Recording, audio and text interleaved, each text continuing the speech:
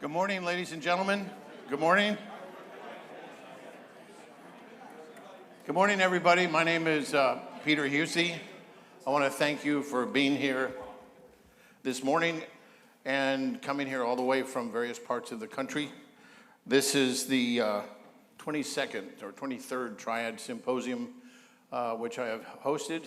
I am honored today to have Louisiana State University System hosted here in this beautiful room. The reason we do these symposiums is to take a military base that's nuclear-oriented and make them part of the nuclear enterprise. We can't do everything from Washington, nor should we, and yet we need the base support, we need the community support of industry, universities, as well as the public policy organizations and the people represented in this room. We have done events in Minot, North Dakota, and Kings Bay and Bangor. We have done 3 at Crane, Indiana. Believe it or not, there is a Navy base. It's in southern Indiana, and it's in a cornfield. And it's extraordinary, and I have to say to my friends at SSP, they have been the people that have helped sponsor that. We're going to do that next year as well. And I want to thank our sponsors that have been friends of my seminar series in Washington and the work I do from Boeing and General Dynamics, Electric Boat and Mission Systems, Lockheed Martin, Moog, Northrop Grumman, and Textron. They've all been great supporters, and I want to thank you for coming here today. And I'm going to make this short, and I'm going to turn this over to the Chancellor of LSU Shreveport, Dr. Larry Clark. Thank you. Thank you, Peter, and thank you for being here at LSU Shreveport. Good morning. I am Larry Clark. I'm the Chancellor here at LSU Shreveport, and I want to welcome all of you to the 23rd Biennial Triad Symposium. We are honored to host this event. We recognize how privileged we are to provide a space for you all to come together and discuss strategies to keep our nation safe.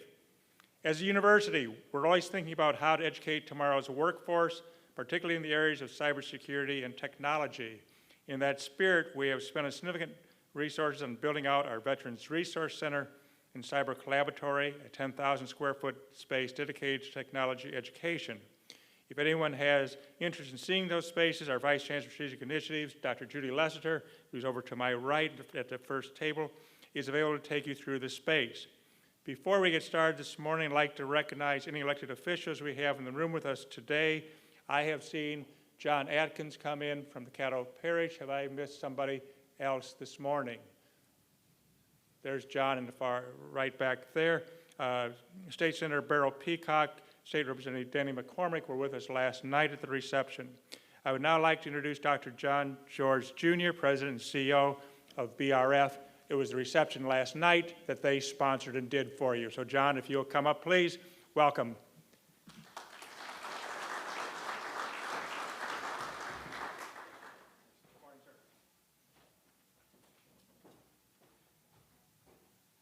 Thanks to Dr. Clark and LSUS for hosting this. The BRF is pleased to be a sponsor of the Triad Symposium. BRF is an economic development group that we work on START, recruitment and retainment for the community, and Air Force Global Strike is something that we dearly support and want to help bring industry and the military closer together using symposiums like this. We recognize that Air Force Global Strike and Barksdale is a critical piece to our nation's security and the economic development for North Louisiana. Our mission is just to bring the defense industry and Air Force Global Strike closer together. I want to thank our local sponsors, Radiance Technology, Metro Aviation, Outerlink Global Solutions, Advanced Aero Services, Engle Information Security, and Stevenson Stellar Corporation, and of course, Praces. And thank you, and I'll introduce Bob Elder and get on with this. Thank you.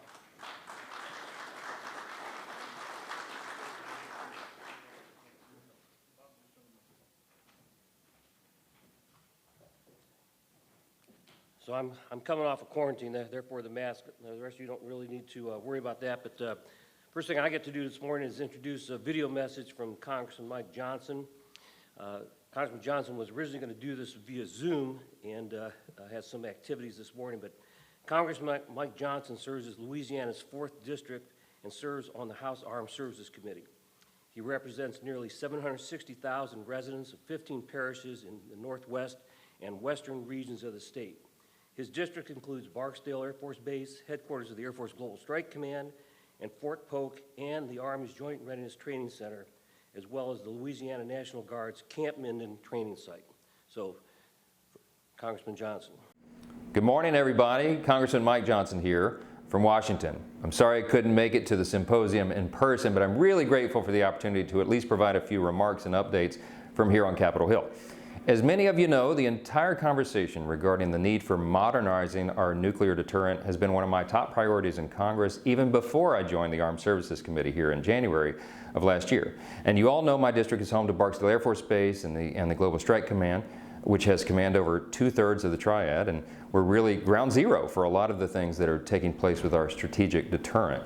On top of that, Barksdale is the headquarters of the 8th Air Force, as you know, and we have the largest concentration of B-52s out of any other bases.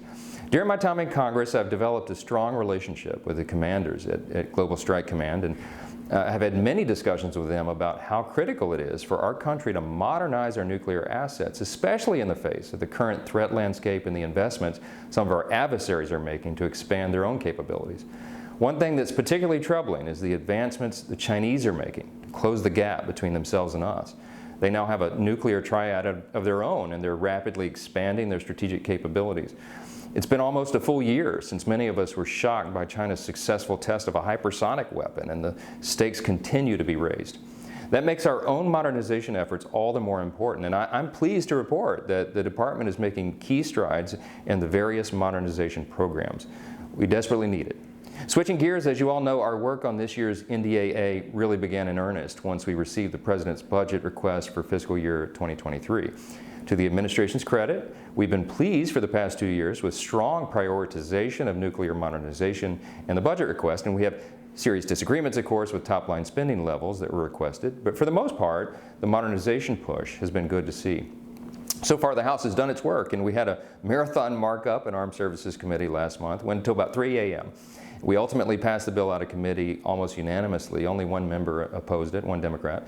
I think most notably, the bill included a plus-up of about $37 billion above the President's request, and that fund is crucial items in the service's unfunded requirements list and many of the other mission-critical needs. The bill passed the House last week with broad bipartisan support. It's not a perfect product. It has more work to be done, and there'll be more stages in that process before it's finally passed. The Senate's expected to consider their version in September, and after that we'll have a conference committee meet to reconcile differences between the two bills and make necessary improvements. I just want to thank you all again for the opportunity to give you a brief update from DC, and I hope to see you in person again very soon. Thank you for all you do, and God bless. All right, thanks for Congressman Johnson. So before I introduce our first speaker, this is a hybrid conference, and so for those of you who are in the room, you'll see that there's note cards there. That's for writing down your questions, and we got some students here that'll bring those questions up to Peter to relay to the speakers, whether they're virtual or actually here. And for those in the Zoom audience, you'll see an Ashley Dean listed there. If you would text your questions to Ashley Dean, she will write them out on the note card for you and pass those up to Peter as you go along. And so you can start writing your questions even while they're speaking. That's a good way to put pressure on the speakers, so they know the questions are coming. So I'm actually joking, Howie. So the first speaker today is Mr. Howie Koch. And if you look at your program, the speaker was supposed to be Lieutenant General Mark Weatherington, the Deputy Commander of Air Force Global Strike Command. Unfortunately, he cannot be with us today due to a death in the family, and we would like to express our condolences to General Weatherington and his family. But I would like to thank Howard Koch for stepping up on short notice. He's the Executive Director of Strategic Plans, Programs, and Requirements at Air Force Global Strike Command. He assists in oversight of all functions related to strategic planning, establishing requirements, and securing programming for the manpower and units assigned to Global Strike Command. Mr. Koch served 24 years on active duty with the U.S. Air Force before becoming an Air Force civilian. Today, he's going to provide us an update on Global Strike Command's plans and requirements. So, Howie, thanks for doing this for us.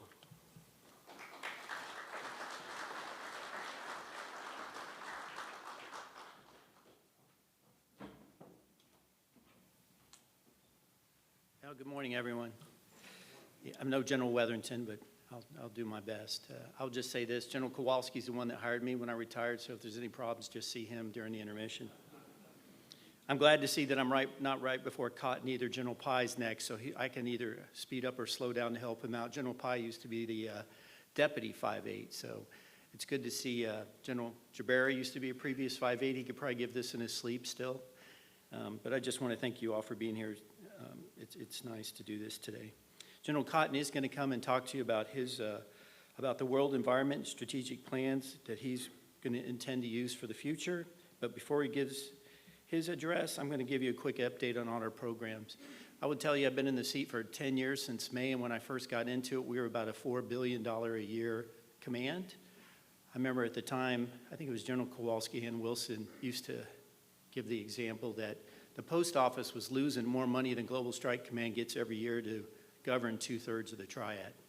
And I would tell you we've almost quadrupled that budget. So it is very exciting times. I would tell you we have great people and great Americans in the 5'8" doing this. What keeps me up at night is some of those guys getting stolen by industry. So I try to keep them happy. After decades of service, we're modernizing each leg of the triad. The weapon systems, the weapons used in our systems, nuclear command, control, and communications, the IT backbone, helicopters that provide security. Those have been, you'll see we got very old weapon systems. Our planes that perform the National Airborne Operations Center mission, the 747, I think you just saw recently, it took a trip over to England. And even the weapons generations facilities. I mean, if I'm living on base right now, I'm building a house, and you drive by where we store a lot of the weapons, and whew, man, it's been a long time since we've done any modernization to that, but we're going to consolidate weapons maintenance, storage, training, and anything that supports ICBM and bomber missions at the other bases. Where we're doing this, we're also doing 24/7, 365 operations with our ICBMs. They never come off alert. And then our bomber support missions across the globe. So I'm going to go down a quick rundown of all the programs. First, I'm going to start with Sentinel. I will tell you a little thing, though. The two hardest things you'll ever do in this job is name something and do basing. And General Jabari will swear this out. I always told him those are the two hardest things. Naming something, because a perfect example, I'll go to the B-21. The secretary decided to open it up to the Air Force to name it. One of the names, the most popular, was Bomber McBomberface. I'm not kidding. I'm like, what am I going to do with that? Sentinel, I sent General Armagas, the current director, it was going to be Liberty. So you know the commercials on TV, Liberty, Liberty, Liberty. I sent him a little meme like that, and he goes, I'll have that in my head for the rest of my life. Thank God the new secretary changed it to Sentinel. But I started out at Malmstrom as a ICBMer, but we've been doing that for 50 years. It's time to upgrade. I mean, the threats are just changing so fast. We don't have a choice. Extending Minuteman III, we've been asked that question dozens of times. Is it, can you make Minuteman IV? Is it cheaper? Can you re-pour? It's just, it's more expensive to come up with Minuteman IV than it is to go to a new system. The infrastructure is mostly unchanged since the 60s, and it'll be 70 years old when it's replaced. It's also going to be more expensive to try and extend it. In a minute, I'll tell you why Sentinel will save more money in the long run. So let's talk about the replacement Sentinel. As ICBMs are foundational in national defense, we know we have to get it right. It is the capable, safe, and cost-effective system we need. This will extend the leg-based triad through 2075. Now, we'll tell you when Minuteman III came on, which I was in the field 34 years ago when that came in, I mean, it was 10 years, but we've managed to extend it. So this one we are going to extend through 2075. It'll have increased accuracy, extended range, enhanced security, and improved reliability. It's designed to be modular and an adaptable system. Trust me, the 4 stars always beat us up about that. We have got to make this easier to work on, and we've got to make it a better system than we have today. We are going to capitalize on using the current launch facilities that are in the field, but we're also going to place a lot of the infrastructure. We're going to fully integrate launch, flight, and infrastructure systems. It's going to feature modern command and control features, increase battle space awareness, enhance cyber and physical security, and there will be an integrated command center on the main base, which doesn't have what we don't have now. It's going to save on money on maintenance, ops, and personnel. How is it going to do that? Physical access, modularity of designs, maintenance and sustainment are going to be more easily done and affordable. We're going to reduce the weapons exposure by 70%. If you've never been to one, what you do right now is you have to roll the door, drop the B plug, you go down into the system. We're going to have a different access to come in so that we don't have to roll that door so much when we do it. 95% of the maintenance tasks will be completed in less than 6 hours and tasks less frequency than a Minuteman. And the last thing is I don't want to leave security forces out. That is a big portion.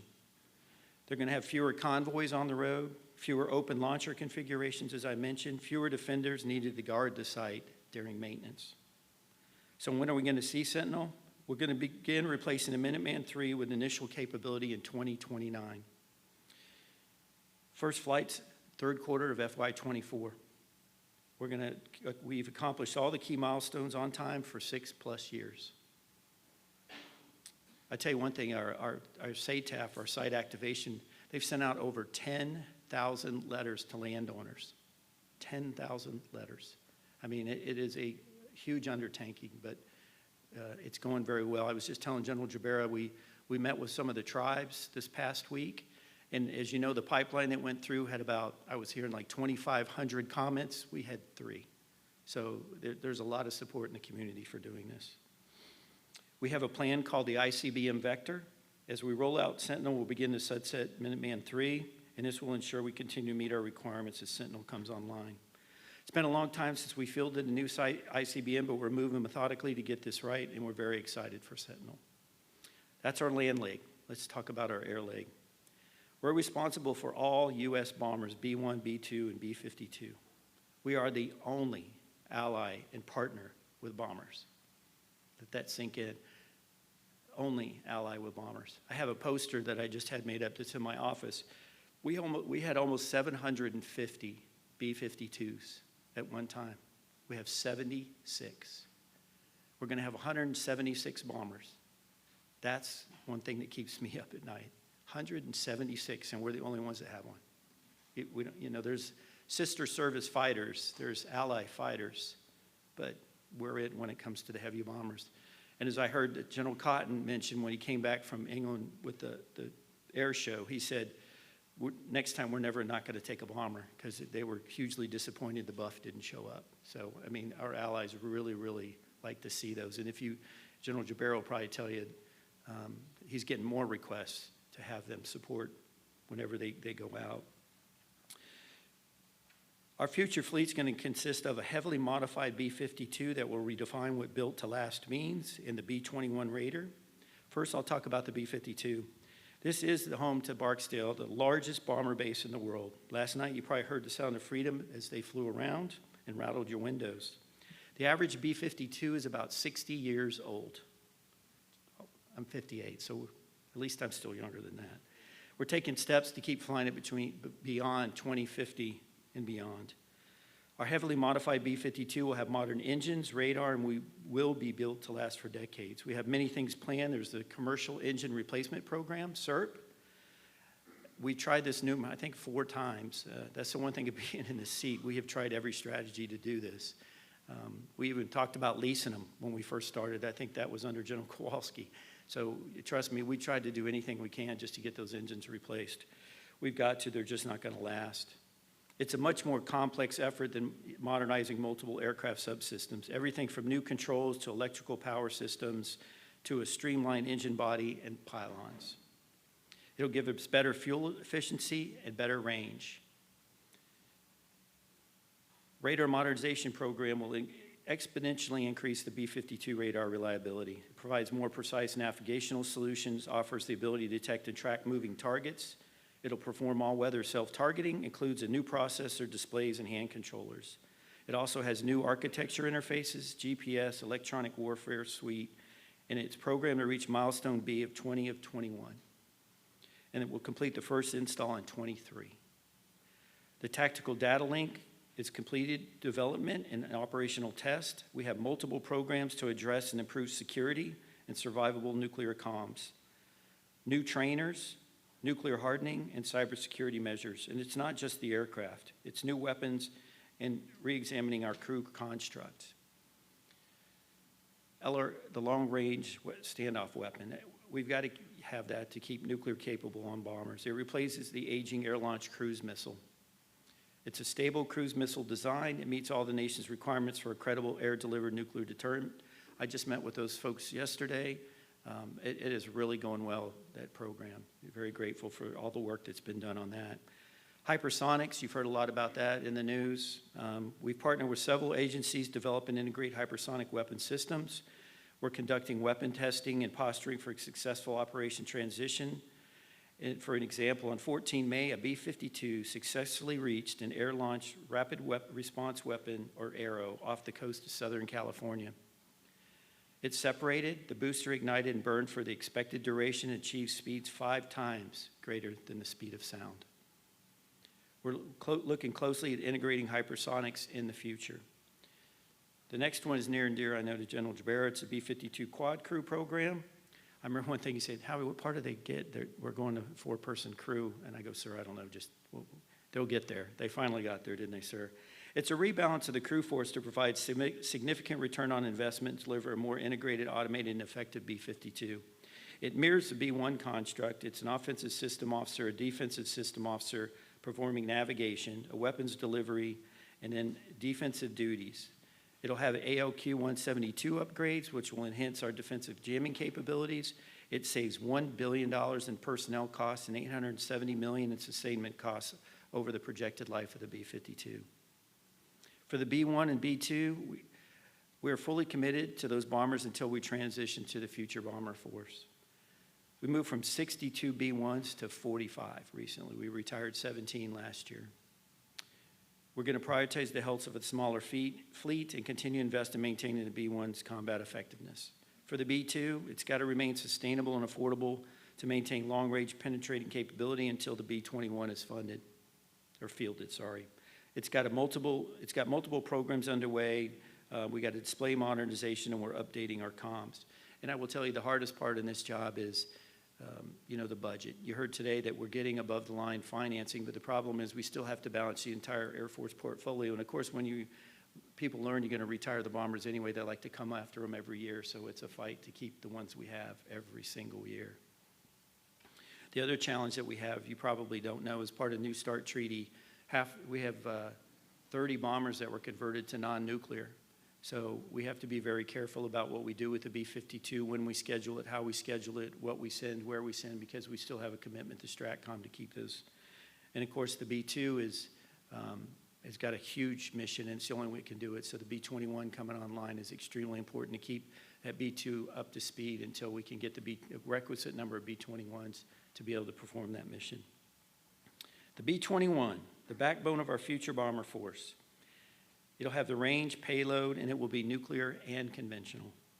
Open system architecture, adaptable to future threats, designed for maintainability and sustainability, and 6 test aircraft are in production as we speak right now. It's on track for the first operational aircraft deliveries in the mid-20s. The actual date is classified. We're excited for what this aircraft will bring. As again, our allies don't have bombers or bomber production lines, so the U.S. must deliver on the B-21. And right now, the number is 100 is the minimum buy that we're looking at getting. So we talked about bombers. Let's talk helos. The Huey is over 50 years old. It can't meet the speed, range, endurance, and lift capability required of the missile field security and no-fail continuity of government missions. We are the lead command for those helicopters, so there's some in the District of Washington for Coop Cog. We also are in charge of replacing those. It's a military, the 139 is a military commercial derivative aircraft, and it will replace the Hueys. Malmstrom will be the first operational base, and it should receive those near the end of FY23. COVID certainly hadn't helped on the aircraft delivery system. They've had quite a few challenges, so we're a little bit behind on that. But IoT, initial operational test and evaluation, will continue into 24, and then we'll have full rate production. IOC, initial operation capability, is in FY25. NC3. It's a large and complex system comprised of numerous land, air, and space-based components used to assure connectivity between the President and the nuclear forces. Though some NC3 systems are specific to the nuclear mission, most support both nuclear and conventional missions. And we own 2/3 of the 100+ NC3 systems. And we're working to upgrade the system of systems and modernize older NC3 infrastructure. For example, Barksdale was the first to implement the largest upgrade to NC3 in more than 30 years. Global Aircrew Strategic Network Terminal, also known as Global Ascent, you know how we love our acronyms, provides the nuclear enterprise a new two-way communication path capability. It operates on advanced, extremely high-frequency satellite network at extended data rates. New NC3 systems will provide assured, survivable, fixed, and transportation communications. So NC3 is very large and very important, and that's why we were given it, and hopefully we will improve upon it. SAOC. SAOC is the Strategic Air Operations Center.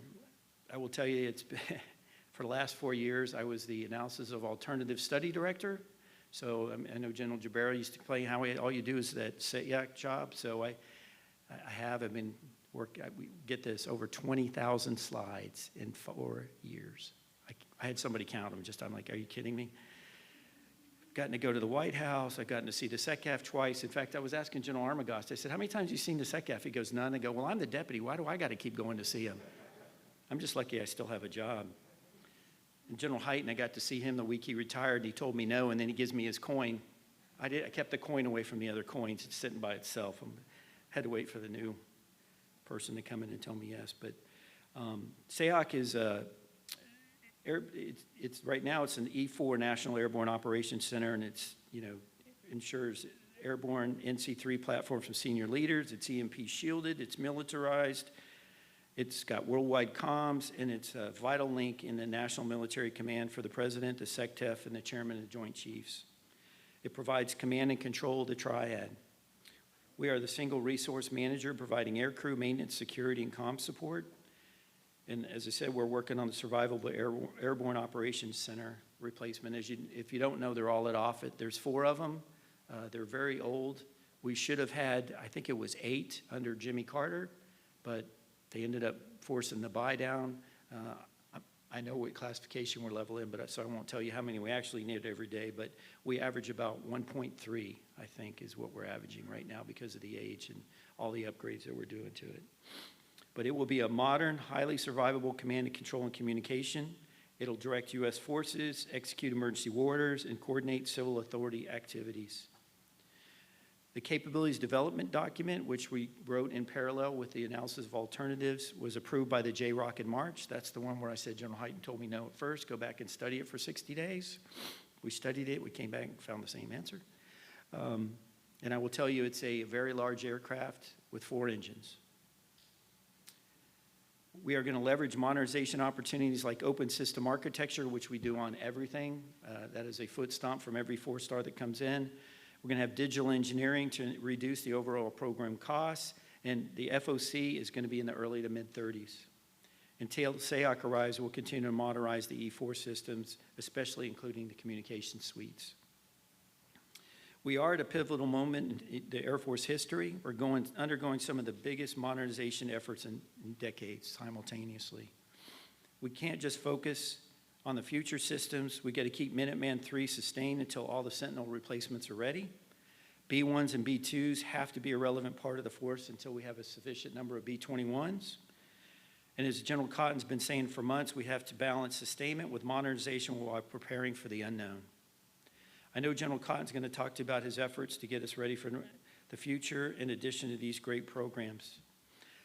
Before I get off the stage, everybody's favorite, almost last line, I just want to say long-range strike is such an important part of our national defense strategy. We have to get this right. We have lots of moving pieces all being worked at the same time. We have good plans in place and good people in place, and I know we do. The team is doing great work. I'm very proud to be a member of it. I do joke all the time, when I do pass, some of these better fly over my funeral, just because of the number of years. I think Sentinel will probably be out, but an L or so, but maybe SAOC and the B-21. But I just want to emphasize, I know we get a lot of questions about, you have a lot on your plate. How do you ensure that you do it all correctly? Well, I would tell you, we have a lot of P plans. We have one for each base. You can take the F-35 P plan, change it to B-21, tweak it, and so we have people with hundreds of line items that look everything from security to facilities to people to infrastructure. So I'm quite confident that we'll do this and we'll do this well. And with that, let's see, did I leave General Pye anytime? Yeah, I guess I left him a little bit. Is there any questions? Yes. Oh.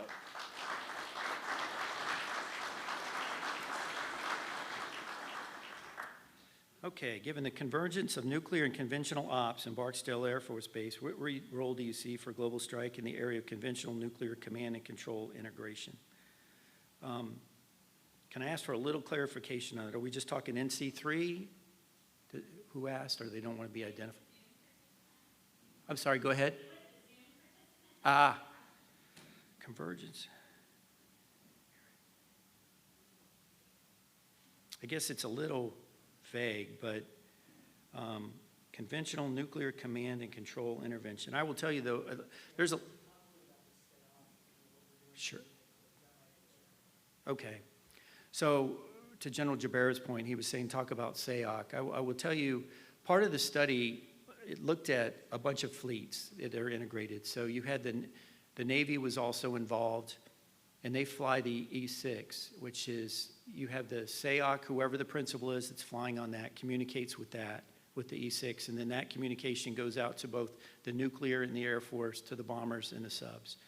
What we looked at in that, is there a better way of doing that? And STRATCOM actually has a study going on right now that looks at, one, do we still need the Airborne National Command Post, or is there a better way to do that? Is there beyond line of sight, or are there other things that we might be able to do that with?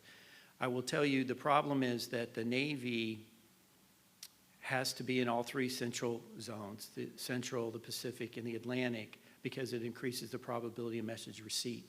So one of the things is that they're going to do that, but the ab and cap is the long pole in the tent. So we are actually really doing a lot of study on how we look at that integration and how we get those messages. I just did an IRIS test, I think it was about 2 weeks ago, that looks like over the pole, and then it also looks at global communications with the bombers.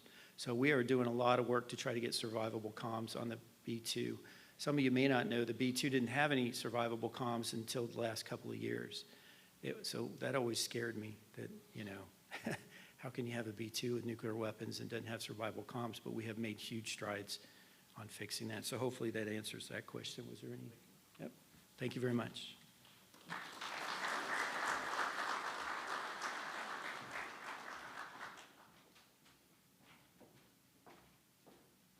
Now I'd like to have Mike Stanberry come to the microphone, and he will introduce Major General Select Mark Pye, who is going to be joining us from Washington, D.C. Mr. Stanberry.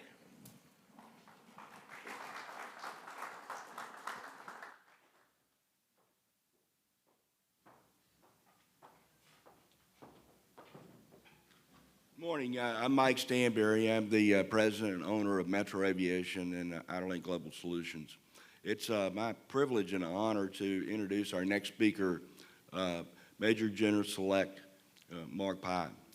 He is the Director of Global Power Programs under the Assistant Secretary of the Air Force for Acquisitions and Technology. He is also the Supreme Leader of over 150 different joint and international programs, including the F-15, the F-16, the F-22, the F-35, the B-1, the B-2, the B-52, the E-4, and the NC-3. What a bunch of stuff. And he does this with a little tiny budget of $22 billion. So he's not able to be with us this morning because he's in Washington, D.C. taking care of business. He's going to come talk to us about concepts and future global power programs. So he's better known to his command and his underlings as Zulu. So would you please welcome Major General Select Mark Pipe.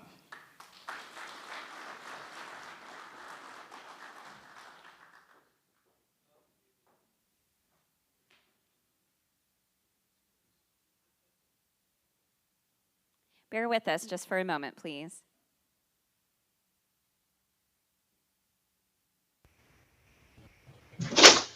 They can't hear you. They're working it. Okay, good.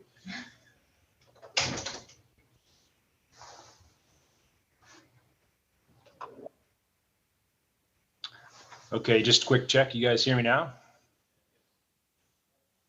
Can someone tell him yes? Hey, fantastic. Well, hey, thanks, Mike, for the kind intro. I don't think too much of it's true, except as you go through the bio, really, I guess I can't hold a job. I am getting old. Those parts are probably about accurate. I still recall our tour of your operation, your passion to make a difference, innovative ways to do things differently if it made things better. So again, thanks for the intro. So for the crowd out there, a couple of the staff assignments at Barksdale. I was an attached flyer as well in the B-52 test. So I know it's hot, but the drinks are cold. The company's great. I mean it when I say I wish I were there rather than the bowels of the Pentagon. I could not achieve escape velocity, and I admired in meetings. The good news is, if you will, many of them are about the nuclear enterprise. That's some important business. So the sort of civilian leaders out there, I don't know if General Cotton's in the room yet, but sir, to you and our teammates out there up front, it's just a privilege to join you all this morning. Thanks to Peter Husey, General Elder, Chancellor Clark, and all involved for the symposium, BRF, LSUS, Hudson Institute, and Geostrategic Analysis. And this forum is an exemplar for the kind of work we'll need to keep doing together. I know it's been going on a while, but I think it's an exemplar for others to follow. Thanks to my old wingman and teammate and partner there in Howie for the great teed-ups. I still recall our debates over drinks, coffee, and whatever else to solve world hunger and try to move the ball down the field. So General Elder originally invited me to this when I was working concepts and strategy, engaged in a lot of joint warfighting concept, competition, et cetera. In many ways, a good idea factory, but important work we felt like. I had some awareness I'd be coming to this role in acquisition. I've only been here a few weeks now, but after a few days, I think I find myself asking, well, those good ideas are great, but how are we going to pay for all those good ideas? And so I guess everything comes full circle. So today, broadly, what I'm going to do is wave top some insights through three lenses. I'll call them the why, the how, and the what.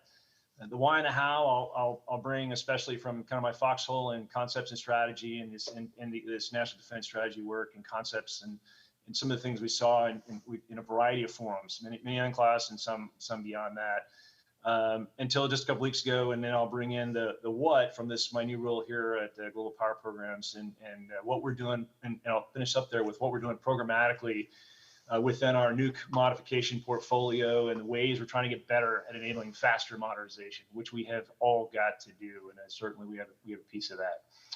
So if you could go to the next slide, it looks like they're pushing. So slide 2, please. So, I have for years always talked in terms of we've got to start with the threat. This top quote, I had to go to Clausewitz. I think the thing I always think about is everybody knows the other things he's said. This one, though, always stuck with me because I think 3 or 4 years ago, I don't know that I would have said we are thinking through this environment in a clear-eyed manner. I think that's changing. We have a long way to go, but I do think we're getting a whole lot more clear-eyed about exactly who these actors are and what they're doing. So to the example of that is I just pulled a couple of excerpts from Admiral Richards' recent testimony there in April, and a couple of things I'll highlight. One is that second quote is that these are two capable actors that can power project across any domain worldwide, any instrument of power. There are no boundaries from what they might be able to do. The bottom quote there I'll bring out, which I think is really important, is although we're all, many of us were trying to learn from things that happened during the Cold War, there are some real differences that we are all facing collectively. And I think Admiral Richard puts his thumb on a couple of those. One is that, it's a multi-nuclear peer reality, three peers. We have never before have we simultaneously faced two nuclear capable near peers who have to be deterred, and I'll foot stomp the last point, differently. So each of these actors has a calculus, and each one we have to think through from their lens. And I'll talk a little more about that in a minute, but it really does start with a threat. There will be more on the threat across the other discussions today, so I won't belabor this one. Go ahead, slide, please. So like I mentioned, there's a lot of ongoing efforts in the Pentagon that set the context for modernization, but I think these, what I just laid out a second ago on this thread is really the most important piece. Before I hit this, and we'll do some of this, I'll spend some time on this slide before hitting the programmatic highlights. First, the why. I think Admiral Richard, he framed the threat trajectory that PRC and Russia pose. And I would implore those for the younger folks in the crowd. I heard we had some students and other folks out there. I would start with the threat, because at the end of the day, it's the impetus for this overall effort. So you see on there, I put the why. It's an evolving threat, and actors, they not only do they get a vote, they are voting. So we're seeing what they're doing. Again, that'll come out of some of the other talks here as we go forward. But there's, the pacing challenge being China as most consequential, and the acute being Russia, as they have demonstrated and are demonstrating right now. We were already thinking about them that way, and they're just frankly showing the colors, and some other actors out there. So I'll throw a few personal observations, and one of the biggest during, I'll call it tension. It's in the building all the time. So first, some observations. So deterrence strategies are tough because in deterrence, the adversary doesn't just get a vote, they get the final vote. And that's different. It's perception of capability. Their perception of capability and credibility is they compare it through their lens, their bias, and then they compare that through their theories of victory versus ours. So it is important to keep that in mind. So they get that final vote when you're talking about a deterrent strategy. They choose whether or not it's successful. Our strategy is. So no matter how much we want it to work, the dictator gets to choose it, whether or not it's successful. They have the final choice, and they have the capacity to act. So what that means for us is we have to be ready and continuously consider the situation through their perception of capability and credibility, et cetera, not ours. And that comes up as a constant kind of thing we have lesson we have to think through.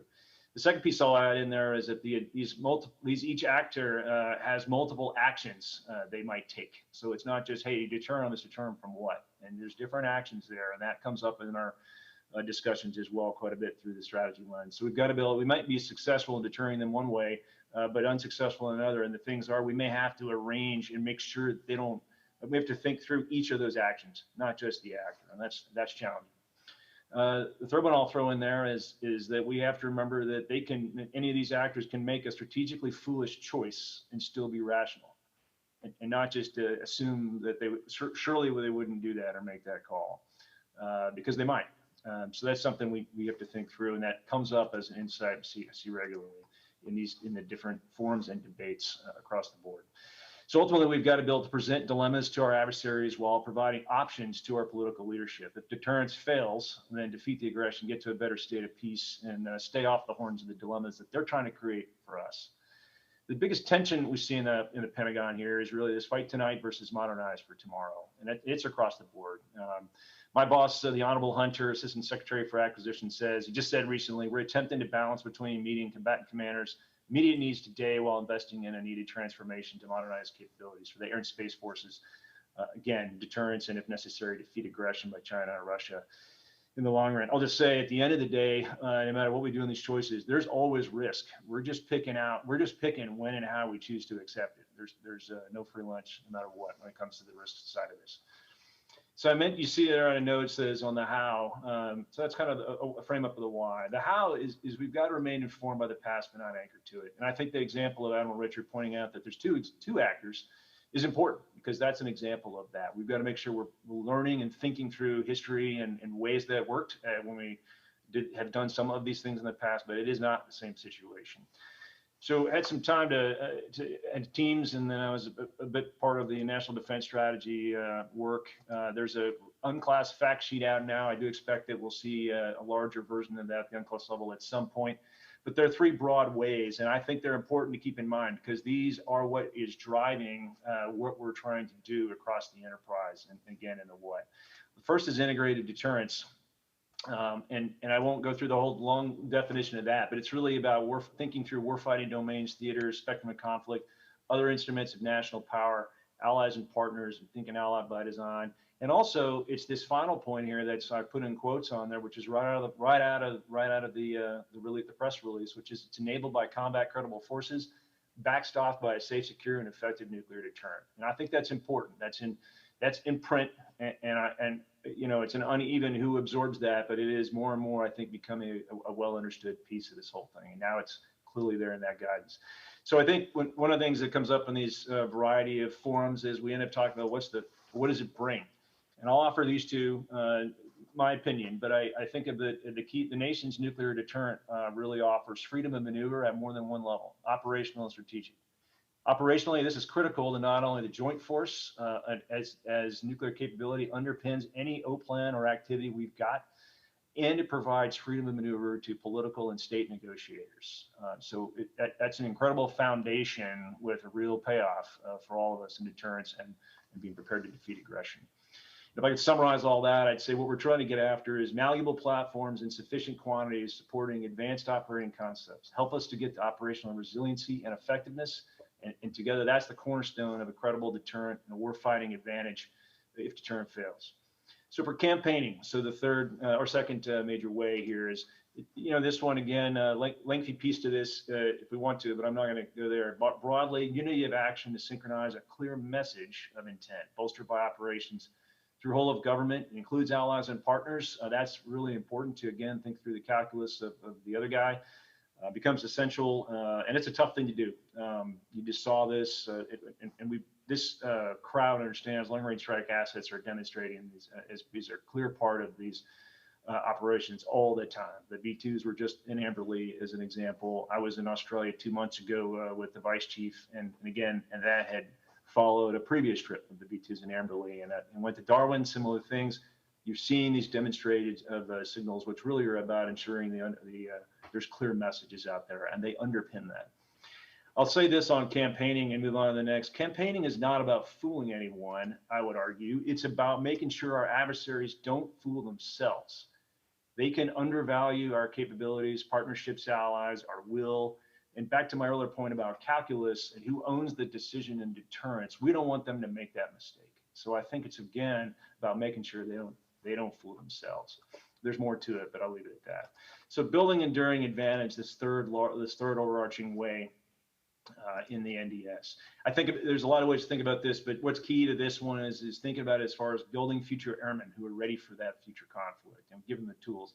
It's about divesting legacy platforms to accelerate near-term modernization, tough choices, accelerating acquisition and modernization processes. We can't just do the things the way we always have. That's a big part of this, is creating that continuous advantage. And then leveraging advanced techs and data in new ways to help us do that.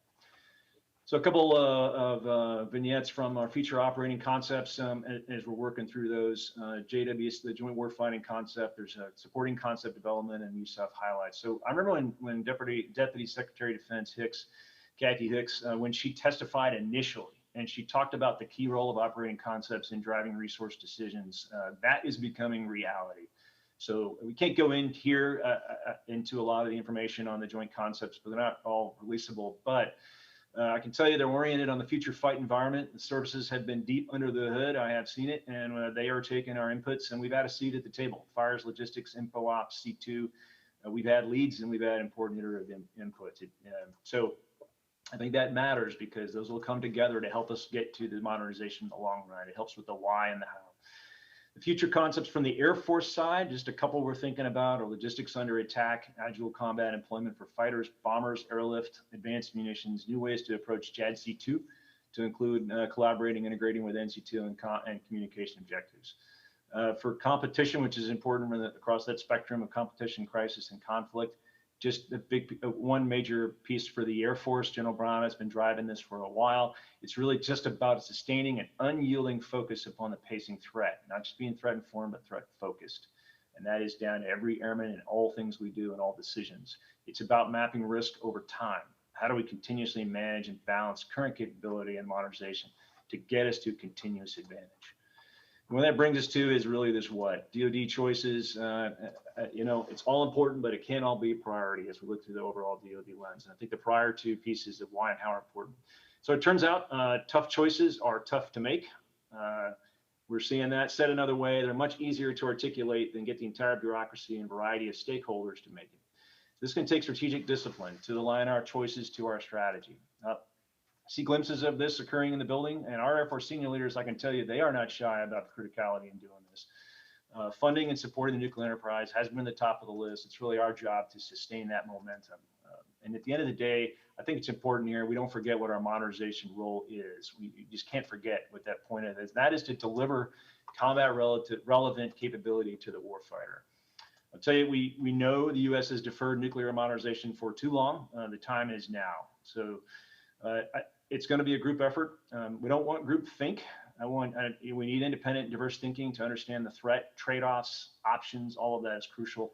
But we will need group unity of effort to bring it all together. We don't have to be in the same lanes, but we need to be on the same overall road. Otherwise, there is a strategic risk to deterrence failure if we're outpaced. I can just tell you again, I haven't been here in AQ very long, but I know just from my interactions with our senior leaders here, I know our leadership takes this seriously. We're not only executing, but driving new ways to accelerate and improve cost, schedule, performance, and combat effectiveness of every program. And I'll hit a couple of those at the end that we're getting after. So as we get into this next part here, go ahead, slide, please. I thought Howie did a great job, no surprise, of covering the why and the role of each system. So I'll skim a bit of that. And our data here, another alibi is our data is focused on the nuke side of our AQP portfolio. I will tell you that there's a lot of this is similar. I think that's good. We spent a lot of time remaining synced up with our partners in Global Strike Command, of course, NA-10 and others. And so I'm going to do my best to not hit exactly the same things, but I think there's a goodness that at least we're understanding some of the problems and challenges the same way. So that's no accident. So broadly, we've got to execute. Our outstanding teamwork has been, there's a few highlights here between acquisition, community, MAGCOM, and industry. We've got some successes. The Sentinel has hit every major milestone for the past 6 years. I think you heard that from Howie, but I'll say it again. Launch facilities under construction, LRSOs in flight test, and B-52 Serp design is in place, successfully transitioning from NTA from mid-tier acquisition to major capability acquisition. Continued success, though, is really going to be a joint endeavor between government and industry and must remain tightly coupled. And we'll continue to invest in industrial base to ensure viability overall. So when we look at this, a couple of snapshots within our three legs here, or three portfolio areas. The ground legs most responsive. I think I heard again how we articulate very well the point. I think the biggest thing is Minuteman III is just no longer a sustainable or viable future solution. There are right now 17 modernization and sustainment efforts to keep the system and supporting architecture viable through the Sentinel transition, and we're paying a lot of attention to that. We've got to keep doing that. This is literally a build it while you fly it type of analogy, metaphor. Emerging threats, reducing future effectiveness. We're not going to be able to evolve to meet all the future requirements we've got to do, which is why we're bringing on the Sentinel. I was around for Howie with Howie when we talked with Major General Vera about the naming piece, and Howie was right. So I was right that was not easy, but I'm pretty excited about seeing all of this come together now. Programmatically, the system's been EMD since milestone B in September of 20 investing. We've got $4.1 billion in FY23, and that's about maturation of weapon system tech, software, development of Vandenberg capes and infrastructure. First flight plan for 24, schedule is critical. IOC is planned for 29, FOC in 36. There's just not remaining margin, and we know that. I think broadly speaking, the only thing I'll also bring out on the Sentinel is it is a repeat example of the things that we are broadly trying to do, an exemplar of low risk, of leveraging low risk, mature tech, digital engineering, modularity, and government ownership of data rights and technical baseline. It's going to leverage the W-87 warhead and Mark 21 reentry vehicle, or RV, until the W-87-1 and Mark 21A are fielded, which brings me to that. First modernized ICBM RV in 40 years. Again, a couple things that weren't brought out yet is one, it's milestone B and entry into EMD plan for 23. Initial operating capability plan for 2030, FOC in 36. And benefits of this are when we integrate the 87 warhead, and two, which really helps support the RV warhead diversity piece for Sentinel. I'll go ahead and switch to the next slide, please, on the air leg. So for our portfolio on focus on this, the air leg being the most flexible and visible leg of the triad, long range strike airborne portfolio, for the B2, critical penetrating bomber until the B-21 comes on. I would describe that again for folks. It is event based, and we are keeping that in mind. So we have important comm upgrades, display integration of B61-12 to stay relevant as we move forward. So we got to maintain, and we have to keep that combat capable airplane and system until, again, vent-based, we get the B-21. Eventually it'll be replaced. That'll become the B-21 will become half that future B-2 bomber fleet. The other one's the B-52. It's the B-52, and I love Howie's anecdotes, so I won't beat that one up. Again, most comprehensive modernization history. $5.7 billion through the fight-up, engines to fly through the 50s, radar to navigate and employ weapons and comms to connect to the joint force and national leadership under a contested, degraded environment. That's a mouthful, but that is hard to do. And I mentioned all these scenarios and discussions about how all of this why it has to happen. The B-52 ends up being central in just about every scenario or discussion we have. So critical upgrade. The only thing, a couple of things to highlight that I didn't hear as much about. Serp is, again, how you explain that one well. PDR, preliminary design review in October 22. We're transitioning from a rapid prototyping middle tier acquisition to major capability acquisition in 23. And we talked about IOC in 30 and FOC in 36. So we've got to have the radar as well, because we've got to be able to make sure we've got that combat capable aircraft able to navigate and employ weapons in that future environment. So, and the sustainability of that. So we're leveraging existing technology to boost reliability in capes, ready for modernized weapons as well. So EMD now, an EMD milestone B was June 21. Planning for milestone C now in 24, IOC in 27 and 31. Obviously, the trend is here, a lot of things coming together at the same time. How we laid out the comms NC3 and some of the weapons integration. So we're obviously thinking through long-range standoff and hypersonic and supporting hypersonic testing and thinking through future integration. So for LRSO, critical capability, most survivable and sustainable weapon for the bomber force. Needs to replace the outcome. I think the reasons behind that were articulated, but this holds high value targets at risk in rapidly evolving threat environments. It complicates competitors' defensive strategies and increases deterrence. We have seen this in just tabletop thinking through things, looking down the line. In the first simultaneous integrated nuke program between DoD and NNSA since the 80s. So it's on track for IOC, successful test flight in March, $981 million in FY23 for continued EMD. So I'm not going to go a lot into the B-21 because that acquisition is handled by the Air Force Rapid Capabilities Office. They're great partners with us. It doesn't fall specifically in the portfolio, but obviously a critical, important part of the nuclear modernization. I think Howie's remarks laid out a lot of the why behind that. I will have a chance to go back out there and see some of the progress. And again, we stay very integrated because we have to think of that as an overall long-range strike portfolio. So I'm excited about the progress with that weapon system. Finally, let's talk about, if you go next slide, please, the nervous system and the connective tissue that underpins all these capabilities. And this is the NC3 portfolio. So ultimately, again, this is about ensuring that the national command authorities can direct strategic forces anytime from anywhere, pre-trans and post-nuclear attack, ensuring a credible nuclear deterrent. So obviously we own the DAF, I should say, owns about 75% of the NC3 enterprise, but many of them are legacy. For us specifically, we're focused in on 13 of the modernization programs with about $700 million in FY23. They're across the acquisition cycle and phases. Some are in tech maturity and risk reduction. Some are development, production, deployment. So it just depends. Other portfolios, the portfolio way we're thinking through them is one, this idea of MECAN minimum essential emergency communications portfolio of terminal programs. This ensures survivable NC3 between POTUS and strategic forces. The worldwide joint strategic comms is a portfolio of terrestrial and air-to-ground network capabilities. Again, essential to the broader mission needs across the spectrum of conflict. For the E4B, no one could explain the E4B and SEAC better than Howie, and I love his anecdote. And again, that might have been one of the things we talked about in plenty of evenings as he's working his way through that. E4B is critical to NC3 architecture. We've got to continue to modernize its comm capabilities until we can get the replacement. I think Howie mentioned, but I couldn't quite tell as we're switching there. I think the biggest nugget I can provide on that is the acquisition strategy is approved and it's moving towards developmental RFP release and then planning to deliver in the 30s.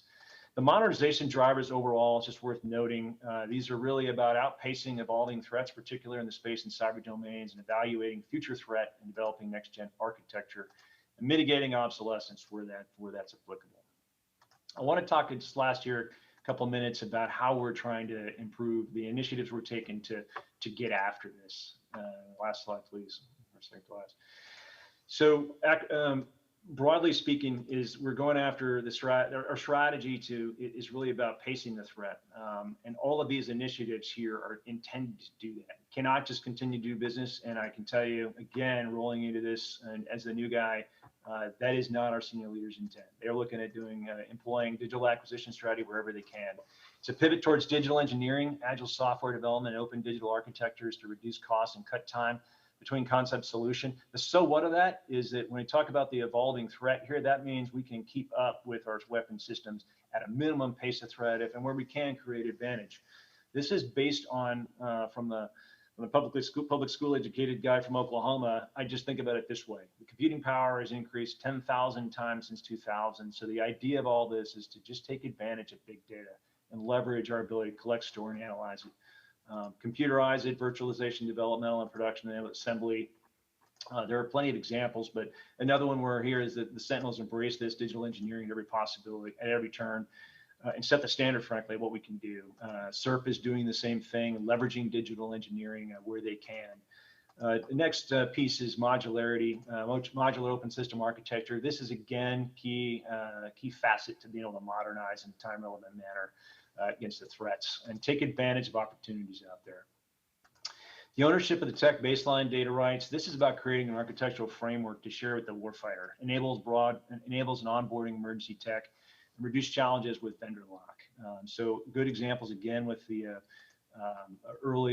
with the Sentinel, again helping us figure out how to viability against future threats, integration with future NC3. This last piece, additional shifts moving forward, is really just highlighting, and frankly, Global Strike Command as a lead has led the charge in this for years. Early and sustained involvement of the warfighter perspective. Global Strike Command has detachments. I've seen these folks, and I see them now whether that's at Hill and or an RCO working with the Sentinel B-21, and that makes a big difference. We can see the warfighter connecting with the program managers and having good understanding of trade-offs and as we go forward.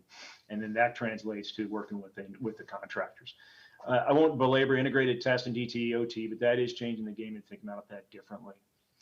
So when I think about where we're going, hey, we're past the debate.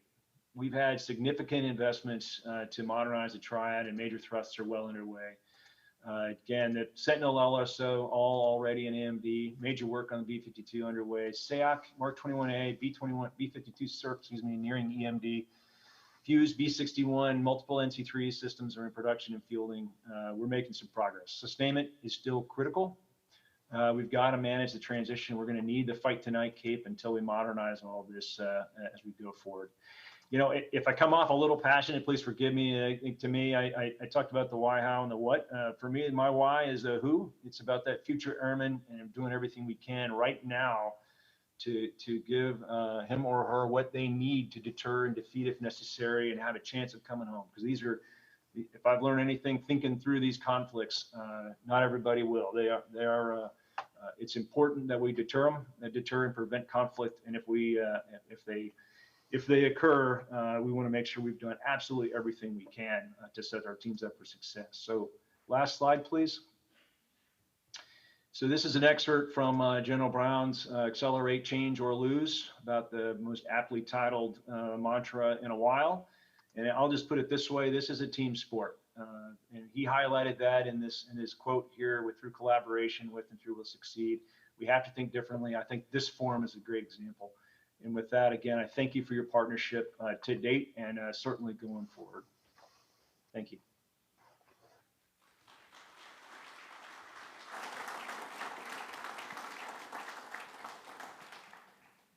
General Pai, we have two questions. One is, have you been able to get an idea of the impact of inflation going in the out years in terms of your programs, and what steps can you take to overcome that? The second question is the role of Global Strike Command and what the questioner says in warfighting and strategic competition. For those two questions, after that I'll be introducing the commander of Global Strike Command, but if you can address those questions, General Pai, in however way you want to do it, please do. Yeah, so for the first one, inflation is of course a factor, and it's been on a trajectory for a while. It's exacerbated by COVID. There's a variety of reasons. I can tell you that building is really wrestling with that. There is discussions about more. It's hitting us in every account, and there's no easy answer. It does really add up in the amount of money that we're having to put into it. So I don't have the numbers because frankly, it's under a lot of debate and discussion about how to do it. The administration is well aware, and we're trying to get after it. But it is a factor, and it is coming to a head. And I meant to add in the Ukraine crisis and the price of oil. It's a major factor in this. To the second question, if I understood it right, I didn't see it written out. So role of Global Strike Command assets in warfighting, strategic competition. Absolutely in all facets, and maybe I'll just phrase it this way. So competition, crisis, and conflict. So in competition, can't overemphasize the importance of what we're doing with the Bomber Task Force. I didn't want to steal the thunder of the two commanders, General Cotton, General Jabari down the line on this. But what we see is, I can recall when years ago we would say, hey, I think bombers can do something for the competition piece, and we had to kind of explain that to the combat commanders. That is not the case. The demand signal outstrips what we've got for capability. So it is key. That's an example. There are some other ones what we can do with as we think through our ground option too, and how we can help bolster and communicate and make sure those actors don't get confused and they do understand and don't fool themselves that we'll be there and assure our allies as well. And I won't for conflict, just to wrap this up to make sure we get time for the intro and keep for General Cotton. Competition. I'll put it this, or in conflict. I'll put it this way: you can't get through a scenario where you don't end up having the question of, hey, is there not more you have in capacity? It's not, hey, might the today's B2, B1, B52, and tomorrow's B21 be part of this and their weapons? It's, man, I need more. How else can we? And so whether those are conventional and or beyond type of scenarios. The assets that this and our ground leg, the assets that this portfolio brings, it isn't a question of how we'll use them or do we need to. It's a question of, man, I wish we had more because these are tough scenarios. So for time, I won't go into all the details, but absolutely they're part of every phase of that. Hopefully that addresses your question. Pi, we really appreciate your remarks, and we look forward to seeing you again. Thank you.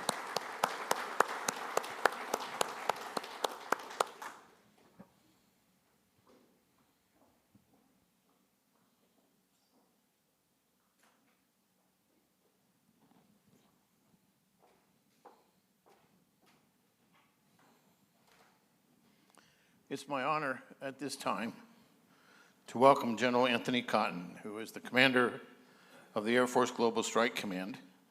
He's responsible for the nation's 3 intercontinental ballistic missile wings, the Air Force's entire bomber force, and the Air Force Nuclear Command Control and Communication Systems.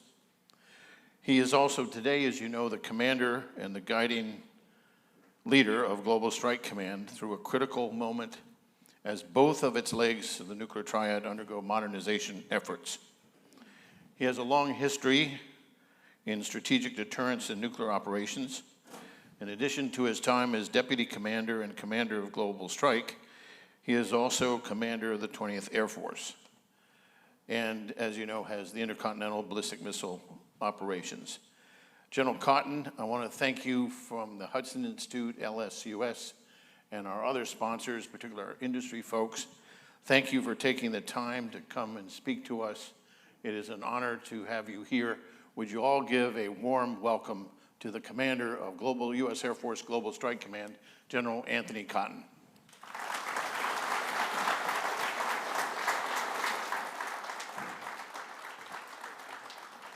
Thank you, sir. Thank you, sir. Hey, good morning, everybody. Good morning.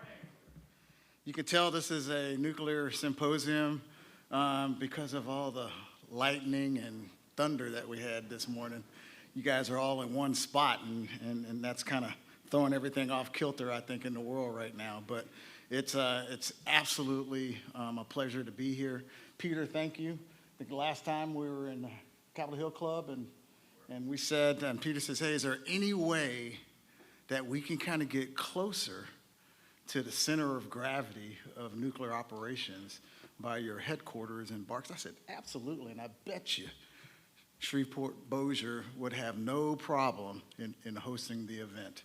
So thanks to everyone, but especially Peter, we go back quite a ways.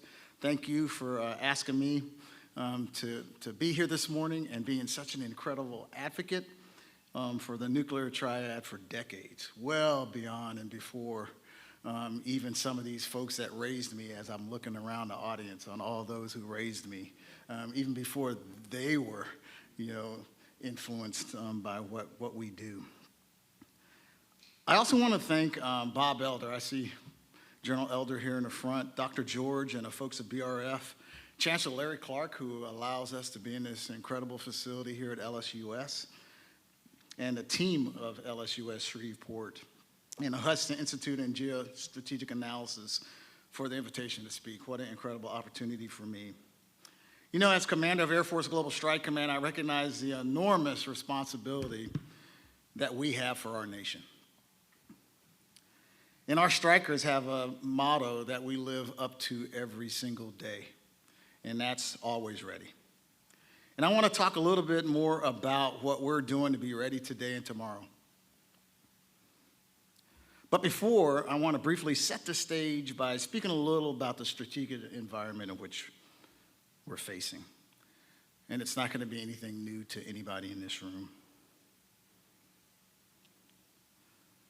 I just returned from Europe on Sunday.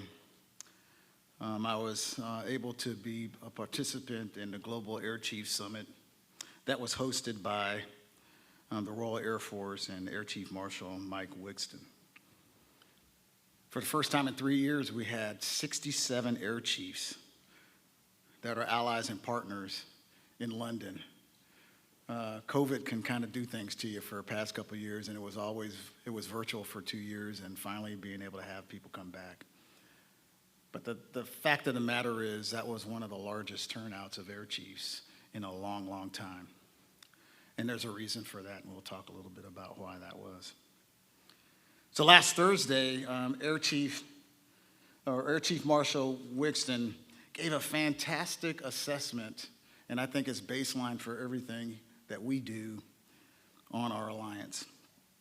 He talked of how the alliance it's more than just training and exercises, of which they are salivating with the work that General Jabera's teams are doing with the Bomber Task Force. But he talked about how the alliance is more than training and exercise. It's the moral culture and standards that bind, guide, and inspire us. He highlighted the enduring ties with the United States Air Force and with General Raymond's Space Force. He said, interoperability doesn't happen by accident. It cannot rely on systems integration alone. It is a result of hours of training that we do together, the investment decisions we make as a collective, and the time we spend learning from each other. Simply put, we are stronger together. Now tie that back to the 67 air chiefs that were in that room that heard that statement. So I want to be clear, we remain absolutely fully engaged with our NATO allies, even more so than ever, and it was incredible to see.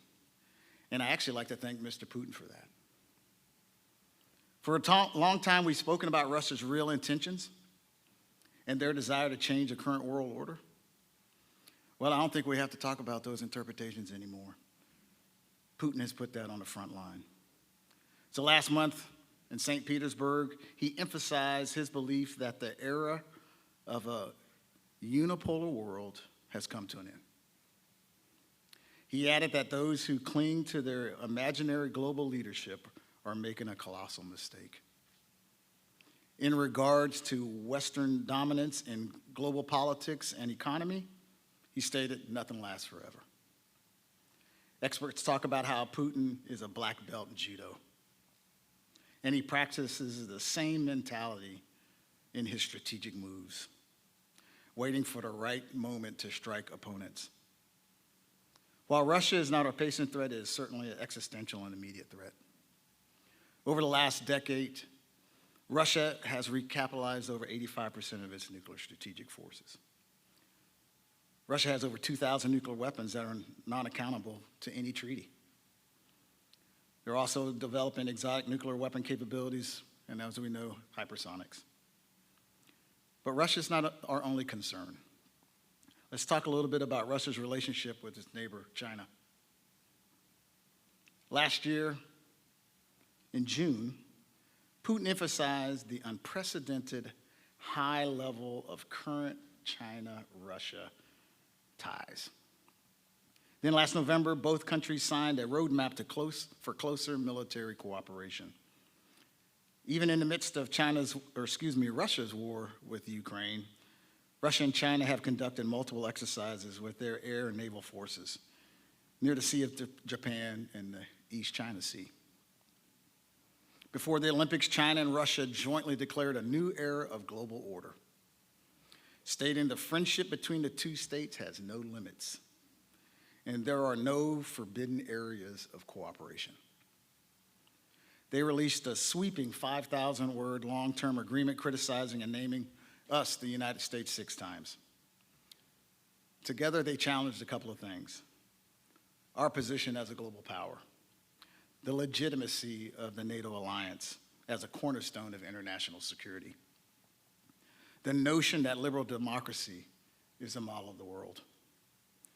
In the past, China and Russia have had superficial transactional relationships. They're transactional nations, and we all know that. However, at least on the surface, ties between the two nations appear to be deepening, and we're going to have to pay attention to that.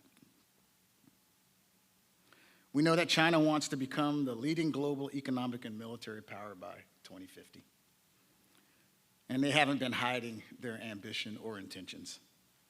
2017, President Xi spoke for over 3 hours outlining how China will take center stage of the world. China's defense budget has grown each year for decades. Their stated budget also omits major categories of expenditures, so actual military spending is probably much higher. Xi has also worked to modernize their military similar to Western-style joint command. Said China had no intention of militarizing the South China Sea. Well, how did that turn out for us? Now Taiwan, Vietnam, and the Philippines constantly have China's military in their backyards. Their accelerated military growth naturally includes unprecedented nuclear expansion. The Secretary of Defense has called China's expansion breakneck modernization. Admiral Richard has called their nuclear expansion a strategic breakout that requires the DoD to make immediate and significant planning and capability shifts. China is growing their missile force, including intermediate range ballistic missiles, mobile ICBMs, and their SSBMs. In 2019, China has more ballistic missile tests than the rest of the world. And China has over 1,000 nuclear warheads, and will have over 1,000 nuclear warheads by estimates by 2030, and has already declared a modern triad. Secretary Austin refers China as that pacing threat. And by that, we in the military mean that China is the only country who poses a systematic challenge economically, militarily, politically, and technically. And make no mistake, getting China right is the top priority of the Department of Defense. We know that China wants to fragment our allies and security partners, and not only in the Indo-Pacific theater, but around the world. Just listen to President Xi. Late last month in the BRICS summit, he made mention, those who obsess with a position of strength, expand their military alliance, and seek their own security at the expense of others will only fall into a security conundrum. It's no secret that China doesn't want the U.S. to expand. Whether using military trade, diplomacy, manufacturing, infrastructure, China uses aggressive and coercive tactics to achieve their goals. Remember this plan called Made in China 2025? That was introduced in 2015. By 2025, China wants 70% self-sufficiency in high-tech industries. And by 2049, China wants to have a dominant position in the global marketplace. And experts have written on China's strategy to supplant the U.S. as the world's dominant power. We don't share the same perspective as China, so we need to think differently to understand their strategies. China's playing a long game and is very patient. But they're making big moves in many areas. As I mentioned earlier, military expansion in South China Sea, One Belt, One Road initiative, and their predatory lending practices. And they don't play by the same rule sets. Because of their autocratic government, they are meeting their objectives and meeting them quickly. They want to be that dominant power for generations. The DoD, the State Department, and other government agencies are all working together to tackle this important problem. And center to that is Air Force Global Strike Command. And to know if we're taking the right moves for the future, we must understand what's important. Due to the shift in this strategic environment, long-range strike has grown in importance. How about that? The U.S. is the only ally in the free world that has global bomber forces and nuclear ICBMs. And that was evident when I was at Riyadh and London last week. Absolutely evident. Air chiefs walking up to me asking, how's the bomber force? Where's the mighty Stratofortress? How's the Bone? Where are we with the B-21? How can we continue to support? How do we exercise together? My predecessors probably didn't have air chiefs walking up to them saying that as much as I've had just in the last 10 months.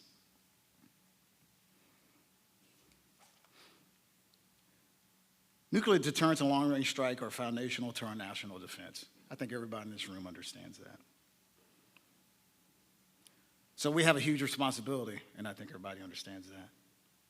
2/3 of the nuclear triad, all allied ICBMs and bombers, Air Force Nuclear Command and Control Communications, E-4B that made its debut at Riyadh and was the queen of the ball. But let's talk about our legs of that triad. ICBMs are fundamental to deterrence. We have a survivable response force that is always ready through inclement weather or global pandemics. We have missiles on alert 24/7, 365 days of the year. This presents a nearly insurmountable targeting problem for potential adversaries.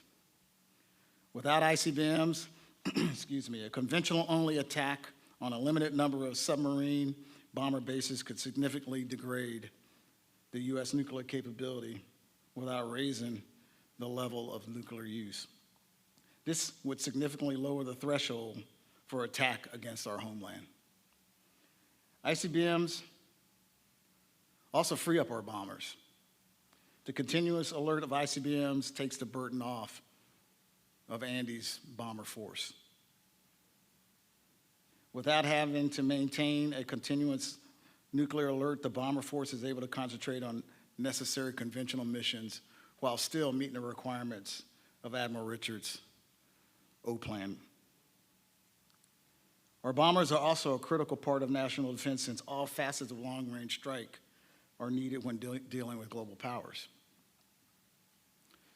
Very dynamic, less predictive, and also clear and visible signal of the U.S.'s intent and resolve. With our current bomber fleet, we have proven that we can do dynamic force employment through our Bomber Task Force mission set. These missions complicate the calculus of our adversaries and allow us to position of advantage. We can and do launch from CONUS or OCONUS. We aren't locked down to one base. We can land at a variety of bases and integrate with our partners and allies, or return to CLONUS without landing overseas. And we're using all three of our bombers and proving this model can work. Last year, the B-1 made the first U.S. bomber visit to India since 1945. We also landed a B-1 in the Arctic Circle for the first time. The B-52s integrated with the Indonesian Air Force for the first time. The B-2 deployed to Iceland for the first time. The NATO alliance has never been stronger, and we continue to reinforce that commitment. B-52s, the air crews, and support personnel recently accomplished a 2-month rotation at Fairford, and will be going here shortly again. While there, they remain very active, whether integrating with the British, the Norwegians, the Italians, the Greeks, or the Romanians. They also participated in exercises such as Exercise Cold Response in Norway. Putin and Xi may desire to weaken our alliance, but we will never fail to fulfill our responsibilities as the long-range capability of the NATO alliance. And once again, everybody is paying attention. We're proving that we can do dynamic force employment, and we're proving it through that construct I just mentioned. So make no mistake, we're ready today, but we need to talk about what this command needs to get ready for tomorrow. It all comes down to 3 things.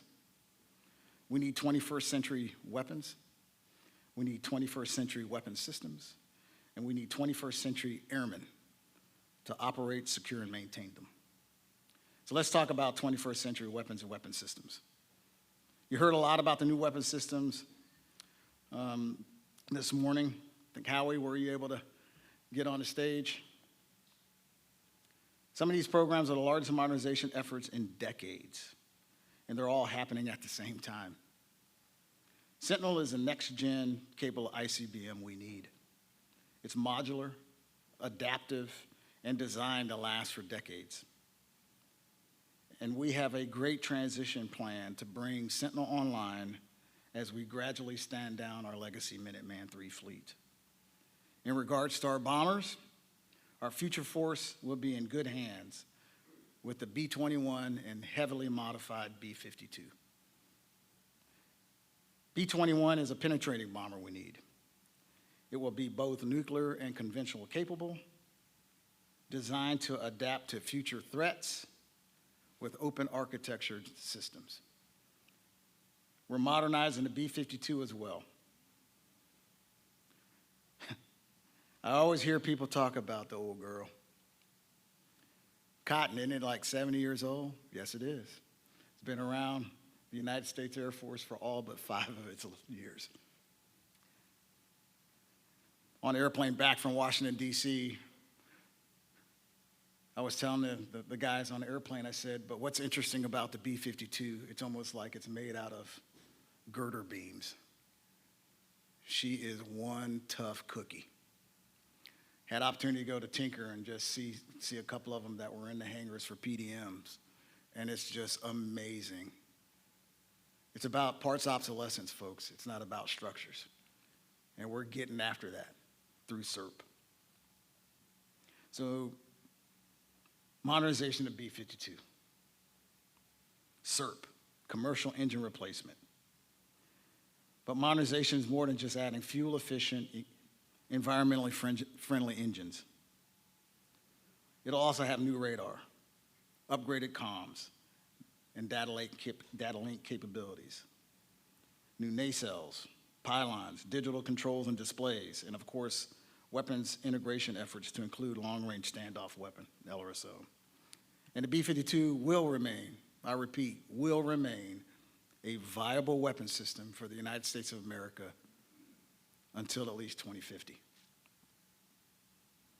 I talked about LRSO, long-range nuclear capability for our bombers replacing our Alcoms. And we're also developing a new survivable airborne operations center to replace the E-4B, to continue to serve as the National Airborne Operations Center for the President, Secretary of Defense, and the Chairman. But let's not forget the MH-139 helicopter for our ICBM forces. Well, that we will have 84 helicopters to support nuclear security and continuity of government operations. So give us increased speed, range, lift, and endurance. We need to fulfill our responsibilities at Air Force Global Strike Command for security and protection of our missile seals. Our venerable UH-1N, she's a good old gal, but it's time to have Gray Wolf as part of our fleet. And last but not least is NC-3. We know the Triad provides a complementary tapestry for the Commander-in-Chief, but it's our NC-3 system that ties that tapestry together with a dynamic ability to link National Command Authority with our Commander-in-Chief and fielded forces. There's over 100 NC-3 systems, and Global Strike Command is responsible for the maintenance, acquisition, and operations of 2/3 of them. As I stared at Jim Kowalski, who used to be in this role, who understands what I mean by that. So far, we talked about our weapon systems and our weapons. But I'd like to focus a little bit on what I think is truly the foundation, and that's that 21st Century Airman. Of course, we want highly competent people. The Air Force has always been about getting smart people in the room and solving problems. We want subject matter experts who can complete tasks, be problem solvers, take calculated risks when necessary. And our airmen need to be more than just modern tools. They need to have modern training to operate and support our weapon systems. Whether it's VR-assisted training, augmented reality, or state-of-the-art simulators, they're all in the lineup for us in Air Force Global Strike Command. I used to use this statement that I can't say now because no one understands what the heck I'm talking about. I used to tell everybody, and I still do, I slip it up every once in a while, and the young airmen kind of look at me perplexed. I said, this is not your daddy's Oldsmobile. But there's a problem with that. You're like, what the hell's an Oldsmobile? But we're not. The innovation that the men and women that are within Air Force Global Strike Command is amazing. So the days of you're part of a compliant-driven command that locks and ties your hands, guess what? I don't get that result. Folks are streaming to Air Force Global Strike Command, want to be a part of our modernized future. It's incredible. We know that we need to recruit and retain the best talent that we have. We have the best Air Force in the entire world with a diverse, all-voluntary force. Diversity makes us more capable and successful as a force. And when I say diversity, I'm not just talking about race, gender, and ethnicity. Diversity is much larger. Diversity of thought, experience, knowledge, backgrounds. Some of the ways we're looking to recruit and retain our elite strikers are by partnering with academic institutions, just like LSUS right here. We're in discussions with universities to find ways to recruit airmen with the qualities we need. For example, we have a partnership between Air Force Global Strike Command and Tuskegee University to raise awareness of opportunities available as a striker and enforce the historical connection between Tuskegee Airmen and this command. We're also embracing data in education. StrikeWorks, our innovation hub, and our Science and Technology Directorate have several initiatives to further develop the ways we utilize data. Programs like Data Strikers in partnership with the U.S. Air Force's Digital University, or our Striker Airman Coder program. We also have multiple professional development opportunities for enlisted officers and striker civilians. We're continuing to build internal, external, and international relationships where necessary to be ready for the future. This includes engagement with our local communities, academia, industry, other commands, and partners and allies.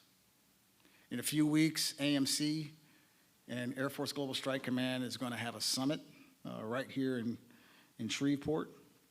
That's just one example of what we're doing. We also have our next iteration of what we call striker culture, to further develop the character qualities that we need of being strikers. So I know I've taken a lot of time bragging about Air Force Global Strike Command, but the brag is real. And I hope everyone is feeling pretty comfortable about what you just heard and what's happening in Air Force Global Strike Command, because you should. It's been a long time coming. I was with the HASS subcommittee yesterday, and I said, I would have loved to be able to give you an update on where I am on IOC and FOC of all of my modernization programs. But that would have had to have started 20 years ago. And here we are today. With that in mind, the decisions that we as a nation made, the team within the Department of the Air Force and our contract partners are doing incredible work to get us where we need to be as soon as we can get there. And the reaction from the members was positive. So thank you so much for allowing me to take some time this morning to give you a sweep around the world as it pertains to Air Force Global Strike Command. We may not be an Oldsmobile anymore. I'll have to come up with a new car. Roger Berg, I'll look to you to figure out what we can come up with to make it so our young airman understands what we're talking about. I would say, hey, we're not yesterday's Tesla. But heck, that might not be something that people understand here in the future with all our EVs that are coming online. But thank you, Peter. Thank you for doing something that's incredibly important. Because that is one thing that I talk to the members about, and I talk to my staff about all the time. And that's reinvigorating the notion of what strategic deterrence is all about. With their constituents, to be frank, with my airmen, with the folks all over this country, so they truly understand what we mean by understanding at the strategic level defending this nation. We'll always have the VEO fight, ladies and gentlemen. We know that. But it's a strategic fight that we're going to have to worry about. For a lot of us in the room, when we used to talk about nation states, adversaries that are near peers or peer to us, right now, if I have a lieutenant colonel serving in Air Force Global Strike Command, they have no idea what that means, because they never had a near peer adversary in the 18 to 20 years that they've been active duty. And neither have their airmen that work under them. So it is my job and my leadership team's job to educate them on what that truly means. And it is that important that we all understand what that means. So have a great day. Thank you very much. And it was a pleasure being here this morning. Thanks.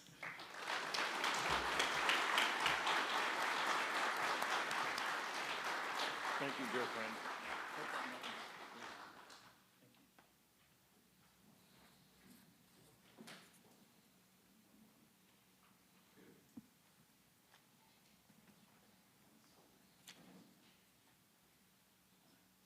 And now we have Brigadier General John Ellis will come to the podium, and he will introduce our next speaker. I want to give all of you a real shout out to the staff of Global Strike. The months and months of work we did to make sure that General Anthony Cotton could come here So my hands off to those guys.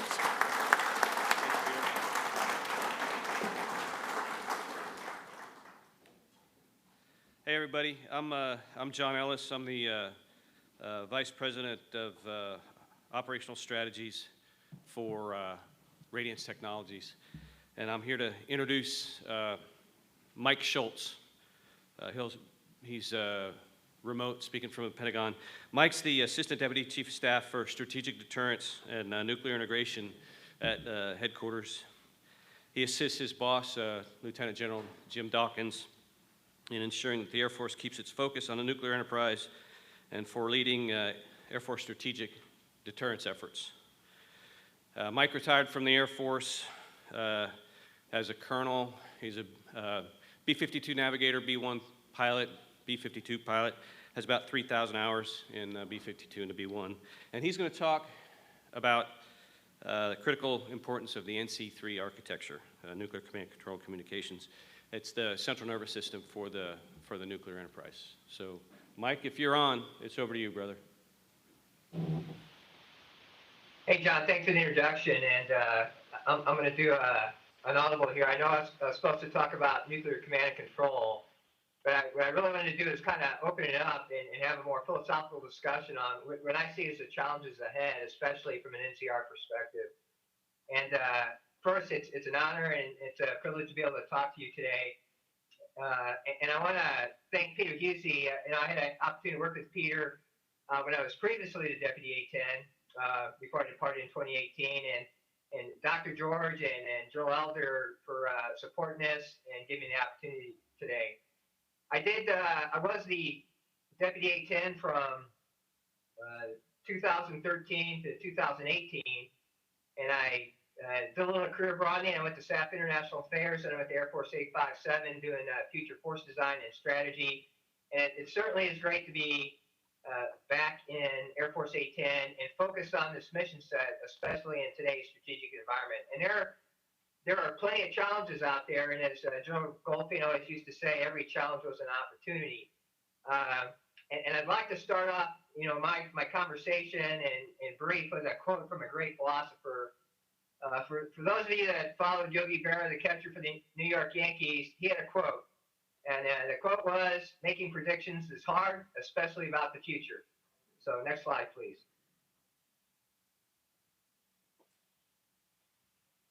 So when I entered the Air Force in 1983, and I was a B-52 crew member, I was at Carswell Air Force Base, and I pulled alert once every 3 weeks. And I pulled alert once every 3 weeks with majors and lieutenant colonels had been pulling alert once every 3 weeks their entire career. And that was the strategic environment that I thought I was going to live in throughout my entire Air Force career. And a mere 6 years later, in 1989, the Berlin Wall fell down. And in 1991, the Soviet Union collapsed. And I heard Jim Kowalski's name mentioned earlier, but Jim and I were stationed at McConnell Air Force Base. And I still remember to this day the message that came down from President Bush on a Friday that said, "Take your bombers off alert." So we got ourselves involved in the Middle East in the early 90s, and we stayed there pretty much, and we're still there today. We thought that the strategic environment was going to be completely different, and we could focus on different things, and we didn't have to put a lot of attention and money into the nuclear enterprise, into our triad. In fact, in the 2002 NPR from George W. Bush, the focus was on terrorism and the impact of terrorists if they got a nuclear weapon. And they came up with this new concept of a new triad. And that new triad was the weapon systems, missile defense, and responsive infrastructure. And the concept was that you would have a responsive infrastructure that would allow you to adapt and change the strategic environment. And I would say that after 20 years, that as a department, as a nation, we failed to even get close to that particular objective in the NPR. I've got the 2010 NPR highlighted a couple quotes, and that's not to say that the people that wrote this NPR were not smart people or got it wrong. It's, as Yogi Berra said, making predictions is hard. And I was a part of this process, looking at trying to reset the relationship with Russia, the fact that they weren't viewed as an adversary, the fact that China had a small nuclear capability, but yet they weren't transparent, and we really weren't sure why they were developing their capability or where they were going to go with it. And I know that you're going to have Brad Roberts talk to you later today, but he led this effort for the Department of Defense. And the predictions and the environment that we were trying to lay there was based on all the intel that we were getting. But a mere 12 years later, you can see that our predictions were not accurate. And the question is, do we have the infrastructure and the industrial base that allows us to pivot and catch up? During this time frame, we made multiple decisions to defer our sustainment for ICBMs, for bombers, and the same thing for DOE and NNSA. Because we didn't think the threat was out there, nobody wanted to put money into this capability. The trends were we were going to go from the Bush administration of potentially around 1,700 deployed weapons to New START Treaty to 1,500 deployed weapons to a new round of New START that was going to go lower. So nobody wanted to invest in the nuclear triad if we were trending to a point where we were going to basically have a world free of nuclear weapons. But the reality is that's not the world that we live in. And thankfully, we put some programs of records in place, starting with the Obama administration, carried through the Trump administration, and then reaffirmed by the Biden administration to get after some of the capability gaps that we have. Next slide, please. You know, General Pai and General Cotton talked about the need to modernize. But the point I want to highlight is that we, as a department, through funding decisions, through administrations, made decisions to defer modernization to the point where we could defer no longer. To the point where we deferred modernization where all three legs of the triad were reaching end-of-life issues, and that all the acquisition programs that we have out there need to transition on time to ensure that we don't have a capability gap in our nuclear triad. Joe Cotton talked about the Sentinel mission and the importance of the ICBM, and it's an incredibly important capability for our nation. It's on alert, it provides strategic stability, but yet we consistently have members on the Hill that question the need for a new missile. And we are constantly working with members, working with professional staffers, constantly having to re-explain why we can't life extend the Minuteman III and why we need the capability of the Sentinel ICBM weapon system. And just to put this into context and the complexity and the scope of bringing this system online, you know, most people think of Sentinel, and the first thing that pops into your head is the missile and the warhead that goes on top of it. But just take a step back and think that starting in 2025, we are going to deploy one Sentinel ICBM per week for 9 years. And that's going to require over 600 MILCON projects across multiple states to modify launch control centers and launch facilities. This is a huge effort, a huge undertaking. And, you know, through the leadership of Global Strike Command and the PEO, we have a good plan in place. My point is there are plenty of opportunities for this thing to get sideways. And as a department and within the Pentagon here, we have to ensure that we lay everything flat and we execute this perfectly to ensure that we get Sentinel online and we can age out the Minuteman III and ensure that we provide this capability for the President and the STRATCOM commander. The same thing with the cruise missile. The cruise missile came online when I was on alert at Carswell Air Force Base in the early 80s. It had a 10-year design life.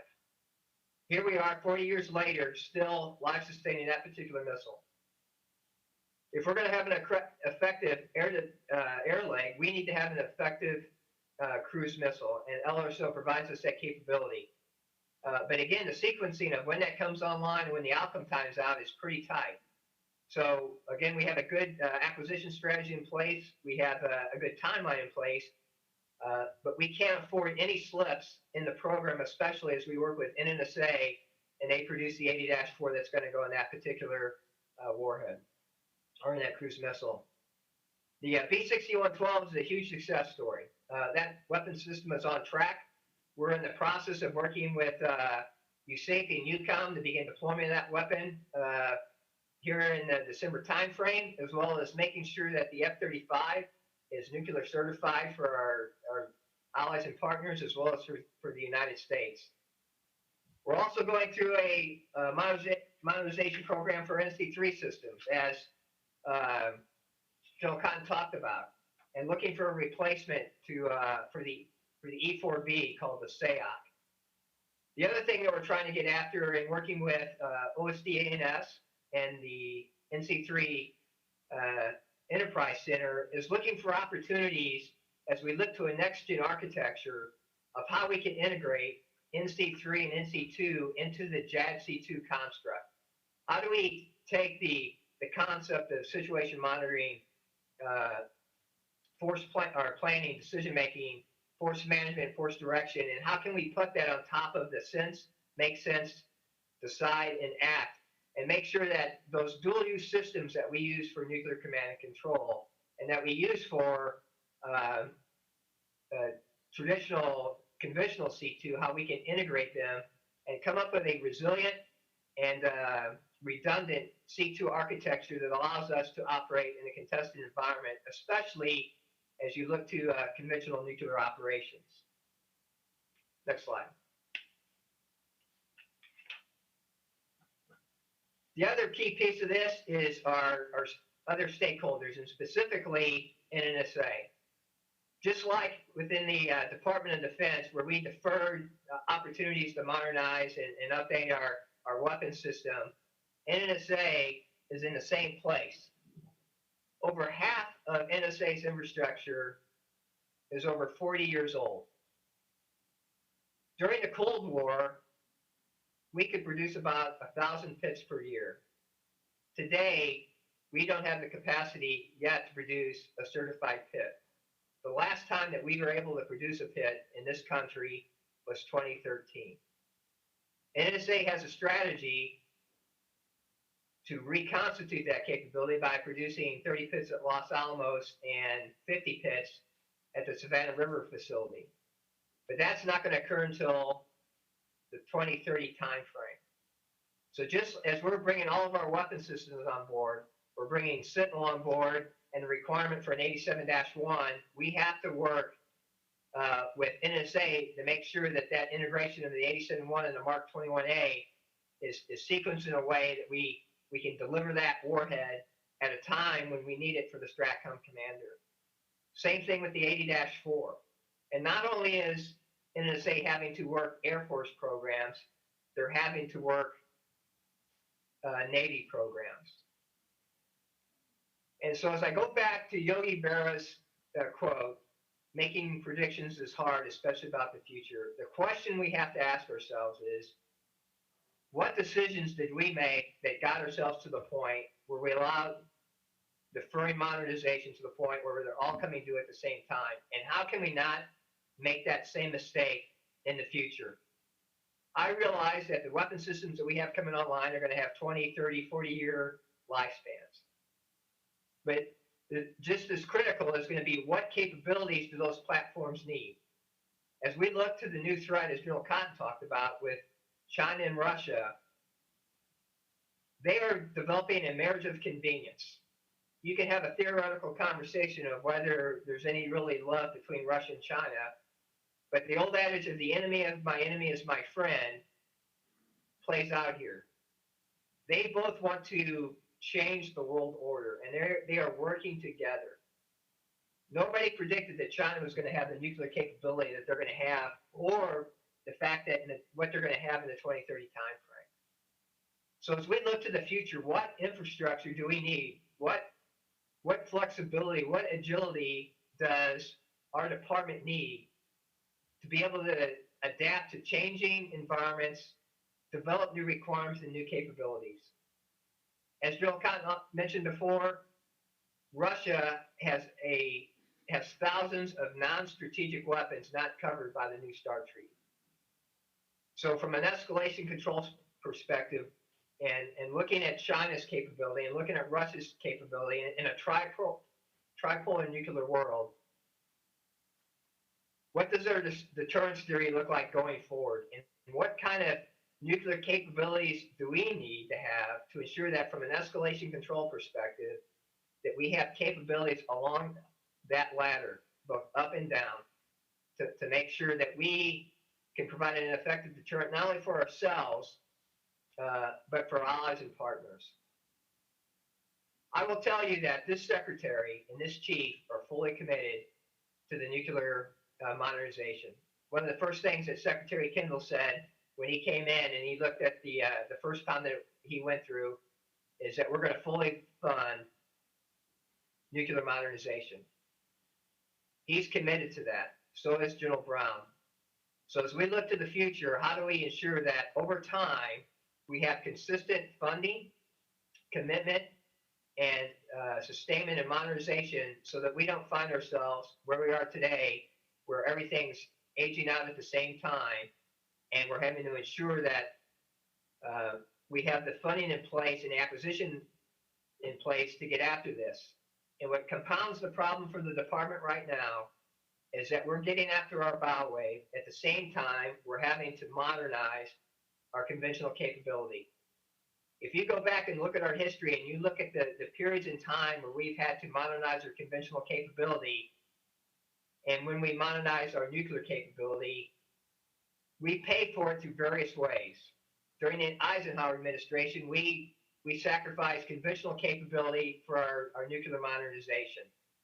During the Reagan administration, we bumped up what we gave the Defense Department to ensure that we could have the conventional capability and have a nuclear modernization capability.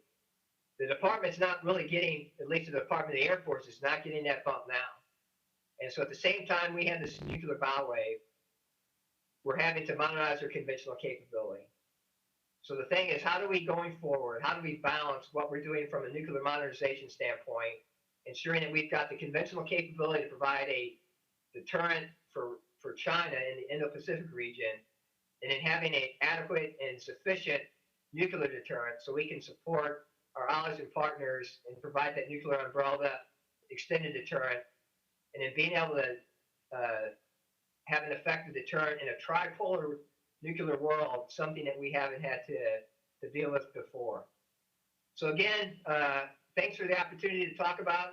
I know I really haven't given you anything new to think about, but I just wanted you to basically look at it from a policy strategy perspective, because we are entering uncharted waters with China's nuclear buildup. The fact that Russia has modernized their capability, they're under New START. China's not confined to a treaty. And the question is, how do we as a nation deal with this tripolar nuclear world and develop a capability that provides an effective deterrent and underpins our conventional capability and supports our national objectives. So with that, I'll open the floor, and if you've got any questions on what's happened within the DCAOR, anything specific to NC3 or nuclear posture review implementation, I'm happy to take your questions. Over.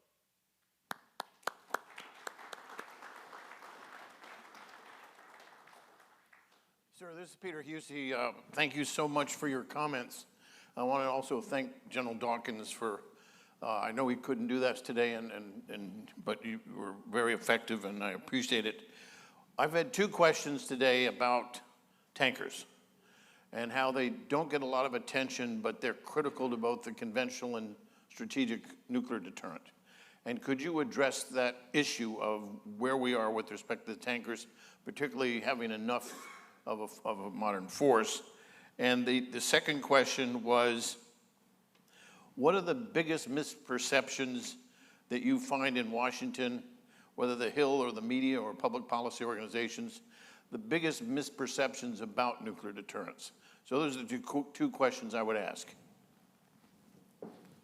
Hey, Peter, thanks for the questions. On the tanker question, I guess if you have a little more detail, they don't get much love. Is it from a modernization standpoint or from an NC3 standpoint? Do you have any fidelity on the concern with the tankers over?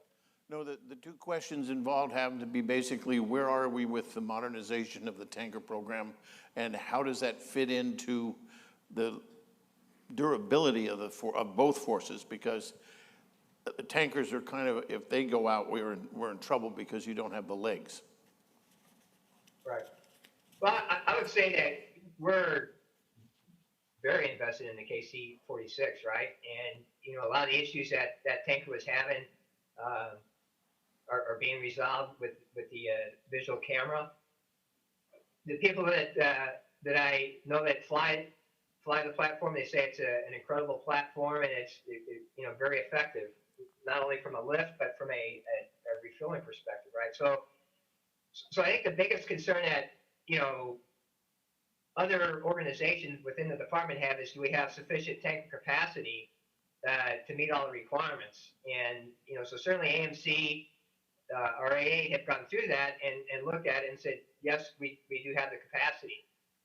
And from a priority standpoint, in any time of conflict, the number one priority is going to be having tankers to support the nuclear mission. So, so the KC-46 is on track. We're going to buy in sufficient numbers that supports all of our own plans. There's been a lot of conversations in the press about a KC-Y. Secretary Kendall's kind of hinted at what that's going to look like. And then I think if you saw the early bird today, AFRL put out an RFI for a blended body concept for a new tanker and airlift. So I think everybody recognizes the importance of the tanker, not only to supporting the nuclear mission, but supporting air power in general, and getting forces in the theater. So I think the tanker mission is being fully invested in. The KC-46 is on track.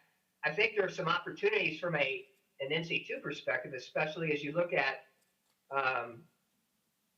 the ABMS Release 1 and putting these pods on the tanker to become gateway nodes, for data links and data transfer. One of the things that I'm going to have my team look at, and I'm going to be working with OSDA&S and the Nuke Enterprise, or the NC3 Enterprise Center, is, how can we leverage some of these ABMS efforts, especially with the KC-46, to make them comm nodes and gateway nodes for supporting nuclear command and control. So I would say that, I have no issues with the tanker, right? I think the challenge with the tanker is, just like is going to be with the B1, the B2, and the B21, is you have to free up some legacy force structure to make room for the new structure to come in place, and have the crew members and the maintainers available to support that transition. And so I think that's where you probably have the biggest risk, is as you're bringing your KC-135 fleet down, your KC-10 fleet down, but you're doing that to make room for the KC-46. So the end goal for the KC-46, I'm fully confident and comfortable with, and the numbers completely support the STRATCOM mission as well as the O plans. As far as the misperception, Peter, to be honest with you, I think there's some people that it's just their theology that they don't think the U.S. needs nuclear weapons, right? They think that, if we lead by example, if we got rid of our nuclear weapons, then other countries would get rid of their nuclear weapons. If we have this conventional capability, why do we need these nuclear weapons? You can present all the facts. You can show them why Russia and China developed their nuclear capability, why India and Pakistan and North Korea is developing their capability, why Iran's developing their capability, but they're unmoved. And so the conversation I have with people is, let's take the Ukraine scenario, and let's say that Putin is going to invade Ukraine, and the United States and our Western allies do not have a nuclear deterrent, but Russia does. I mean, what was the first thing that Russia did when they prepared to and invaded Ukraine? They messaged with their nuclear weapons that they had them and they were prepared to use them. Now imagine if you didn't have a deterrent to backstop what you were doing in Ukraine? How would that change your decision calculus? And so there are just members on the Hill, and then I don't know if it's just their belief or it's their constituents, but they just don't believe in the need, right? And just think, and I think part of the strategy with Minuteman III is that if I could delay Sentinel and I could just continue to try and life Minuteman III, eventually it would age out, and then we wouldn't be able to replace it, and then therefore we'd get to a diet. But thankfully, we had people in the Obama administration, the Trump administration, the Biden administration that recognized the threat and committed to replacing the ICBM. But again, those battles are taking place. And in fact, in the 22 NDAA, there was direction to stand up a strategic posture commission led by Madeline Creedon that's just starting to kick off. And basically, I think what they're tasked to do is to provide an independent, outside the department look, outside the administration look, of what the strategic posture of the United States should look like. And if you've looked at the members on that commission, it's a pretty interesting group of people. But we're going to be briefing them next week and baselining them what the current Air Force capabilities. But it just goes to show you that despite the threats in the strategic environment that's out there, we're constantly having to revisit what our force posture looks like. Over. Thank you very much. I deeply appreciate it. My best to General Dawkins. Let's thank our guests.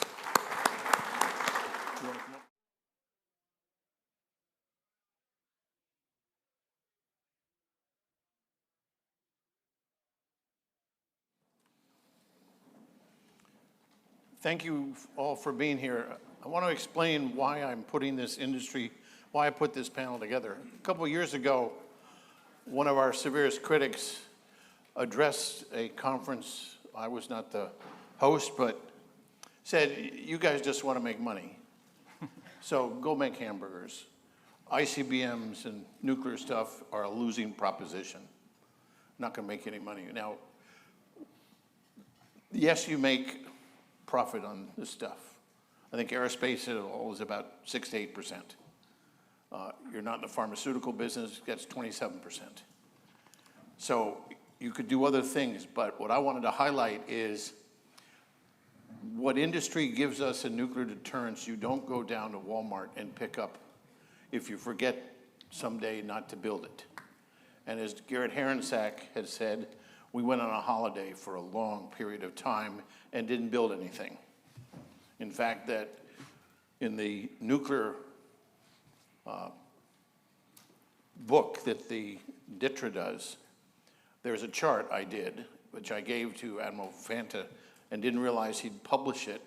It is Garrett Heron. It's a chart of the Soviet and the Russian from 1955 to 2035. As the IOC of every single of their nuclear systems, with a silhouette of the system put in there by a graphic designer at SAIC. And you go from 55 all the way through the end, and it's like there's no space except for 2 years between Yeltsin and Putin.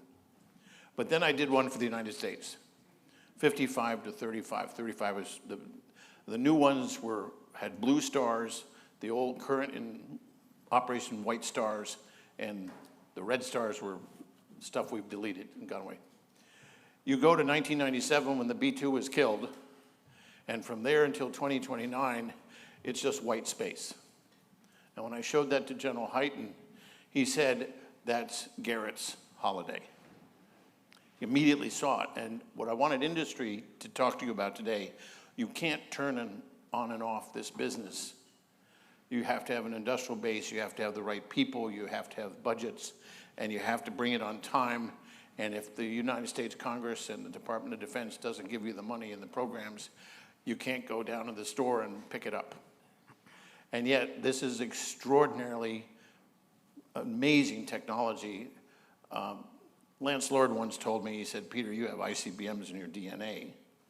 And he was right, but now I have a DNA made up of 3 items: Sentinel, Raider, Columbia.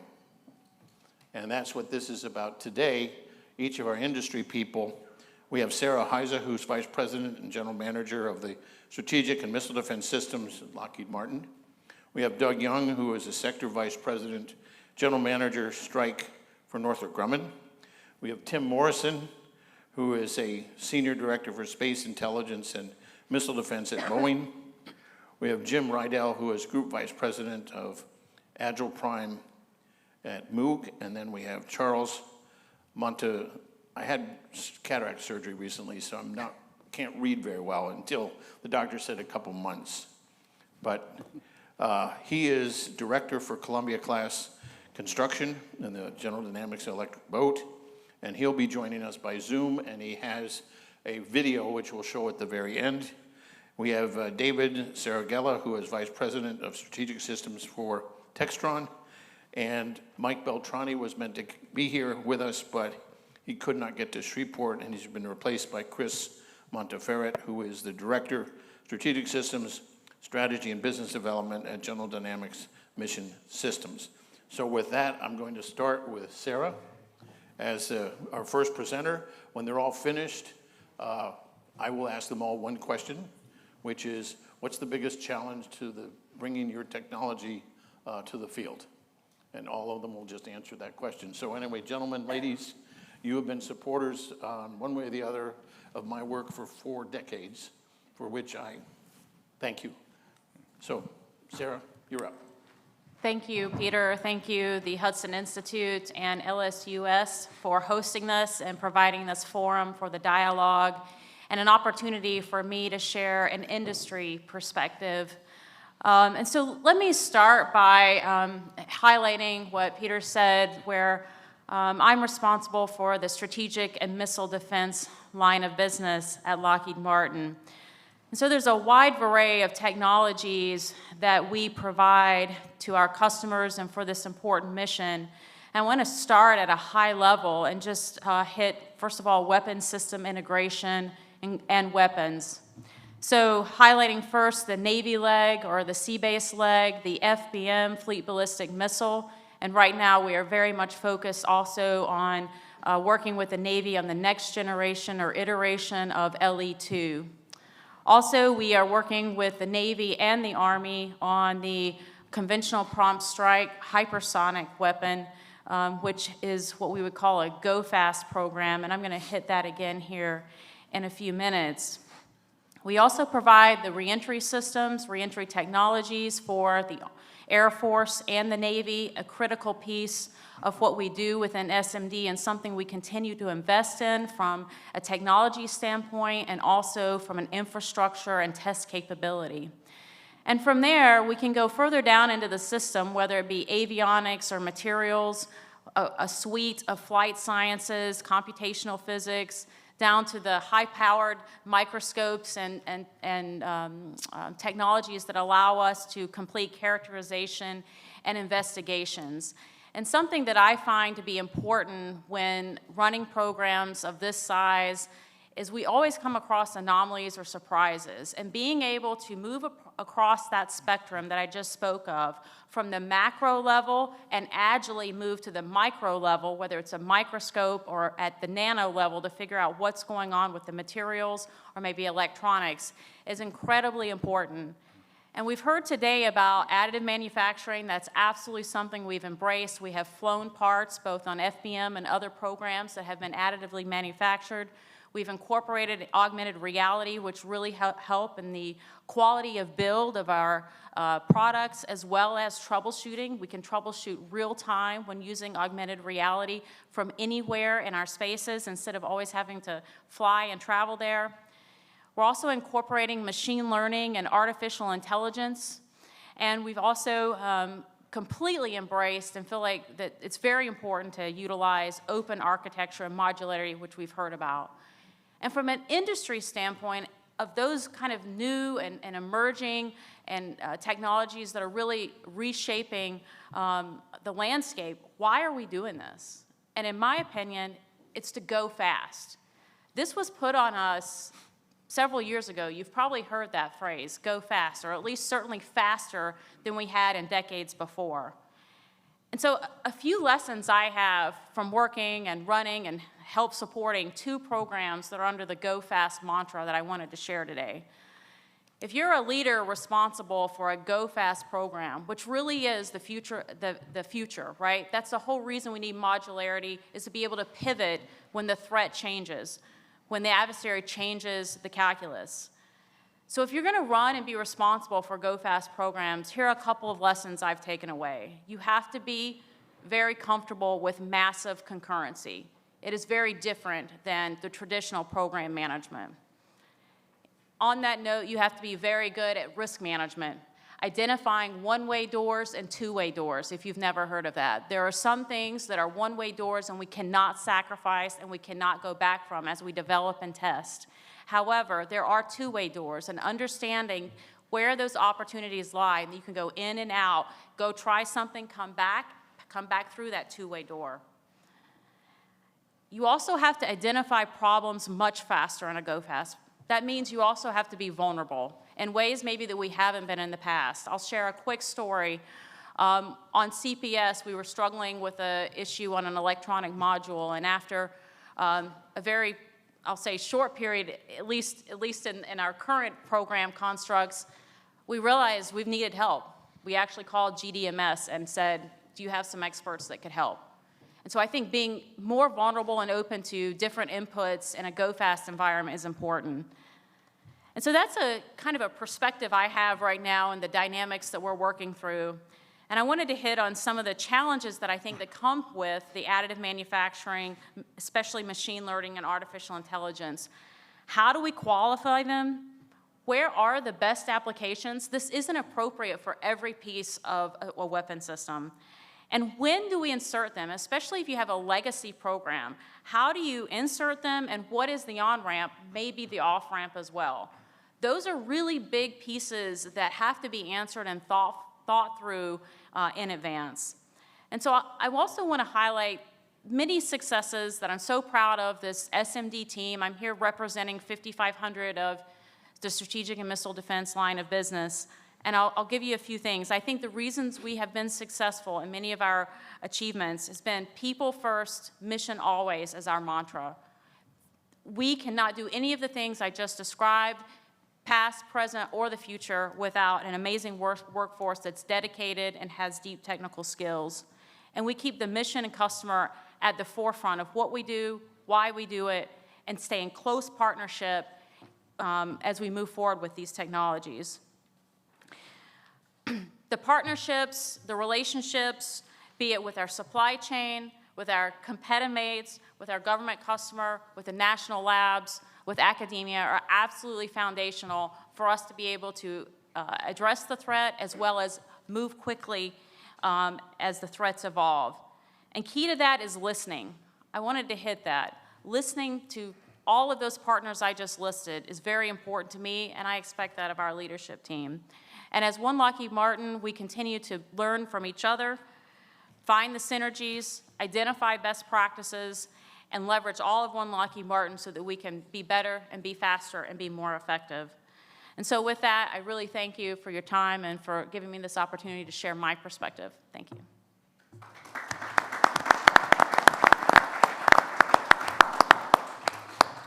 We'll now hear from Doug Young.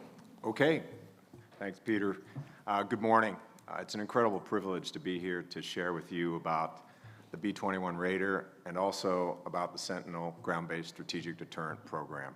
My area of focus is on B-21, B-2, and some other classified programs, but I work very closely with Frank DeMauro, who's my counterpart, who's responsible for GBSD. So many of the things that I'll be talking about are common themes that we apply in terms of being responsive in these programs and meeting the demand and the clear and present need for those programs.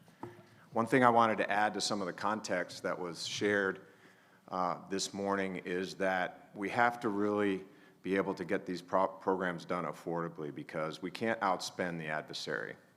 Back in the 80s when we had the earlier instantiation of Cold War dynamics, our economy versus the Russians was very different in ratio to what we see today relative to China and Russia and the multipolar environment we see ourselves in. So we got to work a lot smarter, and we obviously have to work faster because that threat is moving towards us. It's not moving away from us. It's not static. So the two areas I want to focus on relative to what we're doing in our programs, it's really about the execution. Because of these imperatives, we've been entrusted with two legs of the triad. So where is our focus? It's in the acquisition and program management side of the house, and then also down through the digital thread and digital engineering and what that means. So I'll talk about those two topics. In terms of the acquisition aspect, the key there has been the partnerships that we've formed over time between the RCO, Global Strike, and ourselves. I would say that there's been a very tight nucleus of shared accountability and transparency that has enabled us to be very flexible. As risks have presented themselves, we've been able to tackle those risks and move through them, and that's a big reason why that program, the B-21, has been very successful in executing on that. Some other aspects are the ability to be flexible in applying resources and responding when those changes occur, but also having stable requirements.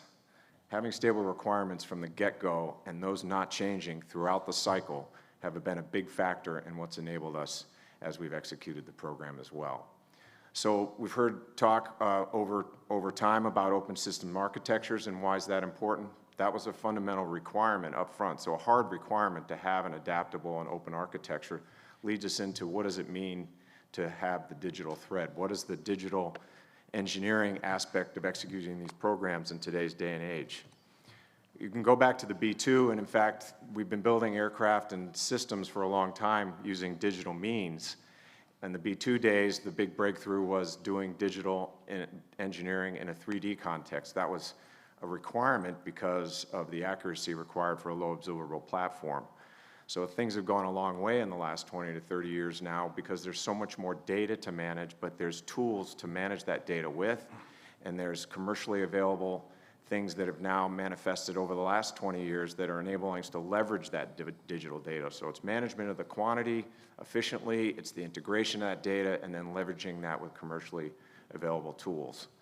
The way it gets then applied for us in executing the program today is in the functional domains, the capability domains, and then in the physical domain. So we hear about using virtual reality and leveraging that digital database. That's alive and well in our factory, and it is also part of our sustainment plan. So leveraging it in the physical domain, using, again, these commercially available tools, visualization methods to leverage that data. In the functional sense, that comes from the weapons-grade application of Agile into the software factory, as we would call it, that's allowing us to use DevStar operations to rapidly bring capability online, adjust when we discover new things, and more importantly, down the road, be able to flex to the threat very quickly and change our functionality to adapt almost within hours and days. So that's a real key element of it. The last piece that enables that adaptability and flexibility and responsiveness is the migration to the cloud. So this is a good example of, again, commercial things that have been happening for a long time. We all use our phones, we pull data from the cloud. We have to do that in a military-grade context at multi-levels of security. So migrating to the cloud enables us all to be able to leverage available off-board sources of information to enable the mission. It enables us to adapt to threats that occur in real time and come at us. And it also enables us to have access to the sustainment data in the long term so that we can sustain the forward deployed forces effectively. So those are some examples of the digital aspect of it. And really at the end of the day, we're extremely proud to be have the opportunity to be the systems integrator for both of these programs. And we're looking forward to later this year rolling out the first B-21 to the world. And that will be a first visual data point of some of this modernization that's going on for our nation. And obviously, it's an acute imperative for all of us. And I really appreciate and thank everyone here for your commitment to the mission and supporting our great nation. Thank you. Thank you.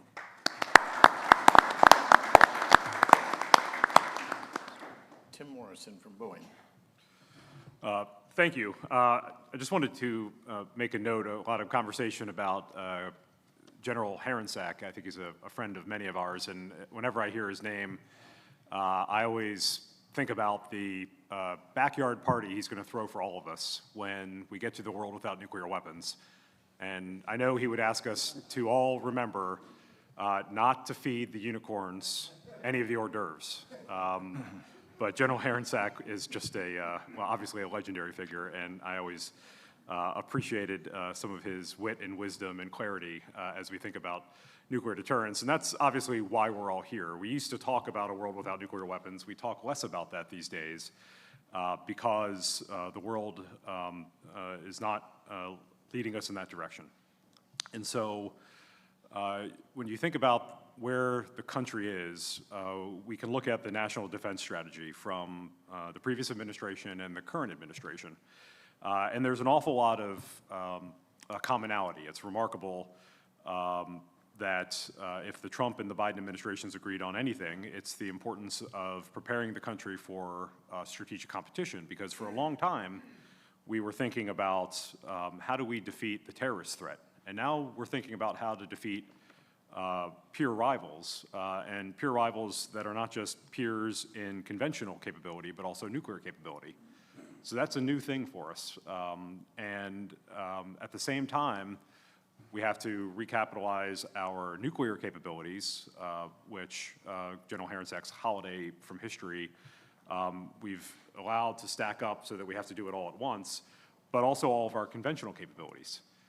And so one of the things that requires us to do is to maintain what we have until we can get the future capabilities. And at Boeing, we've been at the forefront of nuclear deterrence for almost 77 years, since the nuclear age dawned with the Boeing B-29. And so we have helped to maintain every Minuteman III missile that has helped to provide this country with a land-based capability. And we will make sure that weapon is there until the GBSD shows up. When we think about the air leg of the triad, from the B-29 to the B-52, a plane that we expect to keep in service for almost 90 years, the Air Force has engaged on a significant recapitalization of that weapon system from its nuclear C2 and radio capabilities, integrating the LRSO, replacing 40-year-old radars, and of course, re-engining the Buff. We're helping to sustain the air-launched cruise missile, supporting the upgrade of the B-61-12, and of course, air-based deterrence doesn't work without a tanker capability that Peter talked about a little bit ago. Our navigation systems have been supporting the Navy ballistic missiles since the USS George Washington in 1960. And like my colleagues have talked about, we're all in on digital engineering.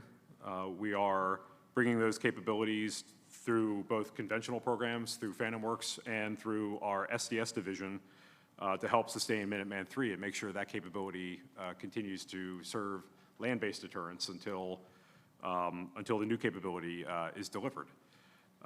Our Little Mountain Test Facility will continue to provide nuclear hardness and survivability testing for Minuteman and Sentinel, and allows us to serve the partnership with Air Force and DoD test communities to ensure that those Sentinel and LRSO capabilities are delivered on time and meet the capability.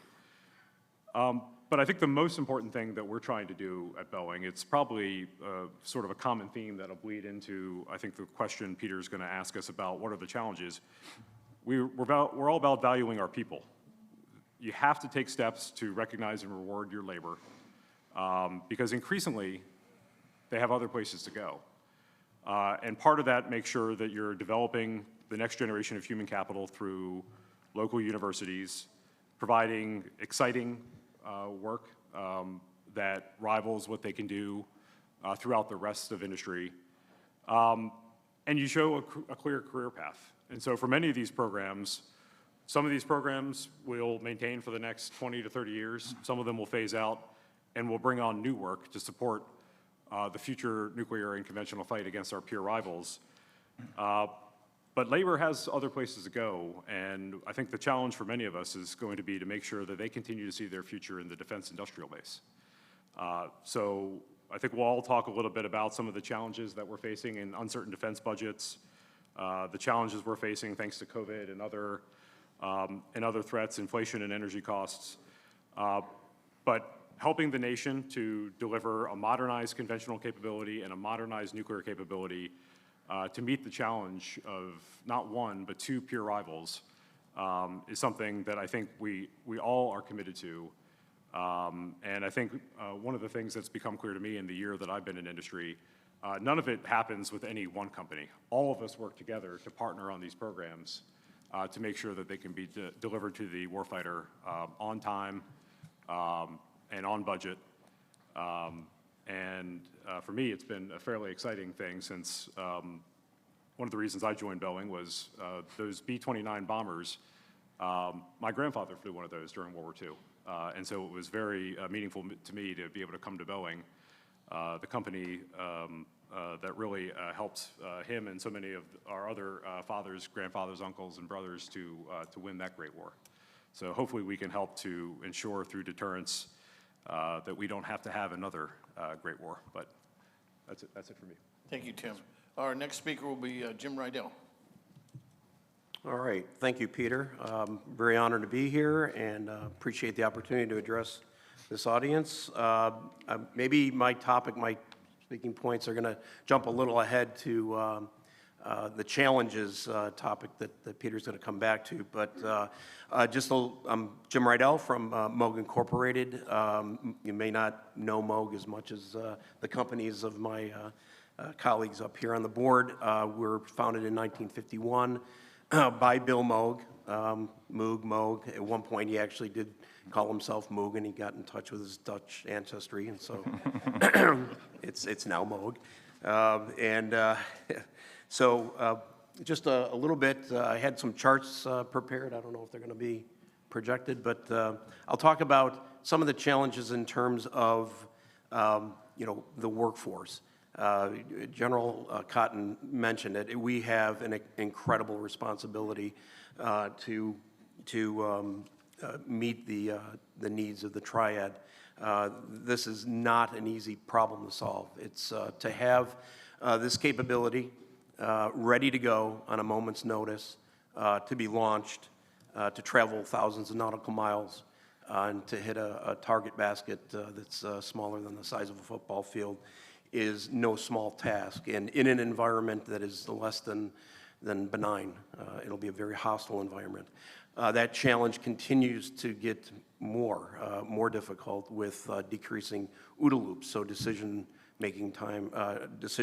timelines are coming down. So we are ever dependent more and more on our workforce, just to pick up from where Tim left off.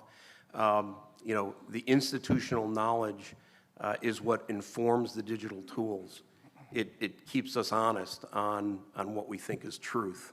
And having that skill set is important to our success. And unfortunately, over decades, we're seeing that erode. We had the warnings. The warning signs were there. The baby boomers were going to march towards retirement. The pandemic didn't do any favors.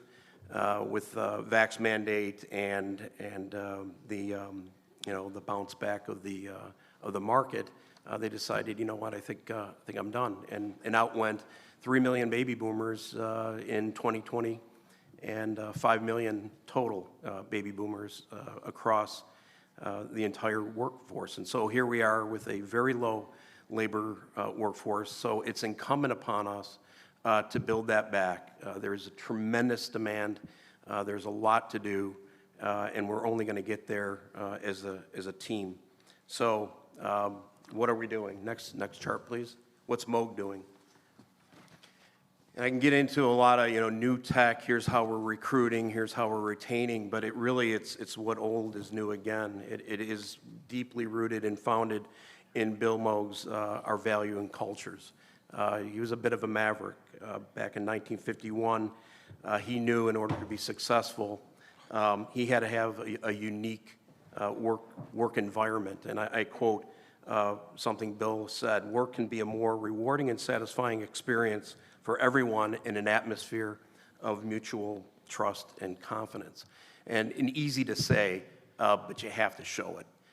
And I could go on way beyond my time limit and talk about it, but just think of this: 1951, nobody punched a time card. There were no punch cards. That was kind of unheard of back then. Machinists, assemblers, everyone, person who maintained the roofs and the floors. Nobody punched a card ever at Moog. And that's just one example of many where trust is a must. And for Moog, we not only embody that within the company, but we extend that to our supply chain. We trust our supply chain. We trust our customers' relationships, that we got each other's back. And that's what makes for an enjoyable work life. And Bill created a bunch of values. 3 of them are listed there, and I'll just focus on one. We look for solutions, not someone to blame. What we do is really hard. There will be failures. I think sometimes our leaders forget that you run a test for a reason, and it's not guaranteed to be successful. The key is the learning that's extracted from that less than desirable outcome. And, we wrote the book on that. That's what got us to space. We got to space on the back of a bunch of failures. It didn't get any easier to solve these problems that we're solving today in the aerospace and defense market. And so we need to get back to that mindset that, yes, it's not what we wanted. It takes us off of a schedule, but there is an incredible wealth of knowledge through failure. And at Moog, we take that to heart. If something doesn't go right, we don't look for somebody to blame. We look to see, okay, what can we do to learn? So what else are we doing so that being the foundation, what else are we doing?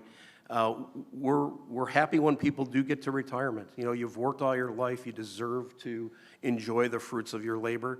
But we're coming up with creative ways to entice them back. Some don't want to do that hard knife edge. It's not something that they want to, and we afford retirees the opportunity to come back on their terms so they don't feel pressured. And that's a big deal because we do have a lot of younger engineering folks that could use that guidance, and we're really driving to have that experience involved in our design reviews, for example. They can share the lessons learned so that they don't have to be learned again, if possible. A lot of things going on. For me personally, the other key in retention is that inspiring moment, creating an environment that you want to get to work. And that's where we really depend on our customers to give us as much insight as possible to what they're trying to achieve. What are we doing for the country? And having that insight and having customers come share with us at a Tier 2 and us passing that down to Tier 3 is a big deal. For me personally, I was working engineer, worked a job, a very important job for a maneuverable reentry vehicle back 20 years ago. The life extension test bed and effectiveness enhancement programs with SSP and Lockheed Martin Sunnyvale. I just thought it was fantastic. I got to brief Dr. Hanna. I got my speeding ticket coming to work because I woke up one day and I thought I could figure out a problem in order to get these unique steering controls to our Sunnyvale customers so that they can go off and have successful tests. And yeah, I got a ticket. So, but I got a ticket coming to work, not going home. So that's just sharing that these are the kind of environments that I think we need to create for our workforce, because as Tim mentioned, there are other options out there. There are other things that these workers can go do. It's a very rich environment. So last chart, this is my ask to the government. Get us involved. Get us involved at the Tier 2, Tier 3. There's a lot of talent. There's a lot of know-how.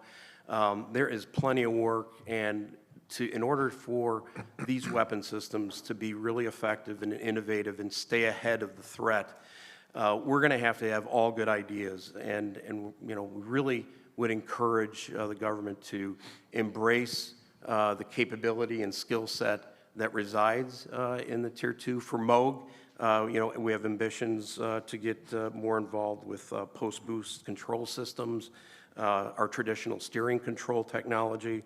and rad-hard avionics, navigation and control. So you see some pictures there of some of the hardware.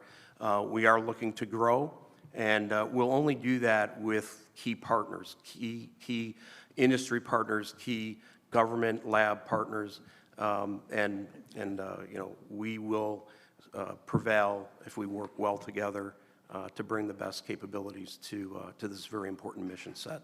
So thank you very much. Thank you very much. David, you're next, sir. David? Okay. Thank you. Hello, everyone. My name is Dave Scarangella. I'm the Vice President of our Strategic Systems business in Textron Systems. I think I have a couple charts. I'm a very visual person, so this is going to help me.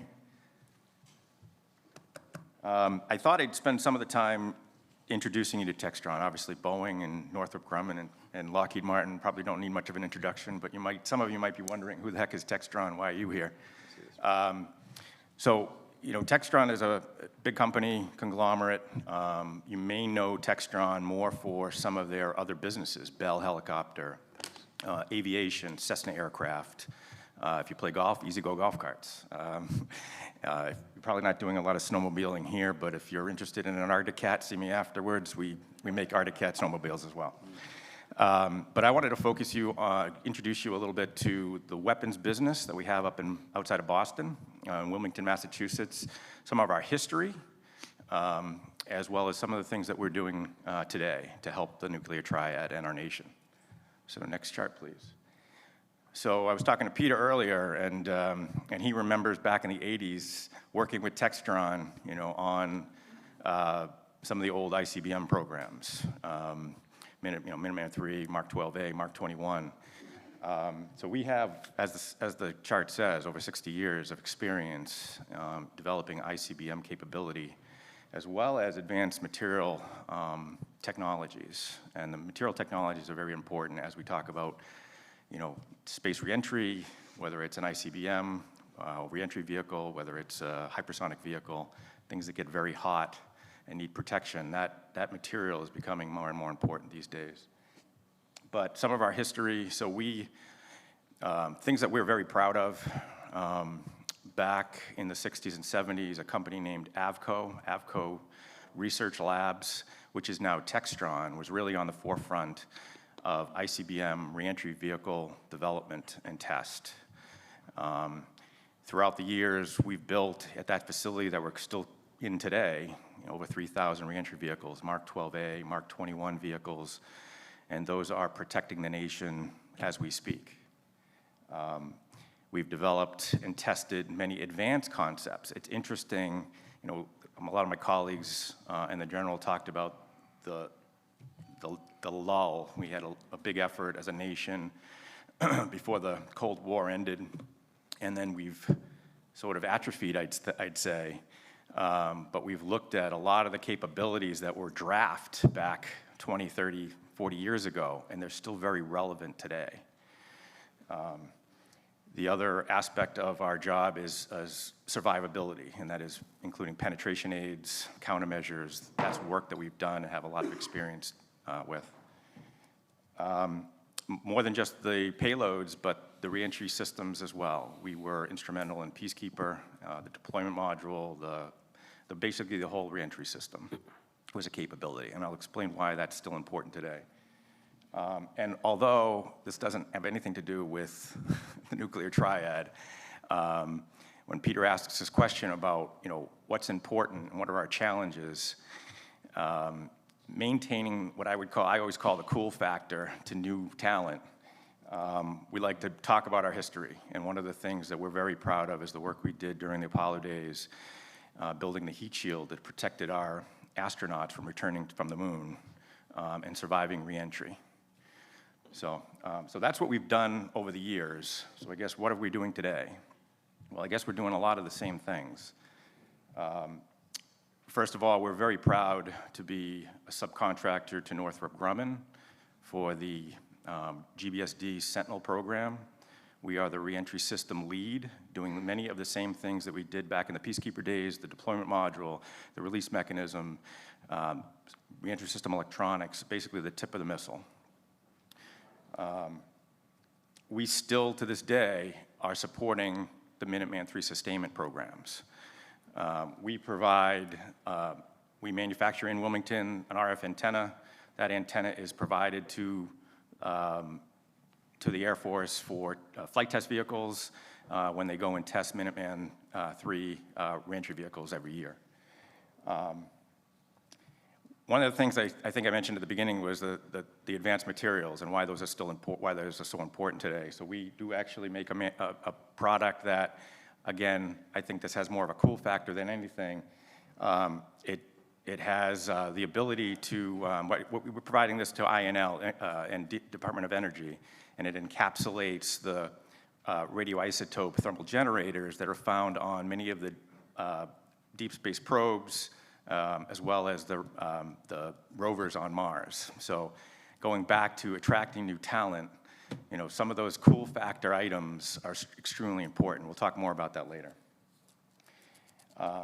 And then finally, leveraging some of the technology that we had back in the Apollo days, we reinvigorated that effort. We provided the first heat shield for the Orion program, and now Lockheed Martin is using some of that same formulation for the Artemis program going forward. So I just wanted to give you some idea of what we've done over the years and what we're currently focused on. Rather than be repetitive, I just wanted to add to some of my colleagues' comments. You know, digital engineering is clearly a big thrust, and I think all the big primes and tier twos are certainly bought into that. One of the challenges I think we have is flowing that down to lower levels. When you talk about trying to get small businesses involved in our business, that's a challenge for us, is pushing that down to the lower level. So I think we're trying to engage them more, educate them more, and I think we could use help, certainly from DOD on that. And maybe I could talk to my colleagues afterwards about some of the things they might be doing. Lastly, I think, and I think several of the folks touched on this, is, I think, Sarah, you said it, we're competimates, right? And the acquisition community and the way we, the Department of Defense acquires or awards programs, it kind of drives us to competition. And I think, unfortunately, there's a downside to that. We're all in competition with one another, but we all really need to bind together, you know, to win this fight. What General Cotton's, you know, talked about is frankly scary, and we're in a fight for our nation. And I think we have to learn as industry, we're getting there, but I think there's still maybe some distrust, and we have to work together. We have to break those barriers down and truly work together to succeed in this area, or we're going to have major problems.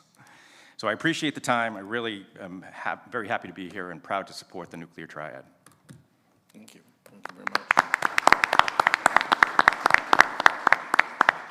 And now we'll hear from Chris, and when he's finished, it will lead into the video that they have, that we're going to have on from Electric Boat about the Columbia-class submarine. Thanks, Peter. Chris Montferrat from General Dynamics Mission Systems. Good morning, and I'd like to thank Peter for pulling this together and getting us all on this panel, and I'd like to thank LSU for hosting us here in this great facility. So I've been around this market for 35 years now, like many of you in the audience, and really concerned that we're a dying breed to get people who stick to this mission for that long, and it's come up a number of times today already in terms of attracting, retaining talent, getting them passionate about the mission. I don't know that we'll see people like us 35 years from now that started their careers and stayed with this mission for the whole time. So I do agree with everyone's assessment that we need to figure out how do we break that and how do we get people passionate about what we're doing and about this mission and the importance of the mission. So forums like this are fantastic for that. So GDMS is a fairly broad business unit within GD, and was built largely through, excuse me, acquisition over the last 30 years. So a fairly disparate company. But one thing that I think is unique about the way that we're organized is that all things strategic in GDMS are organized within one business unit, business area. So Mike Beltrani, who I am trying to replace here, I did sleep in a Holiday Inn Express last night, by the way, in case you're wondering. runs all things strategic for mission systems, and it creates a one-stop shop. It allows us to focus on things like the mission and the culture and getting people to understand the importance of 100% reliability in the system because of the consequences of not being 100% reliable. And it's a great model, and we've looked around, and not too many businesses can say that they have a model where you have one vice president you can go to for all things strategic. We provide mission capability to the Triad from message generation, message processing, aircrew alerting, weapon launch control, guidance, missile guidance, nuclear weapon security, cybersecurity, advanced communications, and network technologies. And for both the weapon systems and the weapon system that is NC3. So it's a very broad portfolio with very diverse technologies that we offer to the strategic deterrence community. Been around for a long time. There are pieces, we were also built through those acquisitions, so you might recognize us as GTE, Sylvania, General Electric, all of those legacy companies that have been supporting both the Navy and the Air Force for the last 65 years are now consolidated within GD Mission Systems. Sorry. Yeah, and I think that there are some things that really we're focused on. Speed came up. I think Sarah talked about speed earlier, and agility. And how do you deliver capability rapidly to meet emerging threats while maintaining that criticality, that performance requirement, that reliability? And I think, training our workforce going forward about intelligent risk-taking, about risk assessment, about identifying risk transparently so that decision makers and leaders can assess and make decisions with an understanding of the risks of those decisions is really critical. I was also talking to Admiral Wolf a few weeks ago at SSP, and I think the dialogue around the strategic deterrence and the expectation that it always works right the first time in development is something that we need to think about. How do we change that dialogue? If we are running fast, there should be an expectation of failures and tests occasionally, right? And I'm not sure that the world is used to that in our community. And so I think that at some point, we need to identify when we're running fast, why we're running fast, what the risks are, and the potential failure modes, so that when failures do happen, we don't have, the world coming down on us because we failed at something when we fully expected that there was a probability of failure because we were running so fast. So I think that will be a challenge for us in the future here as we look to deliver additional capability much faster to the warfighter. And I think that's it, Peter. I'll turn it back over to you. Thank you, Chris. And now we're going to look at your screen. We'll have a video, and when we're completed that, we will then go to General Gerbera and Mike Lutton from 20th Air Force. Or he may be speaking from STRATCOM. I used one place to the other. But please roll the video. Our nation's new strategic deterrent submarine class is named for the lead ship, Columbia. The second submarine of the class, Wisconsin, plus 10 more sister boats to be built over the next 2 decades, will carry over 2/3 of the United States strategic nuclear deterrent. These submarines will be the most survivable platform for that most critical strategic capability. The nuclear-powered submarine shipbuilders and the U.S. Navy embarked on this program to first develop and then deliver the most advanced, cutting-edge submarine technology available. You are now going to hear from some of those people. They have been and continue to be entrusted with the immense responsibility to take the ideas and make them reality.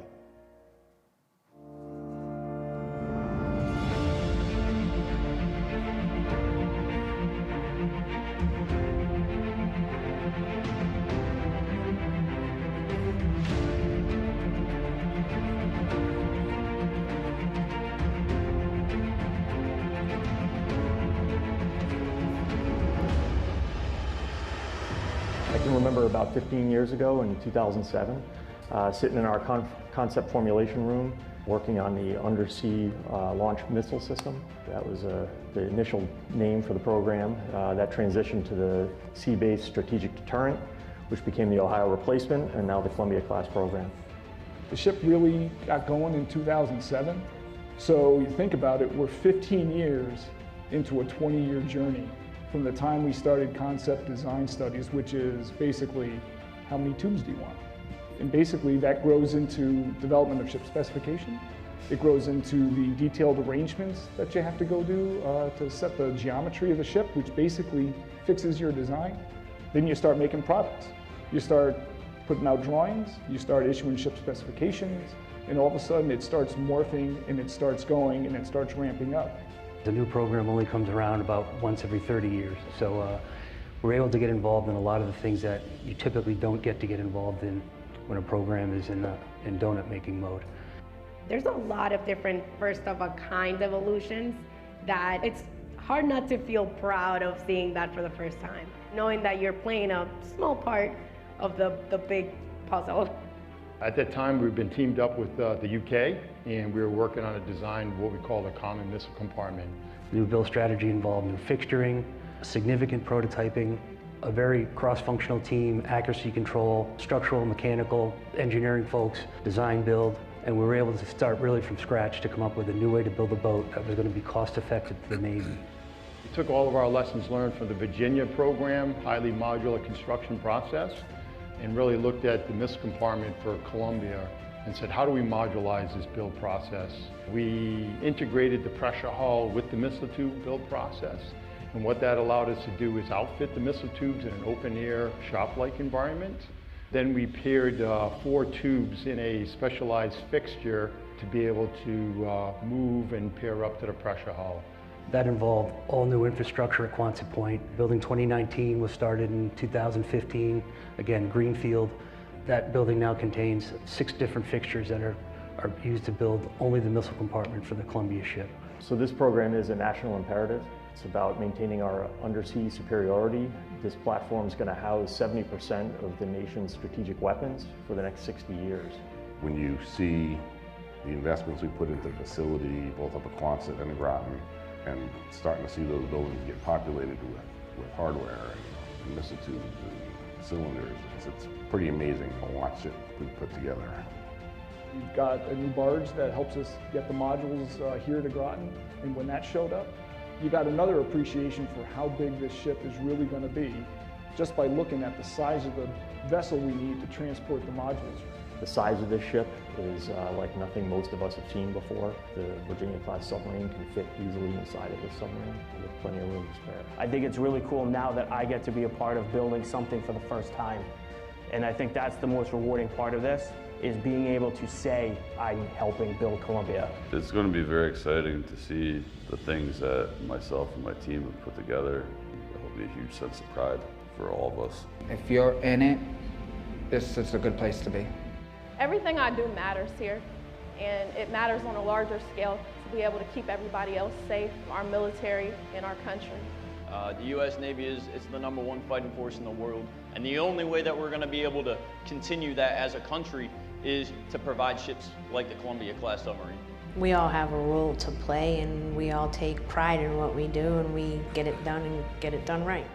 So we are essentially building the groundwork and the foundation for all the rest of the boats to come, for all the rest of the future electric boat employees. Other employees that are going to be, working their way up throughout the ranks. To watch other people grow and help them grow and to fill these roles is a rewarding experience. We do amazing things here at Electric Boat, and I don't think people realize the time and the effort and the pride that goes into what we build.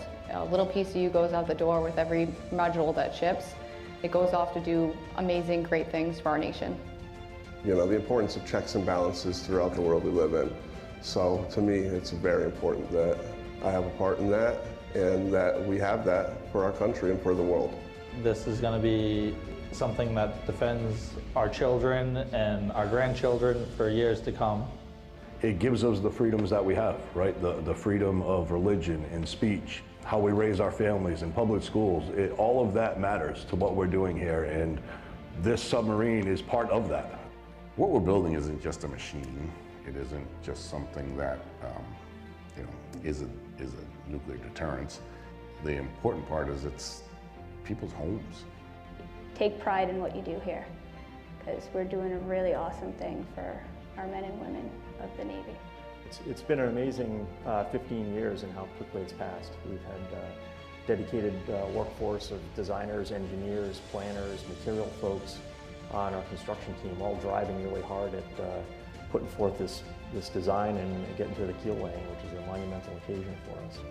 A lot of this work started on the back of a napkin and grew to what we see today. There is all of a sudden a call now. It is not the next thing. It is the thing. Columbia's calling. And I'm proud to be part of the team that's going to answer the call. I could not possibly be more excited to lead this #1 priority program for Electric Boat and our nation, to deliver this strategic advantage that protects our sailors, families, and our freedom.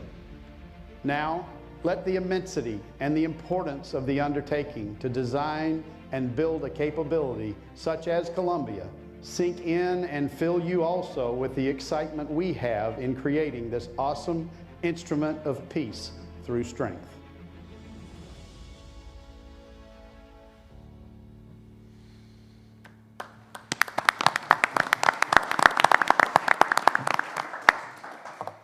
So what I'd like to do is finish the panel with a question I asked earlier, which was, what is your biggest fear, your biggest challenge to getting these technologies into the field for America?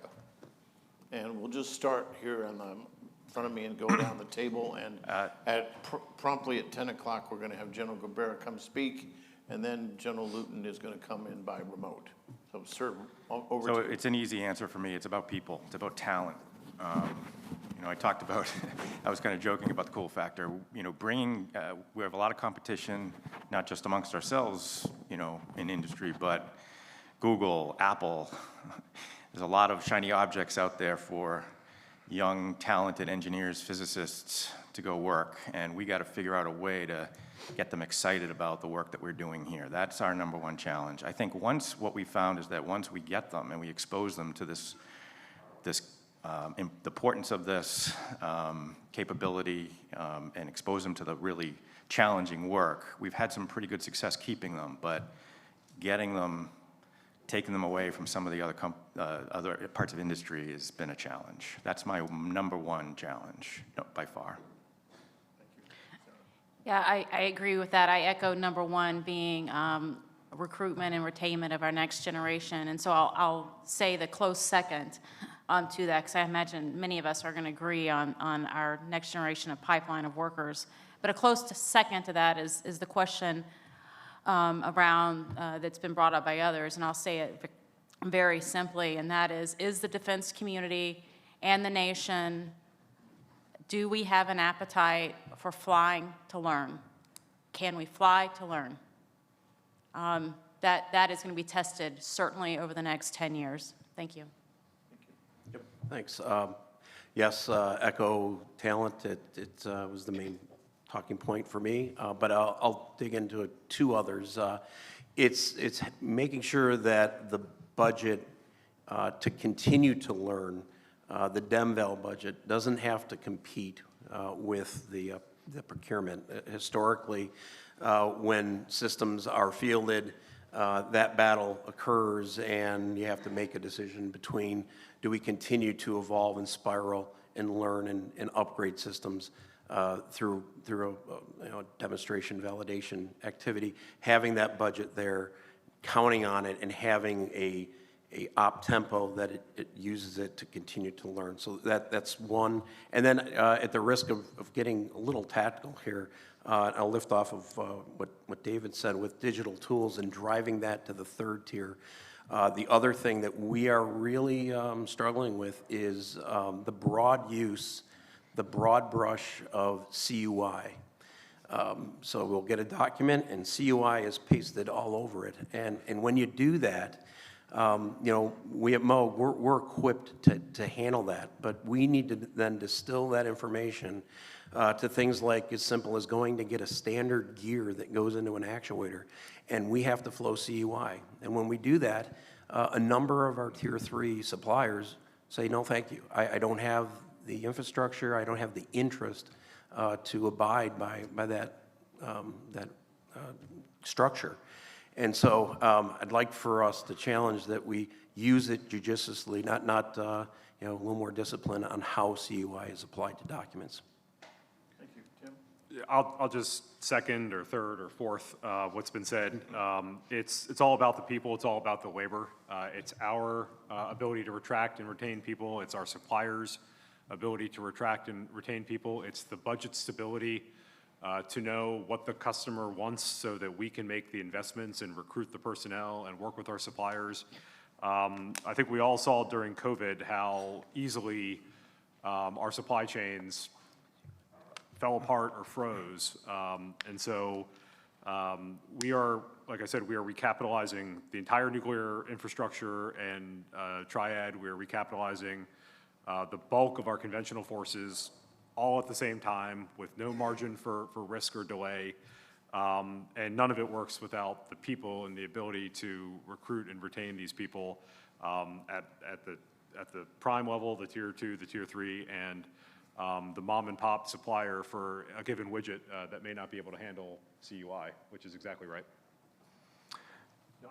And I'll just add that, yeah, people is a big challenge, but the real thing where the rubber meets the road, because we can control our own destiny and our workforce to a first order, is the supply chain, because the problem becomes geometric at that point, because we have so many interdependencies and they're affected by inflation. Our suppliers are affected by all the same factors we are, but we have a couple of degrees of freedom and less control. So that's where our biggest issue is. Yeah, and Chris, if you would finish, and then I think Charles is on the screen. We can listen and hear our friend from, I guess, out in Connecticut. Okay, yeah. Yeah, I'm sorry. Oops. Sorry, go ahead. Yeah, I would say people, it was our #1 priority as well, and I'll focus just on 2 things very quickly. One is retention right now is a bigger issue than attraction. We're still hiring people. We have talent coming into the organization, but we are seeing challenges with retention as everybody is at unprecedented levels. So and that's where you get back to what I talked about earlier with the mission and getting people passionate about what we're doing so they stick around. And then the second thing, I think, in the context of an organization that has higher overhead than we've ever seen before collectively in our community, I think we need to think about knowledge transfer and how are we managing those of us who have the scars on our backs, how are we sharing that knowledge, how are we capturing that knowledge so that as we bring the workforce on board, as the workforce turns over, we have a way to make sure we're not repeating history that we learned over the last 60, 65 years. Thanks, Chris. Charles, over to you, sir. Yep, I'm sorry I couldn't be there today, but I echo all of the panelists' discussion. I would also throw in there the continued investment in our workforce's training. We've made some good strides over the past 5 years with support. And we need to continue that because bringing people in, making them proficient as quickly as possible, and maintaining the high quality standards that we demand requires extensive training. So the better we can be at that, the more likely we will be able to retain the people that we get. Thank you all. A really wonderful panel. Thank you. Murray? Thank you, guys. Thank you so much. Thank you. Thank you. Thank you.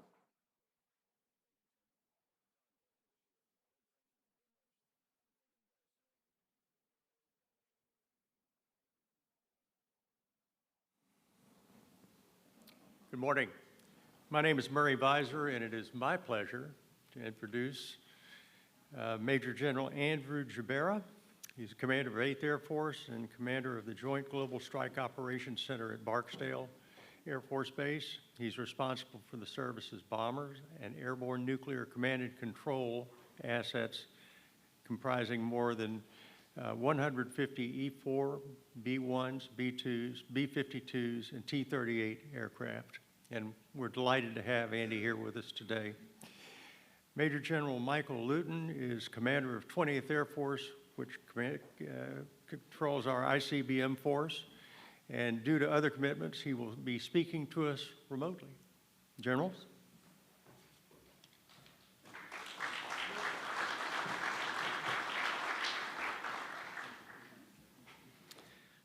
All right. Well, good morning, everybody. Murray, thanks for that introduction. Thanks as well to to our sponsors, to the Hudson Institute, thanks to LSUS, thanks to BRF, et cetera, for the effort to keep this symposium, to keep our country really informed of what it takes to maintain the triad and maintain a safe, secure, and effective nuclear deterrent. So I'll go ahead and start off, and then my brother Mike will continue. I'm very honored to serve as the commander of the 8th Air Force, the Global Strike Operations Center. It is, without a doubt, the best job in the Air Force. Within these roles, I command the airmen that fly, maintain, and support our bomber force, B-1s, B-2s, B-52s, and our E-4 NAOCs. And through that JGSOC hat, that Joint Global Strike Operations Center hat, I command the conduit that allows General Cotton to execute his Joint Force Air Component Commander authorities through Strategic Command. And the 8th Air Force is a wonderful organization. It's a historic organization, and many of you know all about that. And I think any 8th Air Force commander would tell you how proud they are of the history and the legacy of the mighty 8th. But I will say I am even more excited about our future. Now, when I joined the Air Force, went to pilot training in 1991. I graduated in 1993 from pilot training, or from initial training, got to my first organization here at Barksdale Air Force Base. And when I did that, the Air Force had B-1s and B-2s and B-52s and E-4s in our inventory. And that's what we have today. And so we've done smart things over time, and we've been good stewards of what we've been tasked to do. But really, the way a person has gotten ahead in this business is to be really good or really efficient or really effective at essentially the same thing that those before them have done, going back almost 2 generations now. And the political landscape, the security landscape of our world will not allow that any longer. Deterrent forces of tomorrow need to think about a multipolar lens. And that's one reason you've seen our bomber task forces all over the world. As a snapshot in time over the last week, we have 4 B-2s in Australia. We have 5 B-52s at Nellis Air Force Base doing training at a Red Flag. And just last week, we had our E-4 at the Royal International Air Tattoo in the UK. And that's just kind of a typical week in your 8th Air Force. But while we're flying to places like Australia, like Norway, like India, your 8th Air Force is in the beginning stages of this across-the-board, well overdue, absolutely essential modernization that you've heard about today. A few years from now, everything is going to be different. So for 31 years of Andy Jabara's career, we've done essentially the same thing. In just a few years, absolutely everything is going to be different. Where we used to see 60s era B-52s and 70s era E-4s and 80 era B-1s and 90 era B-2s, pretty soon we're going to see B-52Js and we're going to see B-21s and we're going to see SAOCs. Now, the previous speakers today have all given you a great rundown of those modernization programs, and I'm the operational commander, so I can talk to those details, but I think we've heard on them. But from the operational commander side, Mike and I are here to tell you that modernization is going to bring a revolution much deeper than the actual hardware of the programs. Everything about what we do is going to change, and we need a force that understands that revolution is coming and preemptively identifies what we need to do and get after it. I think the commanders before Mike and I at the 8th and 20th Air Force could focus on today's missions, and probably 2 commanders from now, they'll be fully into modernization and they'll worry about just those things. But for myself and probably my successor, what we do today is going to set the stage for that successful modernization, because there's 10,000 moving parts that all have to be worked in order to get those capabilities together. And it is happening as we speak. These programs are not PowerPoint, they are real. As an example, we just recently inducted a B-52 into program depot maintenance. When that PDM work is done, it will get the new radar put on it, and we're moving out. And I think Doug did a great job of talking about very shortly we're going to see the B-21 to the world. Soon we're going to field that new hypersonic missile, new cruise missile. We're going to have updated weapons. And then very importantly, we're We're going to have a new headquarters organization in our Strategic Air Operations Center that can talk to these things. And I think there was a question earlier in the day about how we're going to get after conventional and nuclear integration. In the interest of time, I won't go into a lot of it, but we are wiring our headquarters to be able to do just that. And all that has to be done while we maintain the ability to fight tonight, while we bridge to that future. And with that, I'm going to hand it over to my friend Mike Lutton to talk to you a little bit about the 20th Air Force. Mike. Thanks, Andy, and it's great to be with you. I wish I could be there in person. And we're very thankful for the team down in Louisiana for putting on such an event that allows us to communicate on a national scope and dare I say, international scope on a critical topic for our nation, allies, and partners. Andy Jabera and I have known each other almost 2 decades, and I can't think of a better teammate to command with. We were both weapons squadron commanders together at Nellis Air Force Base, and just proud to serve alongside Andy as the 20th Air Force Commander in support of Andy and support of the Air Component Commander, General Cotton. You know, I think I'd be remiss if I didn't start with the environment that we find ourselves in. And much of this information that we're going to talk about, I think, is critical to underscore, is publicly available, that is, you know, sometimes by law required to be reported by the Department of Defense to Congress, right? So as we continue this discussion internally and externally, it's critical for us to share it with our communities and our citizens, what is published.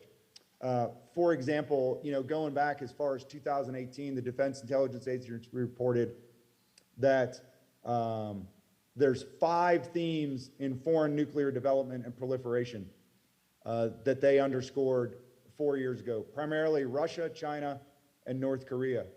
Increasing numbers of capabilities of weapons in existing programs, enduring security threats to weapons and material, countries developing delivery systems, with increased capabilities, countries developing nuclear weapons with smaller yields, improved precision, and increased range, and countries developing new nuclear weapons without conducting large-scale nuclear tests. That's the backdrop that we find ourselves in, and that was briefed by the Director of the Defense Intelligence Agency and reported to Congress 4 years ago. So when we talk about modernization, it's critical to underscore we're talking about modern, not more. We are talking about modernizing our force, and that's absolutely critical to the security of our nation. I'll start with non-nuclear modernization. Within 20th Air Force, we are going to retire the mighty UH-1N and field the 139. That activity of fielding that is occurring, and the airmen at 20th Air Force are really knocking down the learning curve. I'll give you a for instance. We've had some airmen already fly the 139. We've also begun development with some partners around the world, in particular the Irish. We've had one of our airmen fly with the Irish this March. I will host the Irish in August to have a tactics, techniques, procedures discussion about what they see with the 139 that they fly. And then the helicopter group will send a team out to Ireland in October. That's critical to us being able to accelerate at the tactical level and receive that weapon system.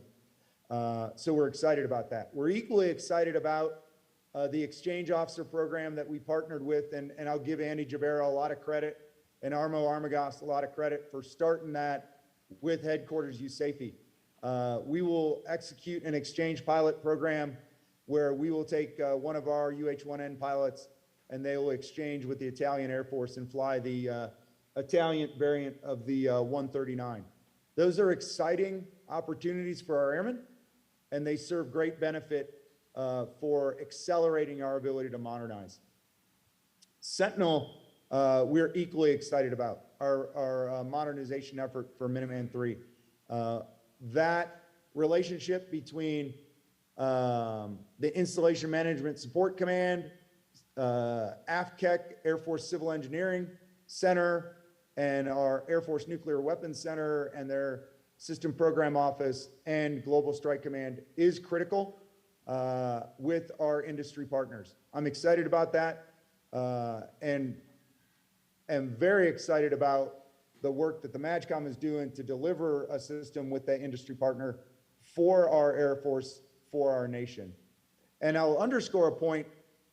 We're hosting a congressional staff del, with 4 allied general officers, Danish, German, UK, and Australian. And each of them remarked about the importance of nuclear modernization, whether that's bomber or intercontinental ballistic missile, and how critical that is for their nations. I think sometimes that's important to remind ourselves that Andy and I are executing tasks that not only defend our nation, but assure our allies. And that is critical. One of the things that I would talk about at the tactical level with Sentinel, and this is really about accelerating and knocking down some barriers to modernization. With Sentinel, we'll have a capability called an integrated command center. That integrated command center will be located on your main support base and interface with the launch centers. Right now, through a lot of effort, when Andy was the A58 and General Armagast's efforts as the A58, we've begun efforts at Malmstrom Air Force Base with an integrated plan cell, an IPC. We really see that IPC as an experimental forerunner for an ICC that's going to allow us to develop best practices for when we get an ICC. And that ICC is going to become critical because the design of the ICC is to link with Andy's Global Strike Operations Center. So we have seamless command and control for our air component commander. So very exciting times for 20th Air Force. We are equally excited when we work with our mission partners, both in academia, industry, and across the joint force. I conclude by letting you know one of the things that myself and our new command chief, Rudy Gomez, spend a lot of time on is, we often hear about great power competition, and I think that's right. I also think there's competition for talent. There's a competition for talent within our Air Force, across our joint force, and across industry and academia. And I think events like this are absolutely critical to developing that talent. So thanks so much for the team putting this together, and sincerely appreciate the invitation to provide comments. And really wish I could be there. Thank you.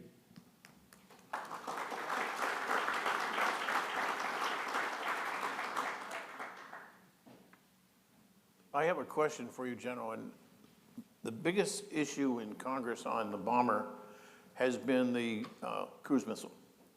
And former Secretary of Defense Bill Perry has called it very destabilizing. Support for that is really quite strong. We haven't seen an amendment to delete it in a couple years.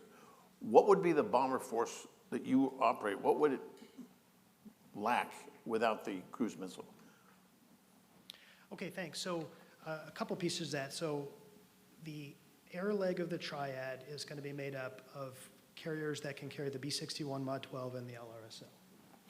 The B-52 force is not going to be able to carry a penetrating nuclear weapon into the future and survive. No surprise there. So the LRSO missile is absolutely foundational to the air leg of the triad.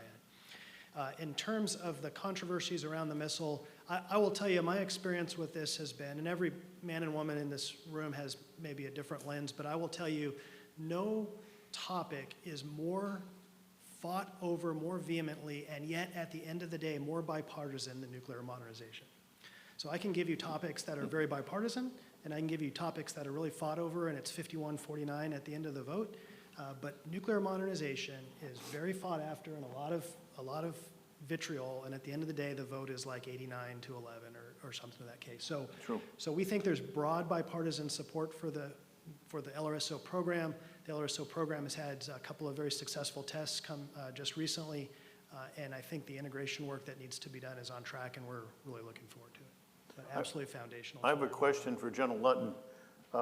You are doing two things. You're keeping Minuteman alive through 2035, and you're building a new ICBM Sentinel. What are your biggest challenges having to do and basically integrate two systems simultaneously? I think when you look at those activities, the first thing you want to do is look at what are the complementary activities. And as we're developed as either chiefs or senior non-commissioned officers or military officers, we look at this as an operation that we have to plan for. And so one of the things that we do in operations is how do I remove variables? But then also, how do I understand what the variables are that I can't remove? Weather is one of the ones that I can't remove. So I understand that. One of the mantras that we have within Global Strike Command and 20th Air Force is, okay, how do we begin to provide our corporate teammate more time, more flexibility? So there's actions and activity that we're doing right now, and General Jabera is aware of those, that allow us to not only sustain the Minuteman III force, but smartly posture ourselves for modernization such that if there is a question with our mission partner or corporate teammates, that we're able to provide them access to sites and they're able to adjust accordingly, such that not staying on schedule, but actually having a mindset and a posture that you want to be early, or at least set the conditions so folks can be early so that you're guaranteed that you're going to be on time. And what I would tell you is that that's very much a mindset that you have to adapt to, and you have to communicate that across your force. Because as many of you know that have been out to our organizations, the scale and time and distances that we're talking about are things that don't happen quickly, right? Over a missile complex like F.E. Warren that's almost 10,000 square miles. The question I got from the audience, which I thought was quite interesting, is you have a question of retaining people, recruiting people, and you get new people come into your command all the time. What's the most exciting, what's the thing that gets your troops, your warfighters, most excited and most really proud to be part of your organization? What is it that you find the thing they most like? And it's a question for both generals. Mike, I'll start out and then hand it over to you. So, like all the company representatives today, retaining talent is recruiting and retaining talent is a challenge in the United States Air Force. It has not traditionally been a problem to get talent; it's a problem to retain talent, and we're starting to see challenges like the rest of America is. I will tell you, I get very motivated when I go to the field. So it may not surprise you that if you are in the Pentagon a bunch, you have a certain lens, and then when you get out the field and you see the young men and women of America, you get very motivated, right? I was at Minot just last night, and that was the case. Why do they get excited?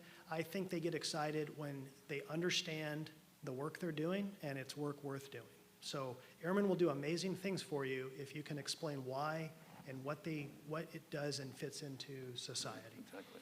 And so when I explain to an airman that we're going to send you downrange away from your family, okay, well, we're going to send you downrange and away from your family because we're going to a country we've never gone before because it has geostrategic implications for our deterrence force, and you're going to be there for a short period of time, we're going to get you back, and you're going to get this great training out of it. That's a whole different, both statements are true, but it's a whole different way of looking at it. Mike, over to you. Yeah, thanks. And I think that really talks to where we're at with the competition for talent. And part of competing for talent is once one is somewhat successful at competing for talent, you want to retain the talent. And Andy, I know, echoes this sentiment.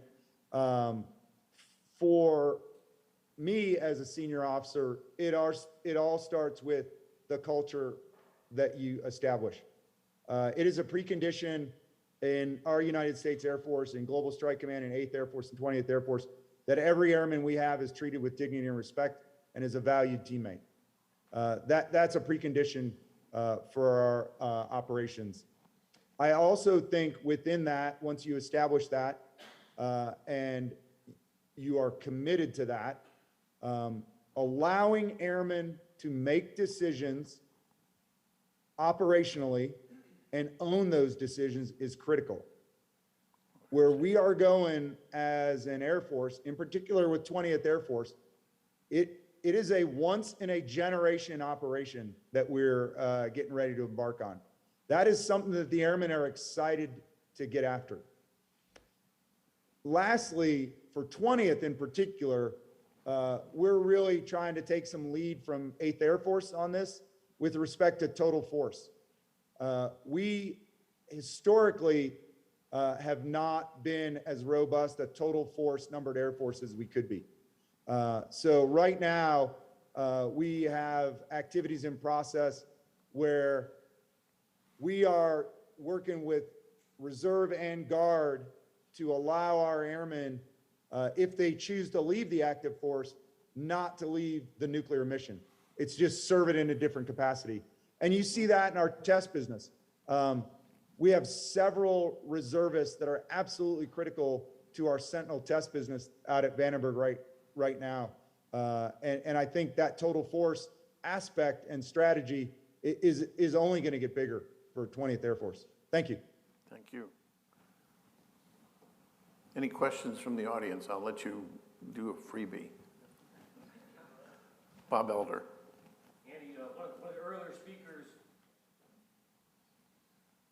one of the earlier speakers said that when you came up, you were going to tell us about the Bomber Task Force operations. Could you tell us a little bit more about that and the kinds of things that are going on that would be of interest to this group? Sure. Just very briefly, traditionally, bomber forces have operated from large, well pre-prepared locations, and they've done it for semi-permanent periods of time. So we've been to Guam continuously for well over a decade, that kind of a thing. We've looked at history, we've looked at the threat of the future, and we've decided we don't believe that it makes a lot of sense to permanently station our forces at any one place. We need to have the ability to rapidly move around the battlefield or the area of operations. And we see that as completely in line with Chief Brown's vision of ACE for theater operations. And so because of that, we've started our Bomber Task Force construct over the last couple of years, and instead of having one continuous presence somewhere, we have multiple shorter presences for multiple periods of time. So just as a snapshot in time, about 3 weeks ago, we had a B-1 Bomber Task Force in Guam. They just returned from Guam. We sent a B-2 Bomber Task Force to Australia, and then we'll have another one going to a different part of the world in about a month. And these are typically classified until they get in place, and then we can tell you where they're going. But because of that, we've been able to put bombers in places we have not ever done before: Iceland, Norway, India. I could go on and on. Czech Republic. I feel like it's great messaging opportunity. It's great training opportunity. It's absolutely great work with our allies and partners, and it's a lot more survivable over the long run. Thank you. Thank you. Any other questions? You have another question, Bob? Okay. I'll ask one more for this is actually for General Lutton.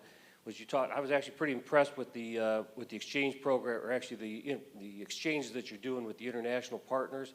And since we have a Navy crowd involved with this as well, I was wondering if there's any plans to do any type of exchange programs between like 20th Air Force and the submarine force. Thanks, sir. Thanks for the question.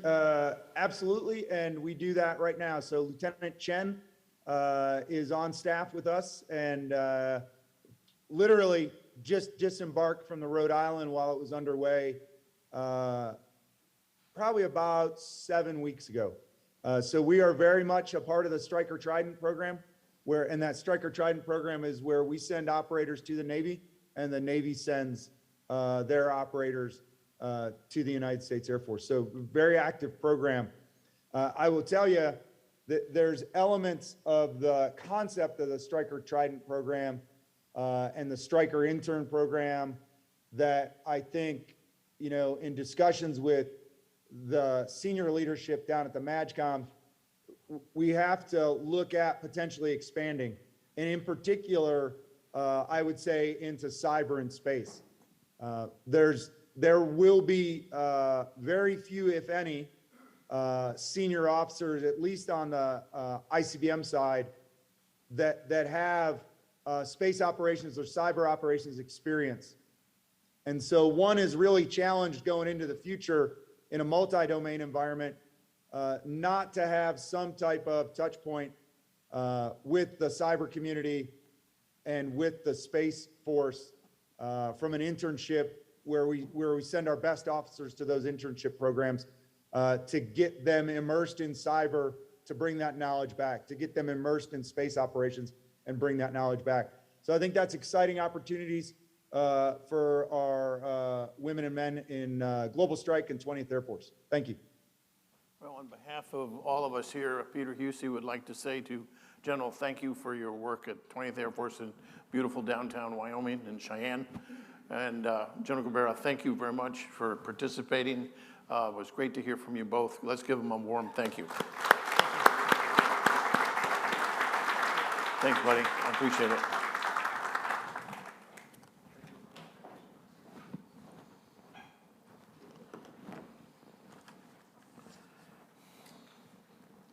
Well, it gives me great pleasure to announce our next panel, and that is we have two Navy admirals who I've often had paired together, both at the Capitol Hill Club and then in various symposiums.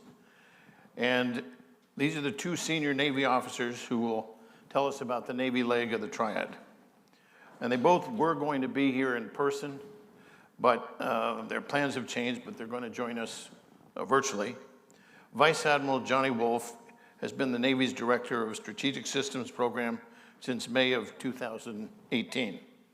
He's responsible for all aspects of the research, development, production, logistics, storage, repair, and operational support of the Navy's fleet ballistic missile weapon systems, which includes the Trident sub-launched ballistic missiles and their associated shipboard subsystems.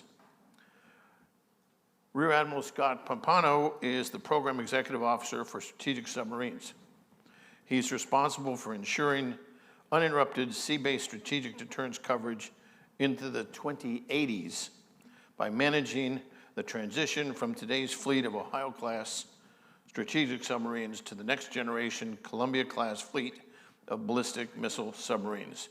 To Admiral Wolf and Admiral Pompano, thank you for taking your time to go talk to us. Would you please then welcome our two guests from the United States Navy. Hey, thanks, Ben, appreciate it. I think I can't see them right now, but I'm hoping that, you know, our charts that we provided are going to be showing up there. You got a verbal, or can I see something? I don't know. Someone we can talk to. And certainly thanks to the Hudson Institute for hosting this Triad Symposium. I'll start talking. I can't see if the slides are up, but if they are. Okay.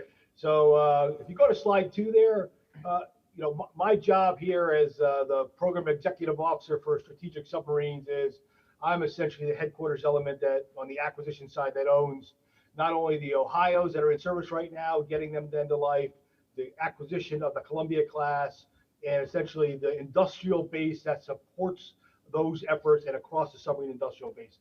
This chart here that I show is essentially just a very high level view of the story of my life, if you will, encompassing those 3 things that I talked about.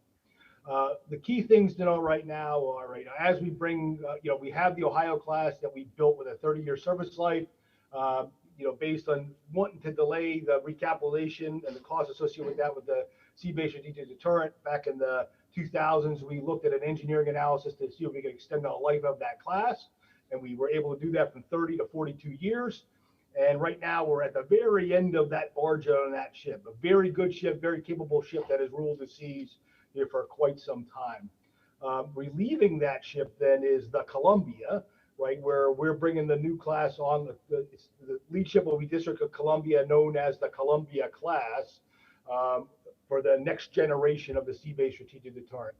Where we are right now is we have started construction on the lead ship, about over 20% into construction on that, at our two nuclear shipbuilders. That's Electric Boat in Quonset Point, Rhode Island, and Groton, Connecticut, and Newport News Shipbuilding in Virginia. And so we're also started advanced construction on the second ship of the class. That's the Wisconsin. That ship is underway. Full rate construction on that ship will start in FY26 once we get the congressional authorization appropriation to do that. And then my plan beyond that is to, we have right now the Nuclear Posture Review currently says we're going to acquire at least 12 of the Columbia class ships, right? So our goal is, after the 2 ships that are under contract right now, next block would be 5 Columbia SSBNs, followed by another 5 Columbia SSBNs. After that is our current plan as we continue to evaluate the entire size of the class. But next block, single D industrial bases, will be plan is for 5 ships. As you can see there, my primary challenges here, and we track this in much greater detail. I can't really show you all the details in this forum, but I want to just summarize here. If you look at kind of as we go from 14 Ohio SSBNs to 12 Columbia SSBNs, I need my requirement to the fleet to support STRATCOM is to make sure we have 10 SSBNs ready for sea. And if you look there in the 30s, I have 10 to make 10, which is not really a great warm, fuzzy feeling for me right now, right? So what we have done, my primary job is to look at where I can do to bring Columbia construction to the left, and I've done that through vehicles authorizations provided by Congress for continuous production, level loading industrial base, bringing as much long lead time material and early construction I can to the left to try to enable earlier delivery of those ships. And I talked about the extensions of the Ohios. We know we can't extend those ships as a class, but to try to mitigate that 10 to make 10 and give me a little extra margin in the 30s, we are in the planning phase right now for doing up to 5 pre and activation restricted availabilities, which are some short life extensions, on the order of 3 years or less on the back end of the SSBNs, by doing about an 18-month availability, 18 months work on the ship to extend the life. We've identified what those ships are. The first one that we would look to do would be starting in FY29. So not ready for decision yet. That's more like FY26 to get my long lead planning done with that. But we're evaluating that for the Navy, not knowing what the strategic landscape will look like in the 30s, but want to make sure we don't take any chess moves away down the board. That's really my drive, is kind of get the Ohio's end of life, bring the Columbia's online, make sure we maintain the minimum level of ships that we need for STRATCOM, and move out. If you go to the next slide, please. My principal risks to doing that right now, I know there's always going to be risks late in life on ships that we're managing on the Ohios. There's construction risks for a lead ship on the Columbia class that we're managing. But I view my primary risk is in the industrial base right now, both at the nuclear shipbuilders and in all of the other vendors that support them right now. And I'll tell you why. I know you had an industry panel earlier today. I was not able to attend that, but I know Charlie Montalbano from Electric Boat was on that panel. I'm sure he told you everything was just great, but there's a lot of work for us to go do there, is the bottom line, is what I think. And my primary concern for that is I had from the heyday of shipbuilding in the 80s on the Reagan buildup. Right now, if you look into the 90s and 2000s, we significantly atrophied the submarine industrial base when we were cashing in the peace dividend. And now we're in the process of ramping that back up. And that's not only the submarine industrial base, it's American manufacturing.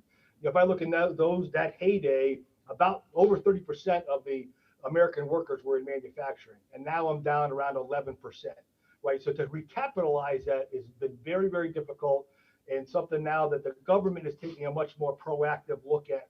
And this is what we call, this is our SIB fishbone here, kind of our lines of effort to go after that, to enable the shipbuilding that we need to deliver the Columbia and the Virginia class attack submarines, and frankly, the rest of the work, the rest of the battle force as we move forward here.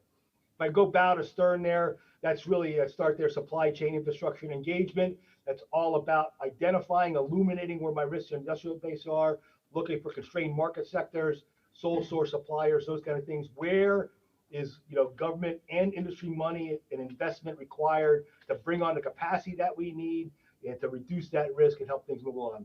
Strategic outsourcing, that's something where I just don't have the capacity to build all the Columbia class in serial production with 2 per year Virginia starting in FY26 without outsourcing some of that work. And by that I mean doing work that's traditionally been done in a shipbuilder at another organization, right, that has the ability to do structural fabrication and outfitting of submarine modules to go do that. So significant investment and work going on there to make sure we have the right capability to supplement the nuclear shipyards in doing it.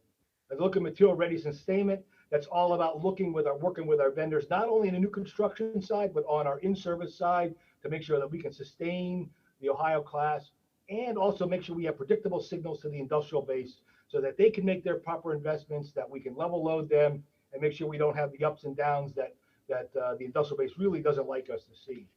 In technology and innovation, one of the biggest things we're going after here, if I look at one of my most constrained market sectors, it's castings and forgings. Metallic additive manufacturing is an answer to that to help address that, right? I'm always going to have some casting work going on, quite a bit of it, right? But anything that I can move out of that in pump casings and fittings and whatever else I could pull into metallic additive manufacturing.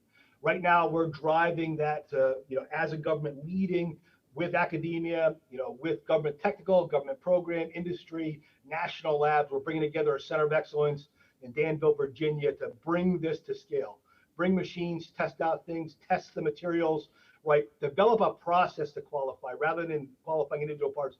Develop a process either through powder bed fusion or directed energy deposit or friction stir, whatever that technology is that best suits the individual things. Bring that together, the team together, qualify a process. And my eventual vision there is to get, we talk about for the fleet distributed maritime operations. The corollary here is distributed industrial operations, where anybody with a CNC machine and qualified on a process can feed my industrial base across the nation, right? Also, along with that, non-destructive testing, significant limiter to us, really leaning on the commercial sector, what they're doing, what I can learn from them, and what we can qualify for Navy processes to move forward. And certainly automation and robotics are big for us as well. All this is being brought together by data analytics and early warning. Hey, how can we assess the industrial base, not in kind of a transactional manner, but on a continuous manner? Where are my risks? Determine where my challenge vendors are. Anything going on in the industrial base? How do I provide cyber defenses to the industrial base? All those kind of things working together so that I can make sure I have resiliency in the industrial base with government skin in the game to do that. And then the biggest of those things is the industrial base workforce that feeds everything right now. We've seen a very much shift, as I talked about, from this manufacturing-based economy to a service-based economy. And I know that Electric Boat, Newport News, and many of our vendors are struggling to get the skilled trades back into the workforce that they need to see the rise in the shipbuilding rates that we have or need at all levels. And so we, the government, across multiple government agencies, are working with federal government, state and local governments, local academia, technical schools to establish we ran a couple of pilots, both in Danville, Virginia, and the Philadelphia pipeline area. And we're going to expand those pilots out in workforce development efforts, in key manufacturing sectors for the industrial base here as we move forward. So you'll start seeing that. The goal is to start that in 23 as we continue to build these pipelines to provide the workforce that we need to build the Navy the nation needs. If you go to the final slide that I'll talk to, slide, whatever the slide number is for. The one thing I want to close with here is context, okay? I know you've heard, or I think you've heard Admiral Richard at STRATCOM say this, right?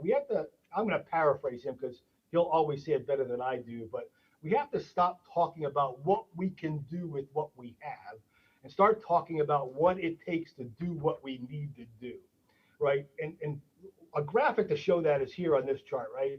If I look at the overall, federal budget, since 1955, there's been about a 30% increase in the defense budget, but there's been a 6-fold increase in the federal budget. So if you look at it, kind of, if you squint your eyes, defense is up and down, but relatively flat as we've seen the budget rise over time. The defense is in blue and the Navy's in light blue. It's not about having enough money to do what we need to do. It's about priority to me. And so part of my message is we as a nation need to start prioritizing what's most important to us. If you look at where we overlaid in the last time we've modernized all legs of the triad in there, it's been a long, long time since we brought the last B2 on, right? And if I look in the very lower right-hand corner there, there's a little red slash or little red partition there. That's what it would cost for me to buy every Columbia SSBN in 1 year on that scale, right? Again, it's about making sure we have the right priorities for strategic deterrence for all legs, right? Me focusing on the sea-based strategic deterrent, but all legs of strategic deterrent that we need for that underpins our national defense. Again, it's not only just the industrial base, it's not only the shipbuilding, the other things that we're attacking here and what we have to go after are all the things that support the sea-based strategic deterrent, the strategic shore infrastructure, the Trident refit facilities, the Trident training facilities, so I can turn those crews around and ships around to get back on station and meet the strategic deterrent requirements. And most importantly, right, I am just the bus that drives, you know, the weapon system around. The strategic weapon system is obviously the most critical thing to make sure we sustain and modernize as well, because without that, I'm just a slow attack submarine. So for that, I'm going to turn it over to Admiral Wolf here to talk about the strategic weapon system. Over to you, Admiral. Hey, thanks, Scott. Okay, can we go to the next slide, please? So I think Admiral Papano just did a great job walking us through kind of the history of, for an SSBN, where we're at today and what his challenges are moving into the future. Let me talk a little bit now about what goes in there and what we're doing in SSP to make sure we continue to support the deterrent. And I think the purpose of putting this chart up there is really to frame, and I'll dig in a little bit more detail in the next two slides. But if you look at the history and the evolution of how the Navy has contributed to our strategic deterrence, you know, back in 1955 is when this program was stood up, where the Navy decided they were going to do this. And up until, you know, about 1990, as we started deploying Trident II D5s, really we had 41 for Freedom, 41 SSBNs that preceded where we got with Ohio. And of course, as Admiral Papano continued to support and sustain Ohio as we move forward, we had 6 generations of weapon systems that went on that 41 for Freedom and then ultimately got onto Ohio. Actually, 5 went on the 41 for Freedom, and then we went to D5 only on Ohio. We had 5 generations of warheads as we went through that. And so we had a lot of design development going on concurrently with production, and we really had an industrial base. We had an infrastructure that supported all of that. And then as we've kind of gone into where we got with Ohio and gotten into sustainment, it has really slowed down, okay, since the 90s going into the early 2000s. And so our challenge now is to take all of that body of work that's been done up to this point and now look to the future, because as Admiral Papano delivers this next class of SSBN, the Columbia class, our challenge is to make sure we support the system today that's initially going to go on there, but develop the next weapon system of the future and the warheads that are going to go on there to match the service life of the Columbia class that he's going to put out there. So if I could go to the next slide. So let me dig down just a little bit into what that means. And let me talk first about the missile and kind of the weapon system that goes along with that. So if you look at the top, Ohio, Columbia, as we started to look at how this program in Columbia is going to work, what that ramp up was going to be, the way on the weapon system side we had originally developed the program, we made sure that we procured enough assets to get us through the Ohio class submarine.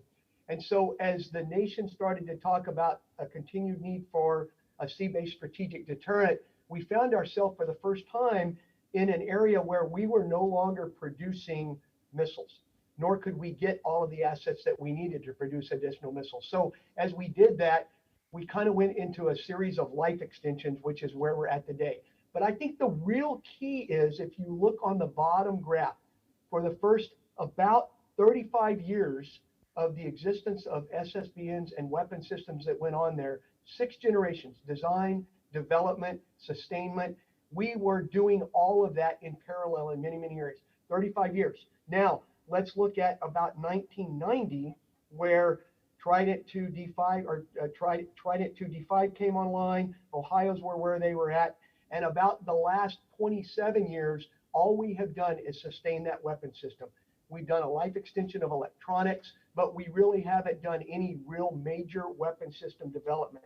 So in 2020, we got support and we started having this discussion so we could meet Columbia what we were going to do for our next missile. We're going to call it Trident 2 D5 Life Extension 2, but ostensibly it is a major development of a weapon system that, if I go back in history, it will be about 49 years from when we completed the development and put into service Trident 2 D5 to when we get to Trident 2 D5 LE2. We've got 49 years of history. And we've got about a 30-year gap where we really haven't done any major design and development. So from a weapon systems perspective, that is our challenge as we go into the 20s. And I'll have a chart, much like Admiral Papanos, that talks to you about the challenges we're seeing and how we're going to go after that. Next slide, please. So from a warhead perspective, we're actually in the same situation. If you look at, again, the 41 for freedom, what got us to where we're at today, 5 generations of warheads that we put on those 6 generations of weapons. And then when we got to the W-88, which, oh, by the way, not just for the United States Navy, but for the nation, is the last full-up warhead, true warhead new development that this nation has done, we are now faced with the fact that we've got about a 40-plus year gap of any truly new weapon or warhead that this nation has developed. And that's not just a challenge for the Air Force and the Navy, but that's a challenge for NNSA as well, because as they support all of the nuclear explosive parts of this, all of the things that they're responsible for, we've got to relearn how to do this business. We've got to relearn how to get the industrial base. We've got to continue to ramp up to fill where we really need to get. And this chart really kind of shows what those efforts are going to be. And so much like what we did in the weapon system side, from a warhead side, 35 years, 5 generations, now we're going to have a 40-plus year gap before we get to our next new full-up system, which is that Mark 7 W93, which is along the bottom. So lots of challenges. Next slide. But as Admiral Papano brought up for things like the Trident Reefus facility and some of those other things, we have really not put a lot of focus on the infrastructure of what it takes to do this business. If you look at Kings Bay, Georgia, it was purpose built for the Trident 2 D5. That's what we built that facility for, which goes back to the 80s when we started doing that. Okay, let's fast forward. All of our infrastructure is aging, and we've got to figure out how we either sustain the things that we've got, which we think we can do in many of those areas. And if you look at that kind of orangish bar there, the sustainment investments, we have a lot of projects coming up in the next 10 years that we've got to get after to be able to sustain so that we continue to support what we have and set ourselves up for the future. But that's not going to be enough. And if you look at the major blocks that we've got for the weapons system, we have a lot of military construction at our Naval Ordnance Test Facility and both of our weapons facilities that we've got to get after, because as we start developing the next missile system, we've got to have the facilities that are going to support that. So we've spent a lot of time and effort understanding what that balance needs to be, whether we can sustain or whether we actually need to build new, to make sure that as Admiral Papano gets the new Columbia in the water, we got all the right things that we can do on our side to support that. And what you see up there is really just, it's a snapshot, because as the team has gone together and put a list of all of the infrastructure that the Navy is responsible for to support the sea-based leg of the triad, it is monumental. And so a lot of effort going on right now to go address that. Next slide, please. And so much like what Admiral Papano talked about with his industrial base priorities, we've got the same challenges, and we've got, although not exactly the same priorities, you know, and actually I'm a believer in, you know, when somebody does something really good, you take it. So this looks a lot like Admiral Papano's slide. I give him credit. Okay, in Columbia, what he and his team have done as they've started looking at, obviously Columbia started before we started talking about D5LE2. They really have gotten a good recipe for identifying all of the things from an industrial-based perspective, and they've really understood what that means. They've gone down levels. They really have quantified the things that need to be done in his business to make sure that they're successful. So we've watched that, and we're learning from them to go and look at those same types of things in the same areas that he's worried about. And I think for this group particularly, as I look at, with academia being there, some of the businesses in that area, and what we need to talk about, I think there's several things that I would think this audience would be particularly interested in. And I'll start with kind of the middle, which is technology and innovation, because I would tell you, as you've listened to the story about the gaps that we've got in how we've gone after these systems, technology's moved on a lot. And we've got to really understand from a technology and innovation perspective, what is out there that we haven't looked at for a really, really long time? What is academia working on that might be a technology that we can take, and is now that we've got opportunity to get it into one of these systems? How do we work with you, and how do we identify them first? How do we mature them? And how do we then understand how we're going to get those into a program of record as we move forward? Additive manufacturing, rad-hard microelectronics, those are areas where we are particularly interested in understanding what is industry doing, what is academia doing to help us get after that. I would tell you from a supply chain, from a strategic outsourcing, much like Admiral Papano, I think is, and I'm not going to put words in his mouth, but as he's responsible for the SSBN portion of this Navy submarine force, we got Admiral Rucker now, who's responsible for the SSN portion of the submarine force. And quite frankly, he's got challenges where they're both having to go to the same industrial base because the industrial base just isn't that big.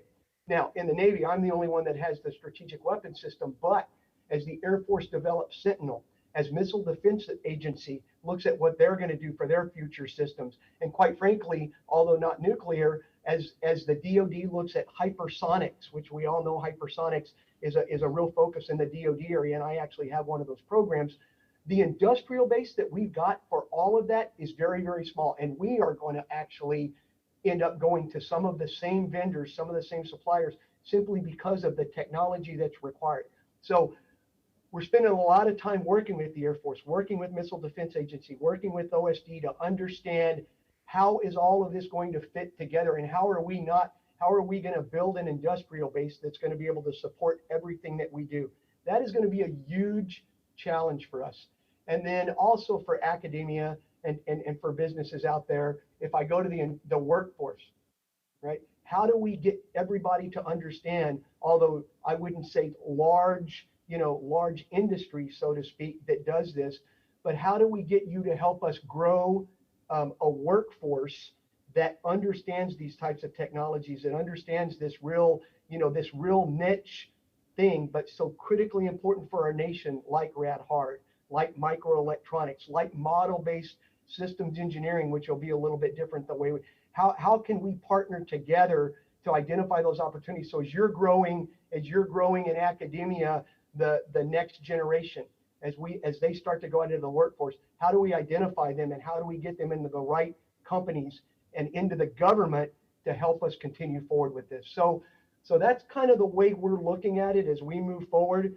I would tell you, as we look at nuclear modernization across the Department of Defense, now is probably, I would tell you, we are busier within the DoD, between the Navy and the Air Force, and what OSD is doing than we have been in probably 30 to 40 years, with Sentinel, with Columbia, with what we're doing in Trident, with what the Air Force is doing with their new bomber, with LRSO.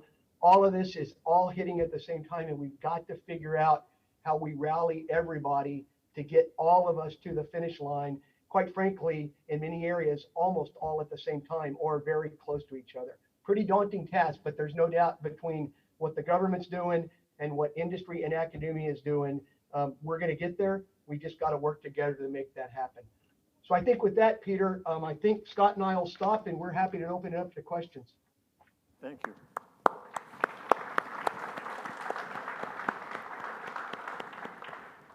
Let me throw a question out to both of you. What's your biggest challenge in sustaining these programs with Congress? And it's not a partisan question, but they ultimately vote on the defense budget. And we've done extraordinarily well since 2010, when we had an agreement between the administration and the Senate primarily to go forward, and we have gone forward pretty well. And you look back and you say, would we have done this? But we are facing some fiscal problems, inflation, and you never know what's around the corner. What, in both your estimations, with respect to the D-52 and then also the Columbia class, you're also sustaining Ohio. What are your challenges, you think, the unknowns out there in Congress that most worry you, that we could, as a community, help make sure are dealt with? I'll start and then I'll turn it over to Admiral Papano. So I would tell you from a weapons perspective, Peter, we spend a lot of time with Congress getting them to understand that although, you know, yes, we've got to get Columbia's in the water. Yes, we've got to get Trident 2 D5 LE2 into that. Certainly for the next 20 plus years, the system that the nation's going to count on for the United States Navy is Trident 2 D5 LE, and it is the weapons, the corresponding, you know, fire control and launcher and all of that goes with that. I think part of the way we've addressed that, and you talk about fiscal constraints, and obviously that's just the world we live in. I think our acquisition strategy, where what we're going to do in the first 8 hulls of Columbia, where we're essentially picking up this current weapon system and we're going to move it over, and the first 8 hulls of the Columbia class are going to deploy this Trident 2 D5 LE system. Okay, so that helps us understand what we need to do to support not just the Ohio's, but as we pick it up and move it over, we've got that natural support because you got to have that for Columbia as well.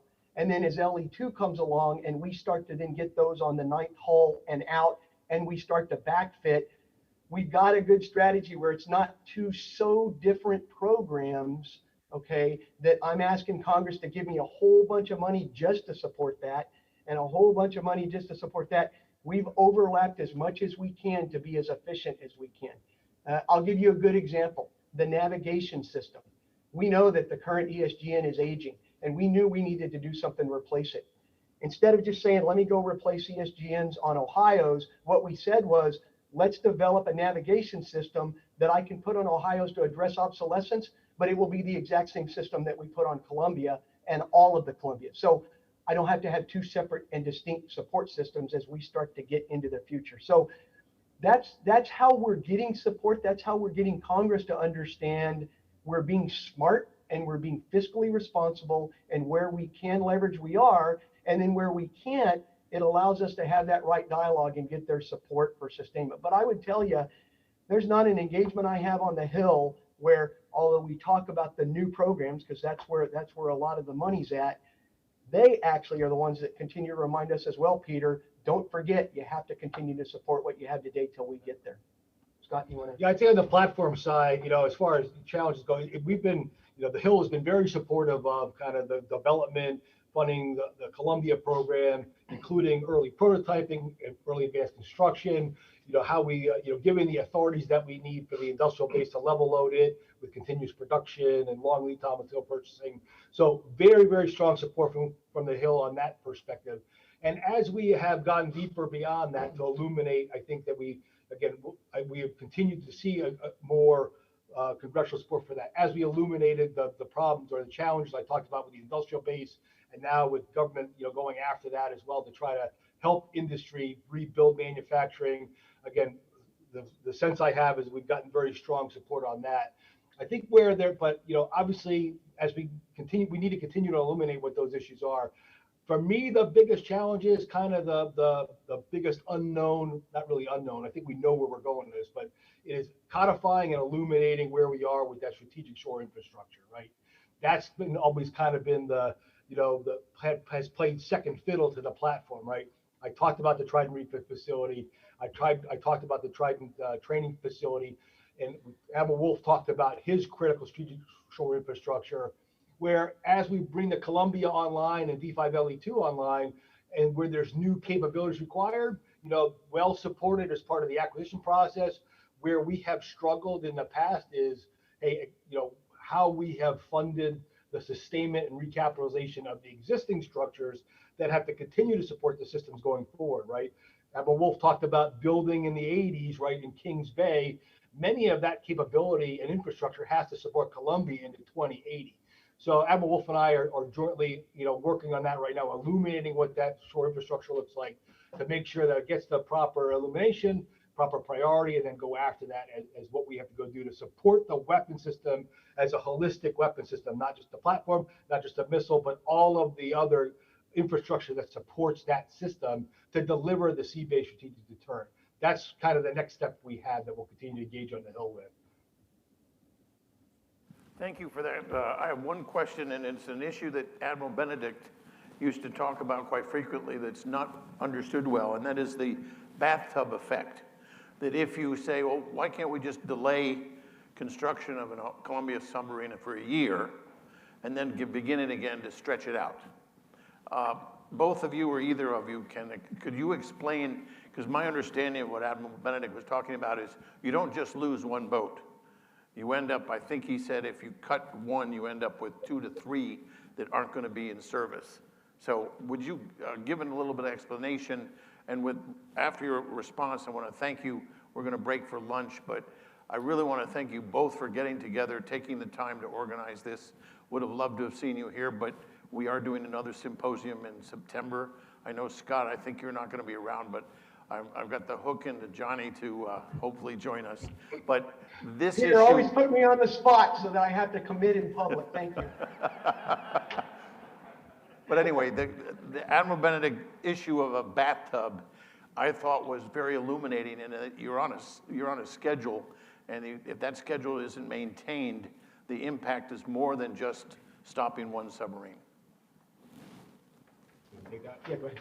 Okay, yeah, so I completely agree with Admiral Benedict. It's all about, for us at leadership, my drive right now for the platform is, we have to establish the build cadence on the first ship. And we did this pretty smartly, I think, to say we're gonna have one ship, 2-year break, second ship, 1-year break, and then serial production, 1 per year in FY26 as we ramp up the industrial base.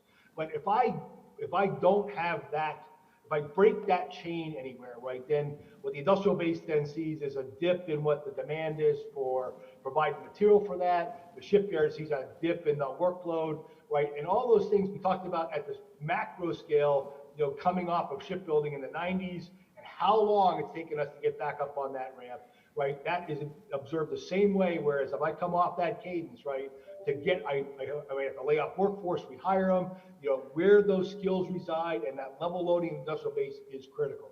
But the simple fact of the matter, Peter, is that decision space is gone right now because in 2013, we said, hey, under sequestration, we said, hey, what can we do to delay buying Columbia? Navy wanted to buy that in 19, with sequestration, we pushed it out to 21, right?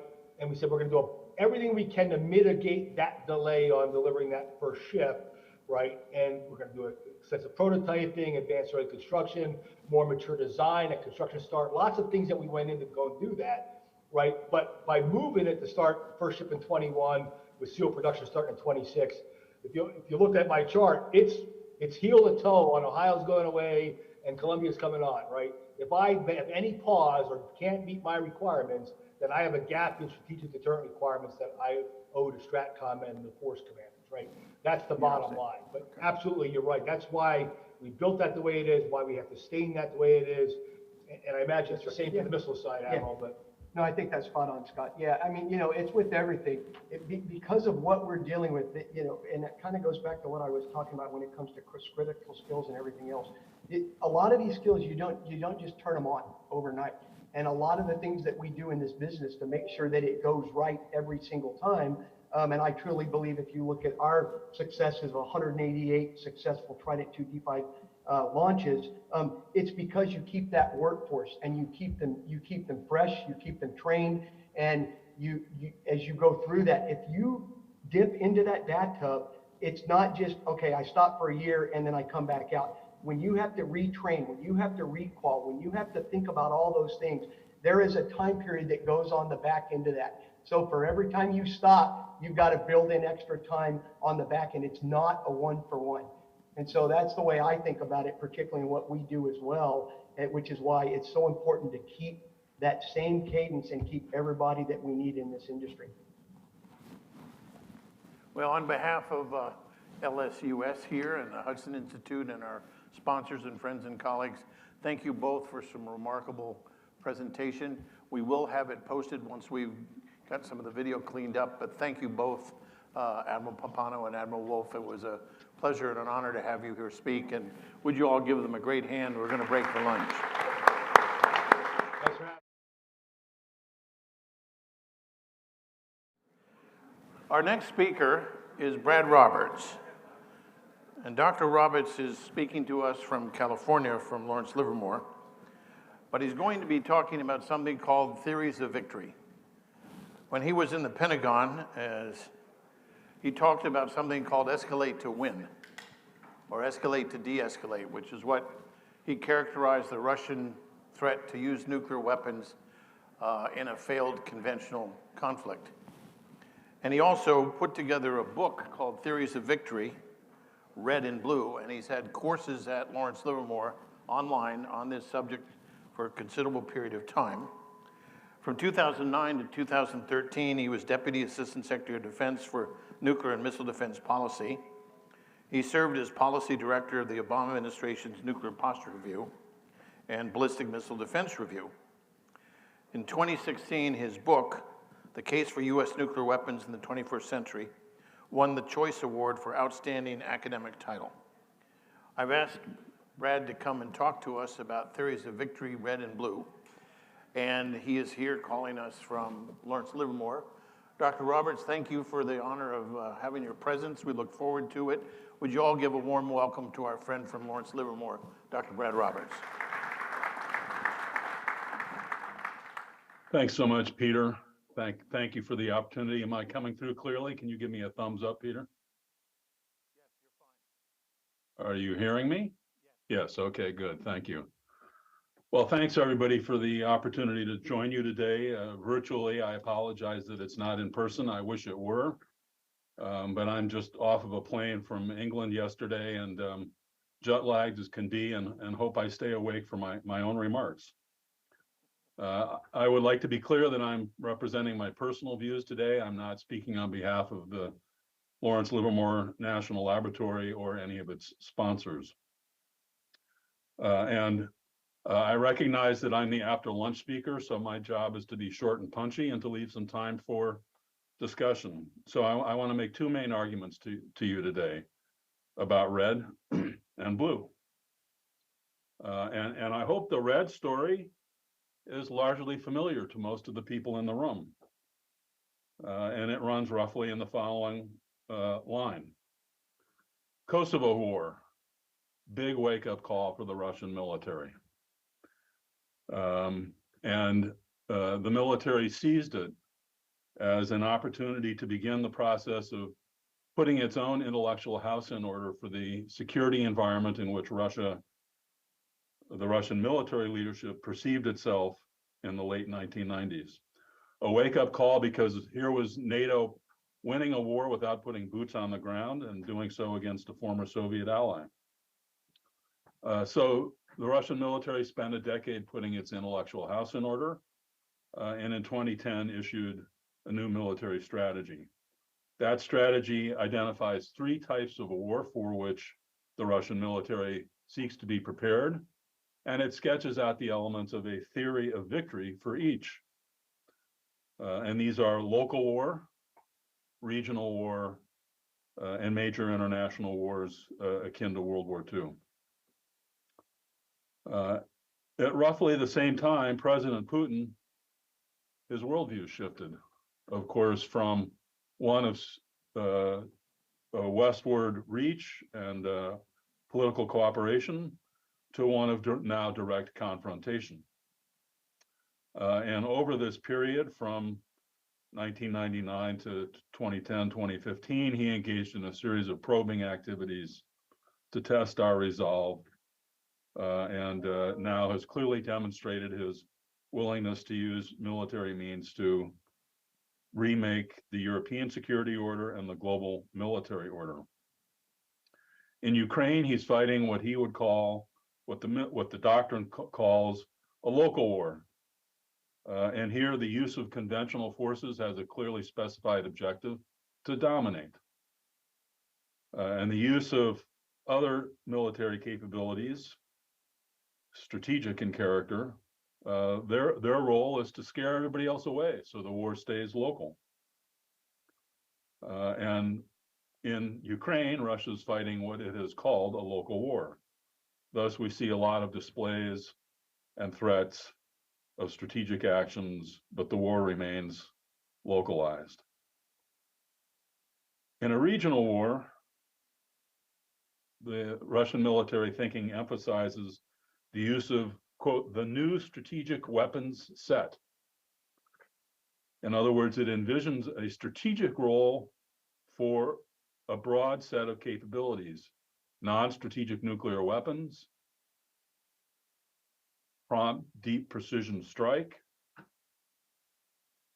ballistic missile defenses, counter space capabilities, a new strategic weapon set. And they have the use of this set is to support two main objectives.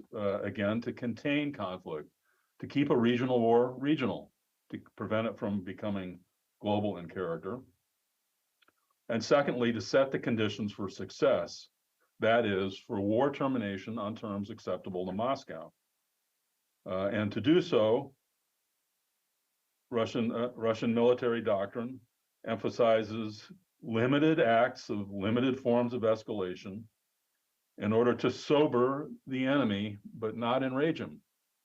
This is a phrase one finds in a few places in Russian military thinking, to sober but not enrage, and possibly with low-yield nuclear weapons. Well, what does that mean? To sober us into recognizing that any conflict along Russia's periphery involves, for Russia, interests it considers vital. And the interests of the United States may be very important, but they are not equivalent to the interests that Russia brings to play. And thus, the use of limited forms of escalation is intended to awaken us, to sober us, to recognizing this underlying asymmetry of stake, and to realize that the higher the conflict escalates, the more our interest is in opting out.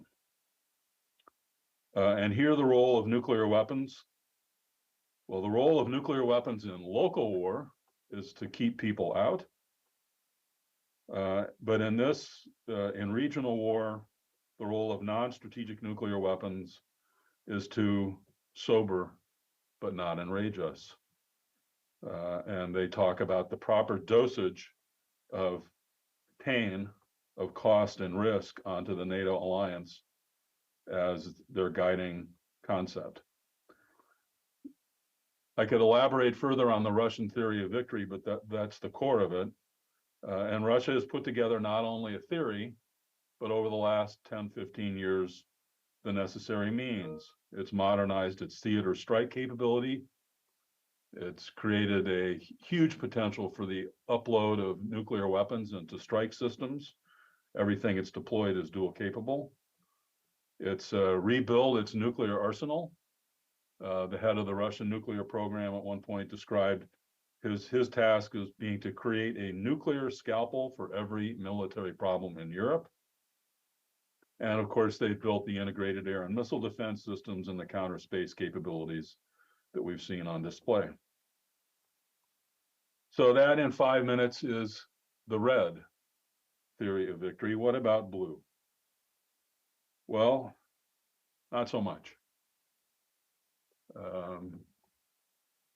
Our wake-up call was not Kosovo, was not 20 or 30 years ago. Our wake-up call came with the Russian annexation of Crimea, when it became no longer possible to ignore what was happening in Russian security perceptions and military doctrine development.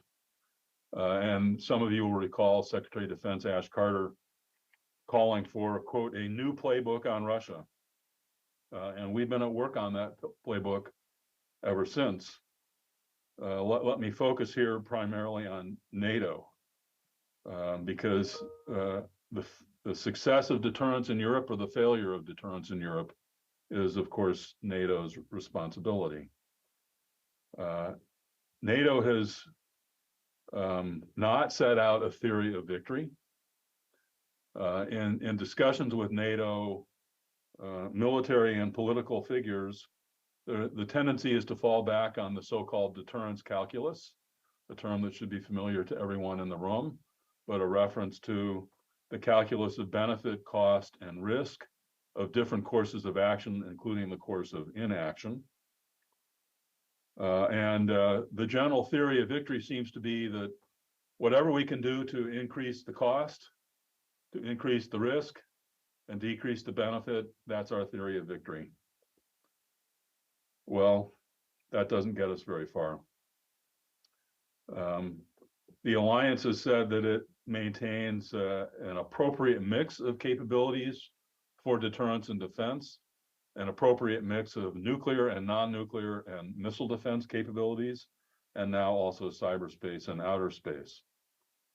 At the recent Madrid summit, the alliance agreed to strengthen deterrence, but it's essentially put all of its eggs into the conventional, it's strengthening eggs into the conventional basket.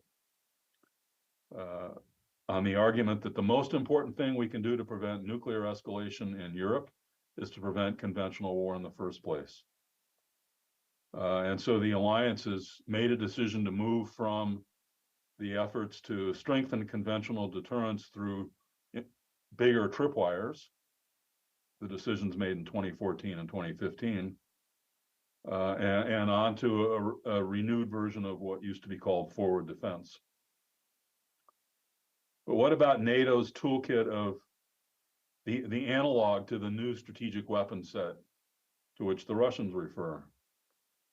Well, NATO still thinks of a big distinction between conventional and nuclear, and has not so far expressed a view of deep precision strike or missile defenses or counter space capabilities as being particularly strategic in character and relevant to the problem of regional war.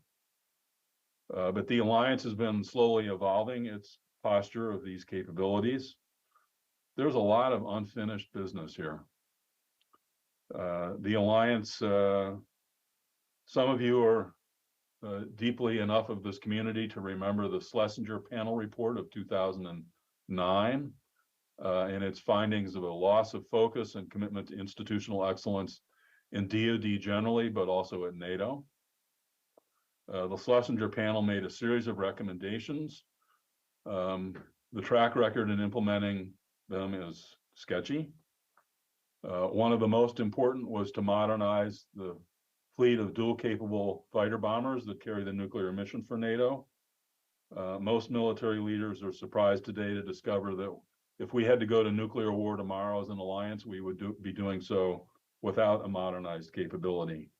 There's been a predictable but lamentable delay in this modernization program.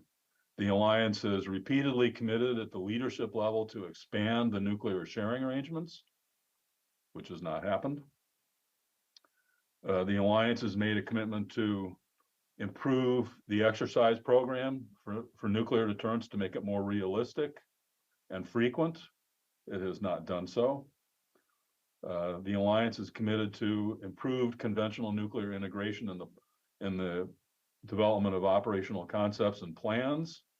Little to show for that. The alliance 2 years ago committed to deploy advanced deep precision strike capabilities and advanced missile defenses. Again, as yet, nothing to show. You know, I'm left to wonder what President Putin, sitting in Moscow, would think observing this. Does the alliance have a theory of victory that counters his theory? Should he be confident in his assessments of the benefits, costs, and risks of different courses of action? He can look and see that NATO has a nuclear deterrent, both the sharing arrangements of the sharing partners, but also the strategic forces of the three nuclear armed allies. But is he convinced that we would actually employ this, that we have a vision of how to sober but not enrage Moscow? Sober Moscow into recognizing that its use of nuclear weapons, its first use, its violation of the nuclear taboo, would be a catastrophe for Russian interests. I'm not sure that he would survey this history and draw that conclusion. So, Peter, I've gone 15 minutes. I hope I've left 15 minutes for discussion. Red and blue theory of victory. we have both homework to do and capability development to do on the blue side of the equation.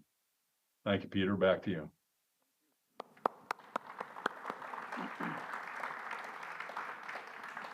You can, I think, now understand how intriguing what Dr. Roberts has laid out. My question, Brad, would be, if you were asked the things that the blue side has to make up in terms of the deficits, where would your priorities be and what would they be in terms of, you have missile defense, you have long-range prompt strike, you have a nuclear-armed cruise missile, you have low-yield nuclear weapons put on the D5, for example. So you have a variety of things that have been discussed, and Congress has supported some and others we haven't yet gotten there. But would you walk through, in particular because of your workshops, where you had extraordinarily interesting people discussing this, and although I think they were Chatham House rules, you don't have to identify the people, but there was some, I think, extraordinary information that we received during these workshops. So why don't you walk through some of the things you think we have a deficit in and where we might make up that deficit, and take it where you wish to go. Well, I have to say, so Peter's referring to a series of now monthly workshops that we do on one topic or another that are unclassified. You can check them out on our website. We produce both summaries and annotated bibliographies that align with the agendas. And we look across the multi-domain space. We have an annual workshop on space and strategy. We have an annual workshop on cyber and strategy. We look at some multi-domain, cross-domain things, and of course, nuclear. We also look at different regional problems and intersections of these issues. And there is a cross-cutting theme in all of them, which is that we as a nation divested ourselves in the 1990s of a lot of the capacity for strategic thought about these things that we need. And that we recognized the need in the 1940s and 50s and created a series of institutions. If the president needed help thinking about nuclear deterrence and arms control and strategy generally, he could turn to his Arms Control and Disarmament Agency, gone in 1996. If the Secretary of Defense needed help thinking about matters nuclear, the Defense Nuclear Agency. If the Senate needed help thinking about nuclear matters, it could turn to the Senate Arms Control Observers Group and the Office of Technology Assessment. All these institutions disappeared in the 90s. There are many other examples. We as a part of the peace dividend decided we didn't need that kind of thinking. Now we live in a world where we do need that thinking. We need it in multiple domains. And we're coming off of a period where we were, I'm sorry to say, fat and happy, but where we could coast on our success as the dominant power. And now we're making up for lost time. So I go through that answer, Peter, because I think it's our, well, let me refer to a phrase of the Trump National Defense Strategy, which described the need to be able to, in order to outcompete our adversaries, we needed to be able to out-innovate them, and that requires outthinking them. And it's the outthinking part of this equation that we continue to slight as we look for capability-based answers. So there's a capacity question here about our capacity to put our own intellectual house in order, the way the Russian military did in the first decade of this century. Second main point in answer to your question, Peter, is that I think there's, of course, it's trite to say there's no silver bullet. It's more important that we do something new than what we do. If there's a gap in deterrence in Europe, it's because President Putin perceives a gap and perceives that the window of opportunity for him has opened and will open further in the years ahead. What we would like to be able to do is to put ourselves in a position where he believes the window of opportunity is closing, and it's still a bad time to start war with the West. And to send that signal requires that we commit to at least finishing the business that NATO's already agreed to finish, to do all the things in the nuclear area and the deep precision strike areas that it's committed to do. I could go on, Peter, but in the interest of time, let me stop there. Well, your remarks have generated a considerable number of questions. Let me walk through a couple at a time. Is the Sea Launch Cruise Missile an important tool to allow NATO to sober up but not outrage the Russians? Kind of an interesting twist on what you've said. The second question is also related. It says, do you think what's gone on in Ukraine has changed anything in the Russian theory of victory? So I'll got three more questions, but those two, why don't you start with, and then we'll go to the others. And in 7 minutes, we're going to deal a very superficial blow to great questions. Well, I wish I knew of course, we all wish we knew what impact the war in Ukraine is having on President Putin and his advisors. It certainly gives no evidence that he's abandoned his project of destroying the Western-based security order in Europe. We can anticipate that whenever this war winds down or stops or merely percolates along at a lower level, that there will be a period of rebuilding of the Russian military, but that'll be a period of high danger because any clash would likely result in a much clearer role for nuclear weapons in the clash than would otherwise have been the case. I think President Putin perceives that we are fearful of things like that and can be made to be more restrained than we might otherwise be by looking like he's willing to actually employ the nuclear saber that he's rattling.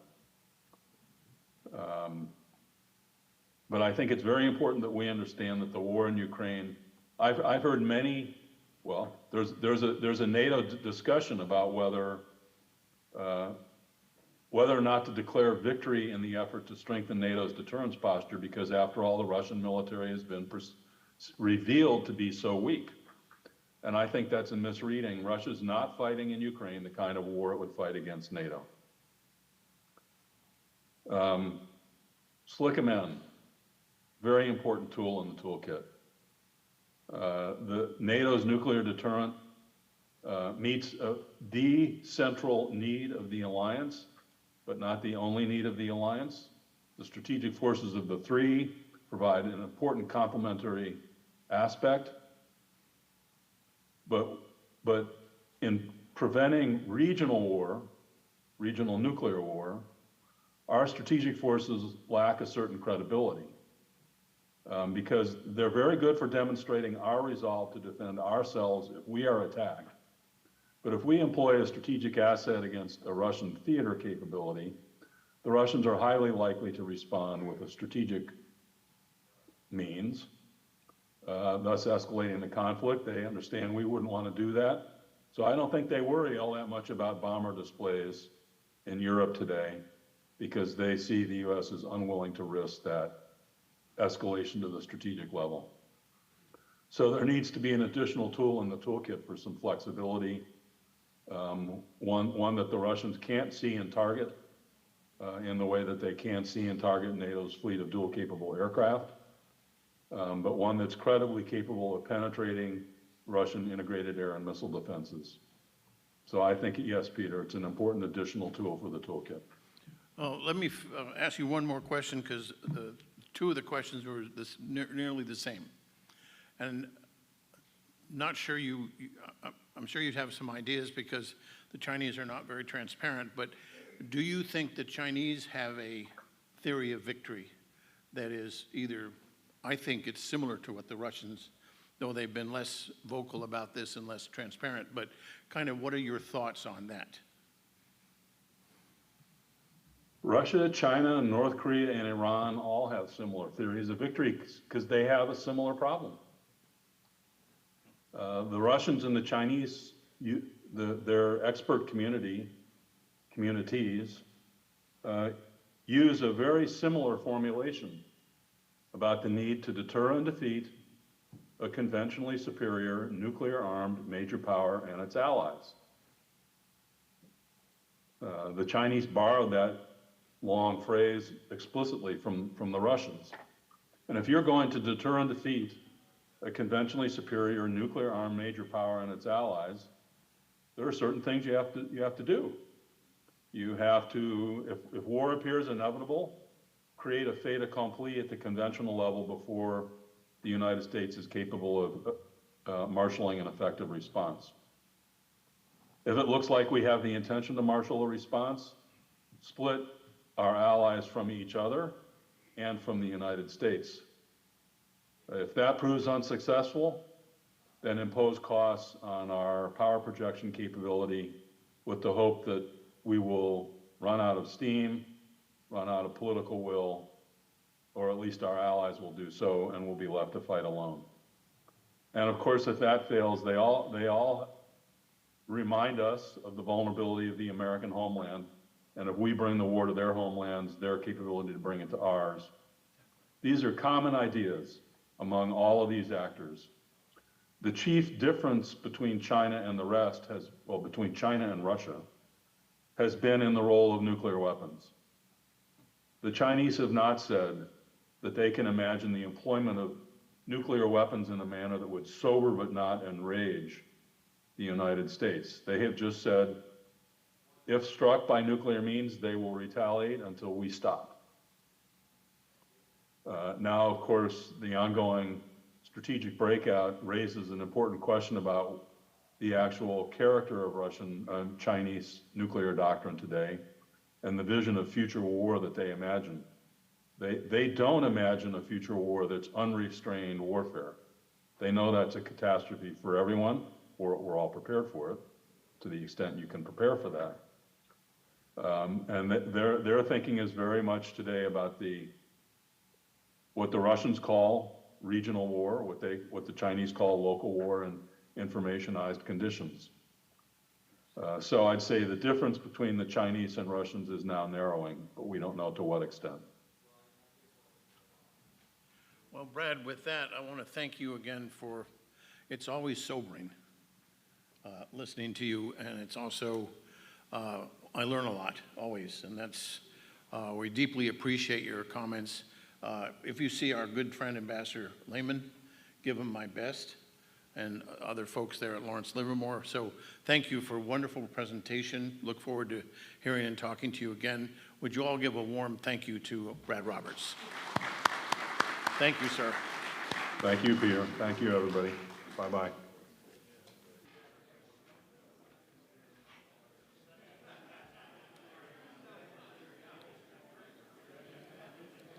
Would everybody please take your seats? Please take your seats so we can begin the last portion of our conference.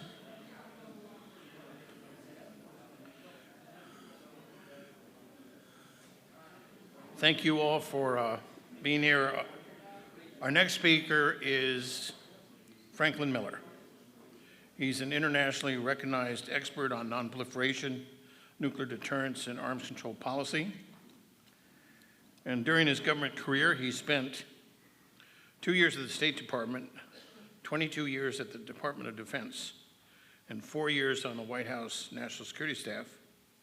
He's been a senior official in both Republican and Democratic administrations. He was the principal of the Scowcroft Group, where he provided clients both strategic and tactical advice on defense, national security, foreign affairs, and intelligence policy. He's been a dear friend and a colleague for many decades. I think he has spoken dozens of times at our seminars and at these symposiums. And so would you welcome a dear friend and a top professional, Franklin Miller. Thank you, Peter. Thank you very much. You asked me to talk today about the nuclear posture review. Well, as you know, the document remains classified. And so with regret, I guess I have nothing to say today, Peter, except thanks for inviting me. But seriously, while the review remains classified, I believe we know enough from the 4-paragraph fact sheet graciously released by DoD somewhat earlier this year to talk about NPRs in general, the 2022 review, and what it portends or doesn't portend for U.S. policy. Let me say up front that I am not a fan of publicly announced and publicly released nuclear posture reviews, and I've testified before the Senate to that effect. I do believe it is incumbent on every incoming administration to review its predecessor's policies. And that's certainly true with respect to defense policy, and particularly the case with respect to nuclear deterrence policy and the programs and plans which support that policy. But that said, the hype and the publicity created by holding publicly announced quadrennial nuclear posture reviews tends to create significant and early expectations that nuclear policy needs to change with every new administration. Contrary to changing policy because a new administration has taken office are some simple facts. One, that the basic tenets of U.S. nuclear deterrence policy have been remarkably consistent over the decades. And two, such consistency has served the nation and our allies well. The basic tenets to review include: first, deterrence rests on the ability to convince an enemy leadership that our retaliation will impose costs which will outweigh any gains he hopes to make through his aggression. Second, to be credible, we must have a modern retaliatory force which can clearly impose the costs our policy requires, even under the worst case condition of having absorbed a surprise attack. And finally, our retaliation must focus on assets the enemy leadership values, not on what we value. And this means we must always study potential enemy leaderships to understand their value structures. But we have a 2022 NPR, I guess, and we are where we are. So what do we know about the 2022 NPR? We know, first of all, that with two exceptions, the nuclear modernization program, which the administration inherited from its predecessors, will be going ahead. This includes the GBSD Sentinel Icbm, a minimum of 12 Columbia-class SSBNs, and the D5 LE-2, which they will carry, the B-21 bomber, and the LRSO. The W-76-2 SLBM warhead, much needed to provide a credible deterrent and therefore a credible response and therefore a deterrent to potential enemy use of a low-yield nuclear weapon, will remain deployed. The administration did decide in the NPR to terminate two new starts from the 2018 NPR: the life extension of the B-83 bomb and the proposed nuclear sea-launched cruise missile program, although it does seem that Congress may have a different view on the latter. The NNSA programs to support nuclear modernization, with the exception of the B-83 life extension, will also proceed. We also know, much to the dismay of progressives, after major debate both in public and behind closed doors, and after many intense consultations with key congressional leaders and with our allies, that the administration backed away from its early intention to institute a no first use policy. The preferred formula of U.S. declaratory policy, which emerged from the NPR, is, and I quote, "The fundamental role of U.S. nuclear weapons is to deter nuclear attack on the United States, our allies, and partners. The United States would only consider the use of nuclear weapons in extreme circumstances to defend the vital interests of the United States or its allies and partners." Let me translate that for you. The nuclear umbrella remains intact. We would, if necessary, use nuclear weapons to respond to a massive non-nuclear attack on our allies, and the adoption of a dangerous and destabilizing policy which would have disheartened allies, possibly spurred proliferation, and which would have been regarded by our potential enemies as meaningless, was avoided at least for now. The fact that the review remains classified, however, is causing concerns among some allies who are wondering why it hasn't been shared with them, even in classified fora.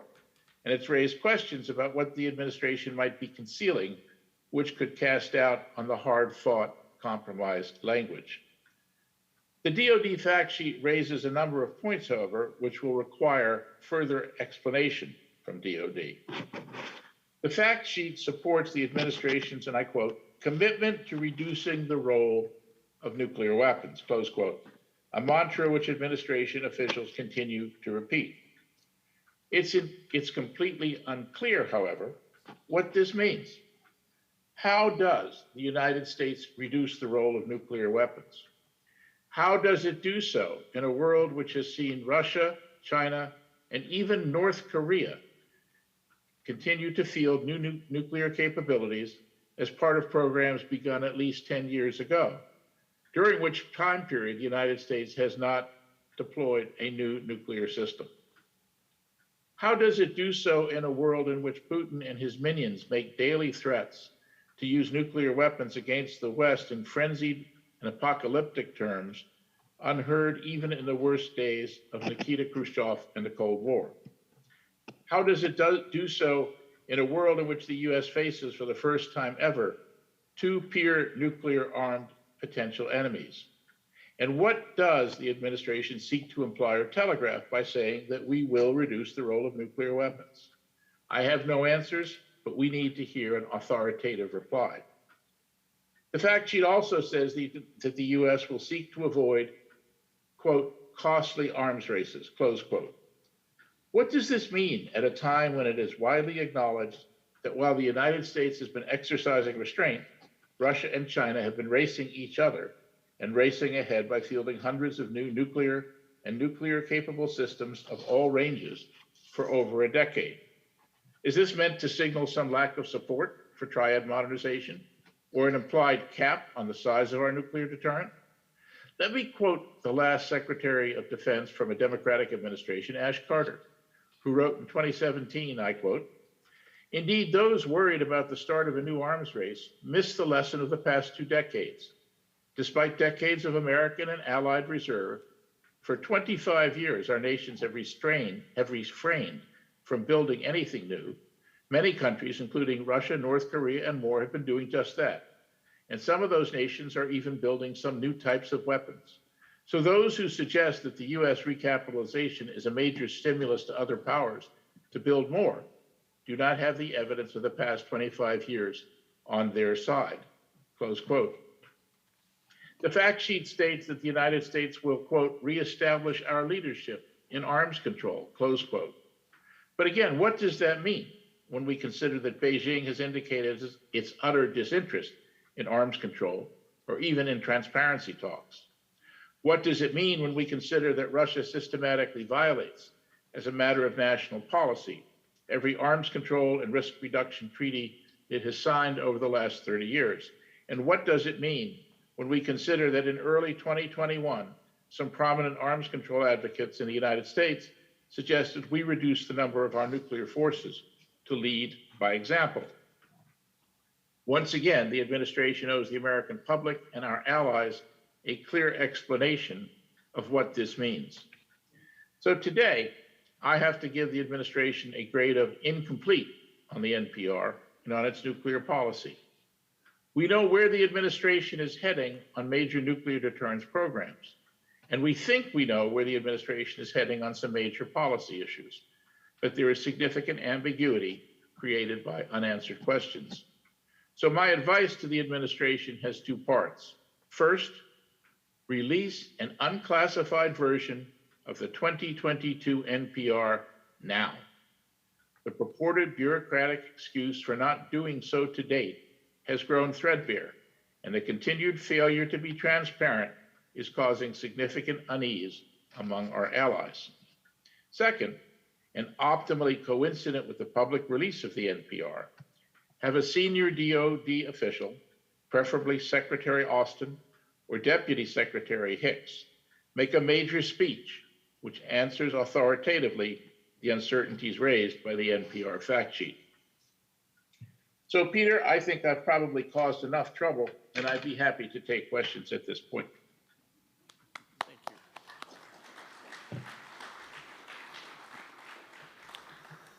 You recently gave some remarks on the ICBM leg of the triad.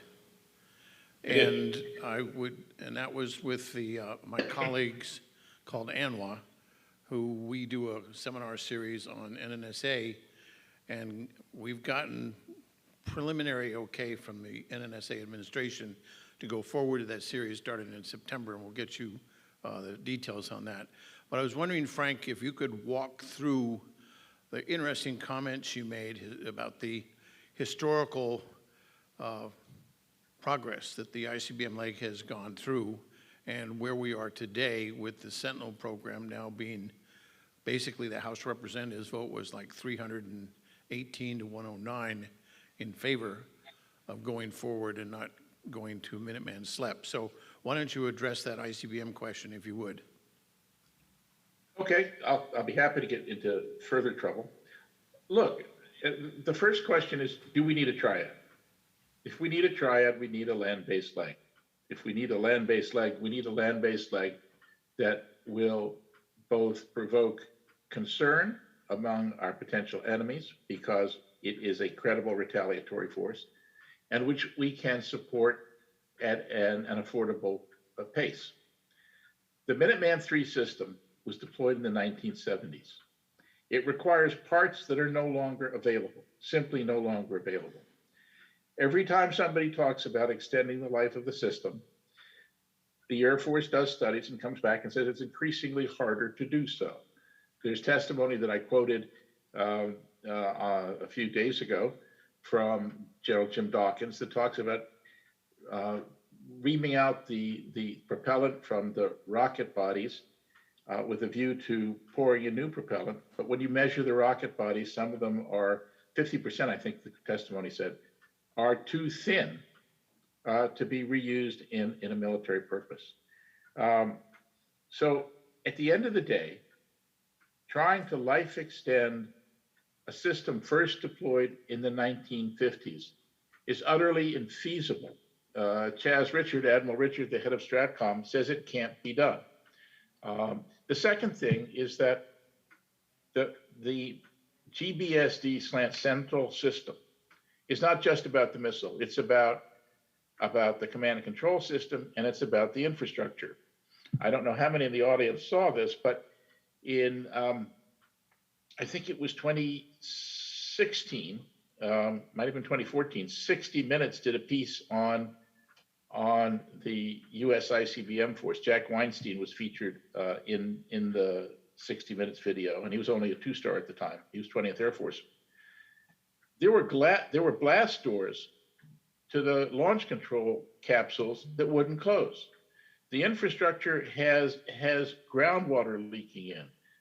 It all needs to be fixed, and that's what the Sentinel program does. It modernizes the infrastructure so that we have a viable ICBM force into the future. And I've often said that those who oppose GPSD Sentinel kind of fall into two camps. There are those who simply wrong-headedly believe that you can keep extending the force. And there are those who argue to extend the force knowing full well that you can't do so and hoping thereby that the ICBM force simply falls apart because of age, a point that Ash Carter made time and time again. And I'm using Ash here because he was the last Democrat Secretary of Defense before the new administration. So if you want a triad, and I believe we need a triad, you've got to have a modern ICBM. And that's exactly what the GBSD Sentinel program does. And oh, by the way, one other thing, I don't believe in following what other countries do just because they have done something. But other countries have followed us. Russia built a triad because it recognizes the value of a triad. China built a triad. India built a triad. Israel's built a triad. There's something here where the interlocking capabilities and vulnerabilities of three legs makes a huge difference and contributes to a very credible deterrent. So we need the Sentinel program, and thank goodness it's going forward. I have came from, I think, General Elder. What do you think the impact of the NPR, the extent that it's been revealed, will have on future arms control negotiations? I think the premise is that people will assume that that's kind of our basis for how we do things, and if we're minimizing nuclear weapons, it's hard to do that in the face of what Russia and China are up to, but what's your sense of how this impacts the future of arms control negotiations? Well, I think that's one of the key questions, Peter, that the administration needs to answer. What does it mean to reduce the role of nuclear weapons? Look, I've been very public on this point. The New START Treaty, which limits us to 1550 nuclear weapons with the asterisk for the bomber counting rule, was created in 2010. And one of the slides this morning, one of the early presentations, contrasted 2010 with 2022. In 2010, Russia was not a potential enemy. It was regarded as a prickly, but not very unfriendly state. And 1550 was judged to be capable of deterring Russia if things went bad, and China wasn't even in the discussion. We're talking today about two potential nuclear-armed peer enemies. 1550 was a million years ago as far as nuclear deterrence is concerned. And if we're going to deter Russia and China, and we need to do so separately, then I think 1550 is an inadequate number. And again, as was mentioned this morning, there are thousands, literally, at least 2,000 Russian nuclear weapons, which are not counted under New START because they're non-strategic or they're exotic. So I have no idea where this administration wants to go on nuclear arms control, and I suspect that the Pentagon doesn't either. But the administration needs to come out and tell us what it means by reducing the role of nuclear weapons when every day we hear from Putin and his minions that they're planning to obliterate us and our allies around the world. I have a question that Greg Reaver weighed in on a ICBM seminar that I did a couple months ago, and that had to do, should we make some portion of an additional new ICBM force mobile or what they call more survivable? And you have addressed this question, but you know we've been through this. I think I read every survivable mobile basing mode 10 times during the 1980-83 period. What's your sense as to whether that would be something to think about in terms of if we added to the force? Well, I'm not going to embarrass everybody in the room and cause a generational gap by asking people who've seen this movie before to stand up. Look, Peter, we've been through the racetrack scheme under Jimmy Carter. We've been through MX Rail Mobile. We've been through small ICBM, which was neither small nor mobile.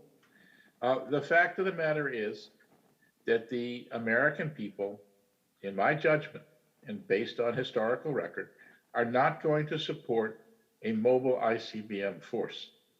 Now, if we had vast steppes and we had the ability to deploy safely and securely nuclear armed systems to roam around, yeah, that might be a very excellent addition to our land-based leg, but it's not going to happen. And those who argue for it to happen will fight the concept once we've decided to say, well, we're not going to do silo-based, we're going to go out and do mobiles. So it's a chimera. It's one of these unicorns. It's not going to happen in the United States of America, however desirable it might be from a military deployment standpoint. We're going to have a minimum of 12 Columbia-class boats. We're going to have the D5LE2, which we heard the admirals talk about today, and we're going to have a silo-based force. But the notion that we can somehow go land-based mobile strikes me as totally absurd.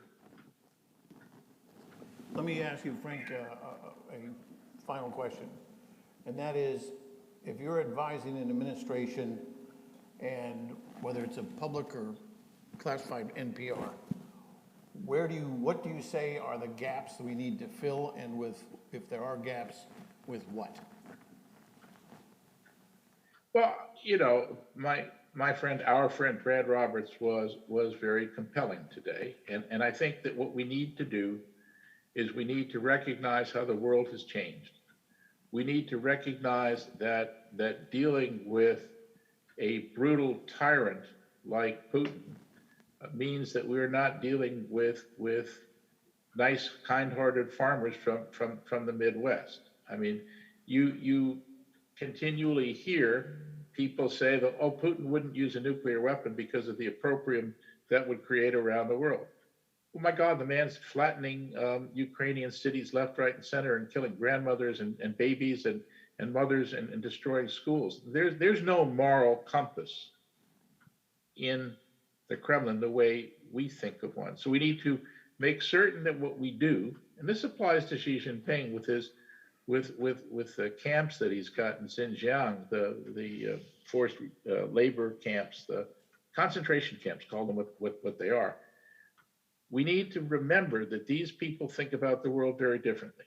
We need to understand what their vital assets are, and we need to hold them at risk. We need to strengthen our alliances. We need to make sure that this generation of Americans and that the youngsters growing up understand why we have nuclear weapons and why we need to have a defense establishment. We need to continue to come up with changes to our force structure to make it more reliable and resilient and more credible. So, for example, in 1997 or 1998, when Walt Slocum was the Undersecretary of Defense for Policy, he signed out a memo to the then Undersecretary of Defense for Acquisition, the late Jack Gansler, saying, we really need the F-35 to be nuclear capable as soon as we can. We need to bolster NATO's DCA. 1997-98. The F-35 is still not certified for nuclear operations. Why is that? You know, I mean, there are things that need to be done to make our force commitments match our policies. And I think the Pentagon leadership needs to make the services pay more attention to that. There's a fight looming, as you know, Peter, over the nuclear sea-launched cruise missile. The Navy leadership hates the nuclear sea-launched cruise missile, just the way they jettisoned TLAM-N as soon as it became administration policy that we weren't going to rely on these things. But there's a national requirement, there's an alliance requirement, there is a nuclear umbrella requirement. Because if we don't cover our allies, our technically capable allies, they will build their own nuclear weapons. And so the non-proliferation community needs to pay attention to the debate that's going on, for example, right now, today, in Japan, about the credibility of our nuclear deterrent and whether that actually is sufficient. There's a similar debate going on in South Korea. So the extended deterrence and our ability to have systems which credibly deter is critical to our policy. Deterrence is based on capability and will, and potential enemy leaders need to understand that. Frank, with that, I want to thank you for taking the time to come talk to us. It's always a pleasure to hear from you. We'll see you back in Washington, D.C. shortly. And with that, would you give a warm thank you to Franklin Miller?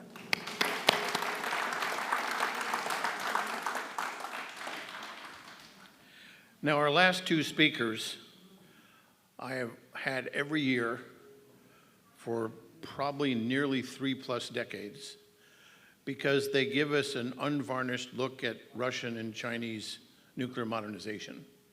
And they may say things and lay out some details that some of our government officials may not be able to do, but Admiral Charles Richard has done an extraordinary job of laying out particularly the Chinese threat. And it's interesting that General Cotton has done so as well. In fact, Mr. Putin corrected him after one of his speeches, where I think General Cotton said that the Russians had completed 90% of their modernization, and Putin came out with a tweet and said, no, it's 90.3, which kind of made the point.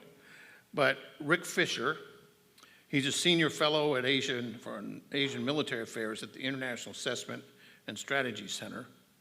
He previously was at the Asian Studies Director at the Heritage Foundation, senior analyst for the Chairman Chris Cox's Policy Committee, and a consultant on Chinese issues for the U.S.-China Security and Economic Review Commission, which puts out a report every 2 years from Congress.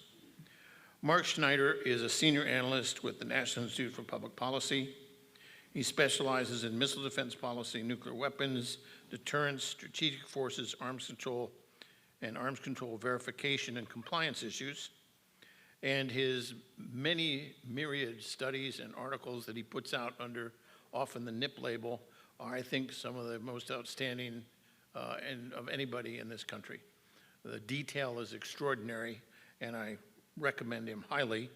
And he served in a wide range of senior positions within the Office of Secretary of Defense, the State Department, and the Department of Energy. So would you welcome, please, our final two speakers. Mark Schneider is on the left, Rick Fisher is on the right. And gentlemen, welcome and thank you for joining us from Washington, D.C. area. We're here in Shreveport, looking forward to your remarks.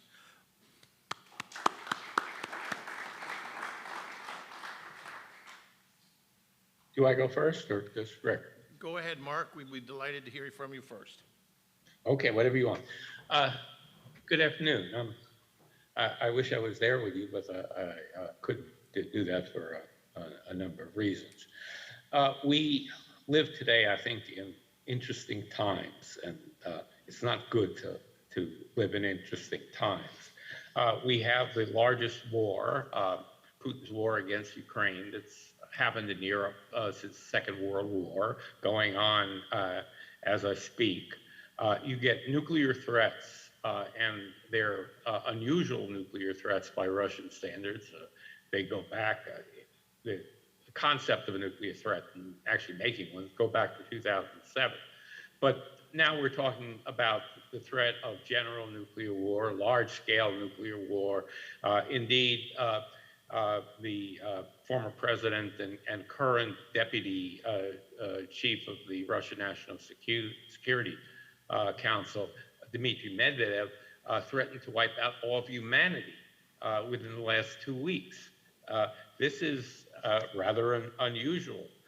Putin actually declared he's going to continue the war in Ukraine until the last Ukrainian man was standing.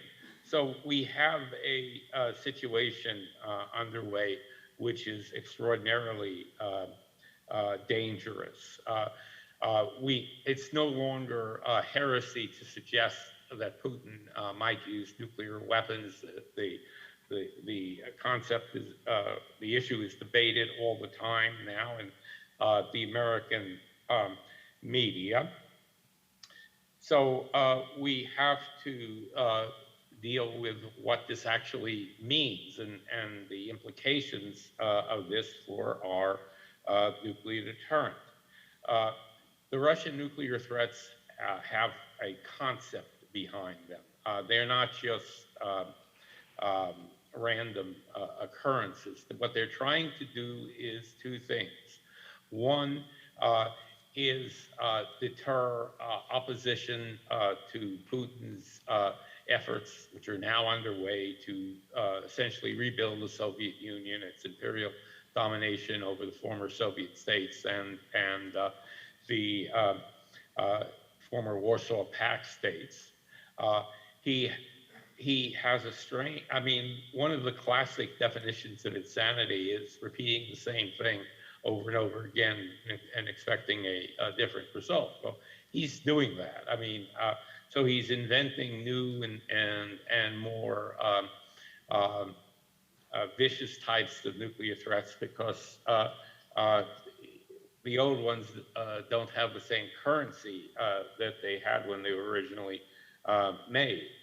Now, in addition to the nuclear threats, we've got a nuclear doctrine, which I'll be speaking about in Russia, which is probably the most dangerous one in the world. It has the lowest threshold for nuclear weapons use, and unfortunately, I believe the Chinese communists are taking their cue increasingly from him.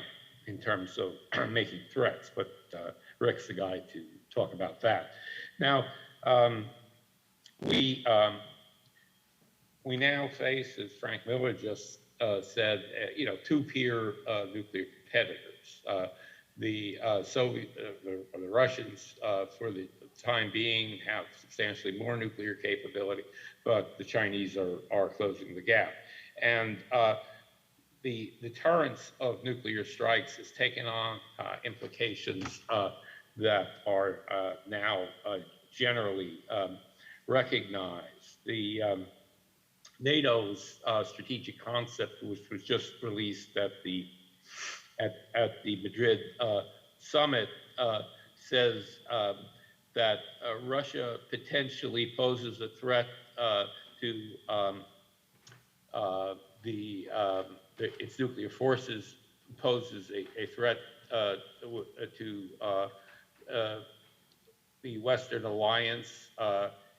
They are making their nuclear signaling, and that's a polite way of saying that they're making nuclear threats.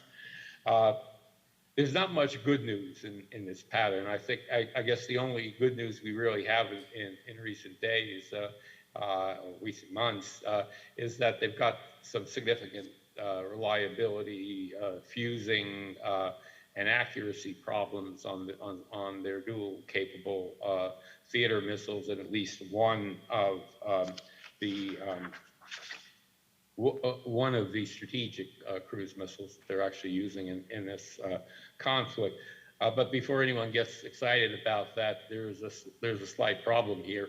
The only U.S. nuclear outcome or cruise missile of any type at this point in time is 40 years old, pre-stealth, pre-precision, or even near precision accuracy, and according to General Hyten, when he was vice chairman, has significant reliability problems. So we have an awful long way to go. Putin has promulgated in detail, much greater detail, his nuclear doctrine in June of 2020. There are actually 6 circumstances in it in which he would use, or he reserves the right to use nuclear weapons. Paragraph 4 talks about sovereignty and territorial integrity. He defines sovereignty and territorial integrity very broadly, and it's potentially very permissive. Paragraph 19 is much more specific. It talks about launch under attack, and he's talking about launching before he knows whether or not the attack is nuclear or conventional.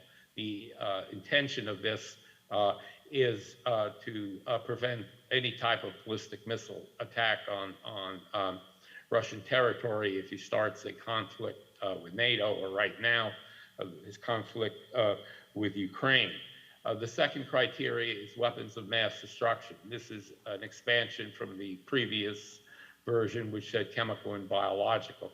Exactly what it means, we don't know from the text of his decree, but it can't be good.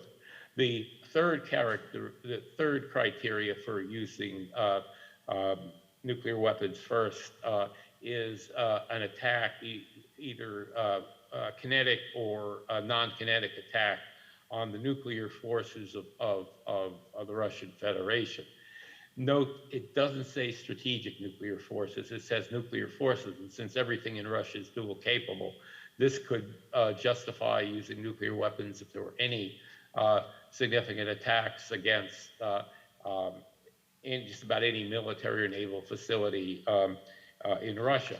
And the fourth criteria is a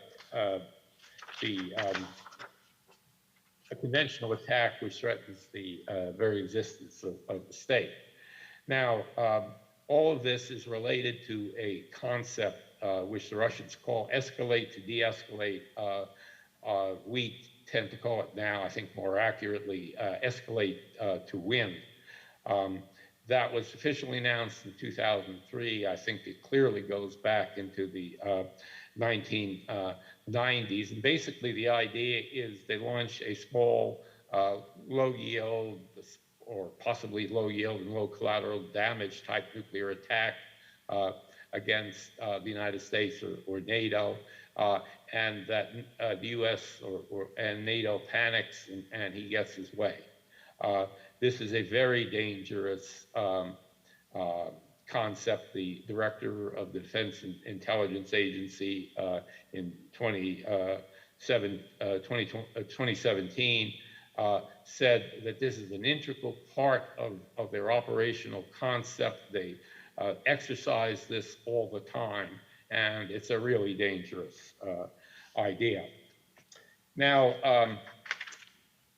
a critical issue is how many nuclear weapons does Russia actually have? And real bottom line is we have no U.S. Government estimate of this since literally 2011. Estimates in open sources range from 2,000 plus to 4,000 plus. I'm at the upper end of this range. The Russians, according to General Ashley, who was in 2019 Director of Defense Intelligence Agency, and this is a very important quote, in the past decade, Russia has increased and expanded its production complex, which has the capacity to produce thousands of nuclear weapons annually. That is very, very important, because if the Russians have only 4,000, 5,000, 6,000 nuclear warheads, as we are told all the time in the American media, and they're literally quoting a single source for this information, then there's no rational reason for them to increase their production capability to a level that would literally support a Soviet-style nuclear force of many tens of thousands of nuclear weapons. So I believe this is a very clear indication that most estimates in the United States or even in NATO general of the number of Russian nuclear weapons are considerably too low. And we know that during the Cold War, when we really put enormous amounts of efforts into nuclear intelligence in Russia, we understated the Soviet nuclear threat by 17,000 weapons. That's quite significant. Now, according to then Chairman of the Joint Chiefs of Staff, General Hyten, in 2021, the Russians have thousands of low yield, and this is a critical word, and tactical nuclear weapons. That suggests that the high estimates of Russian nuclear capability are true. In December 2017, Bill Gertz said they are building toward 8,000 nuclear weapons in 2026. In 2019, Peter Fanta, who is a Deputy Assistant Secretary of Defense for Nuclear Matters, he's a retired Rear Admiral in the Navy, confirmed the Gertz story, saying the Russians are building to 8,000 plus. So we have a situation where clearly, even if you take the low estimates of Russian nuclear capability, they're at least over twice our current level, and they think that's very important.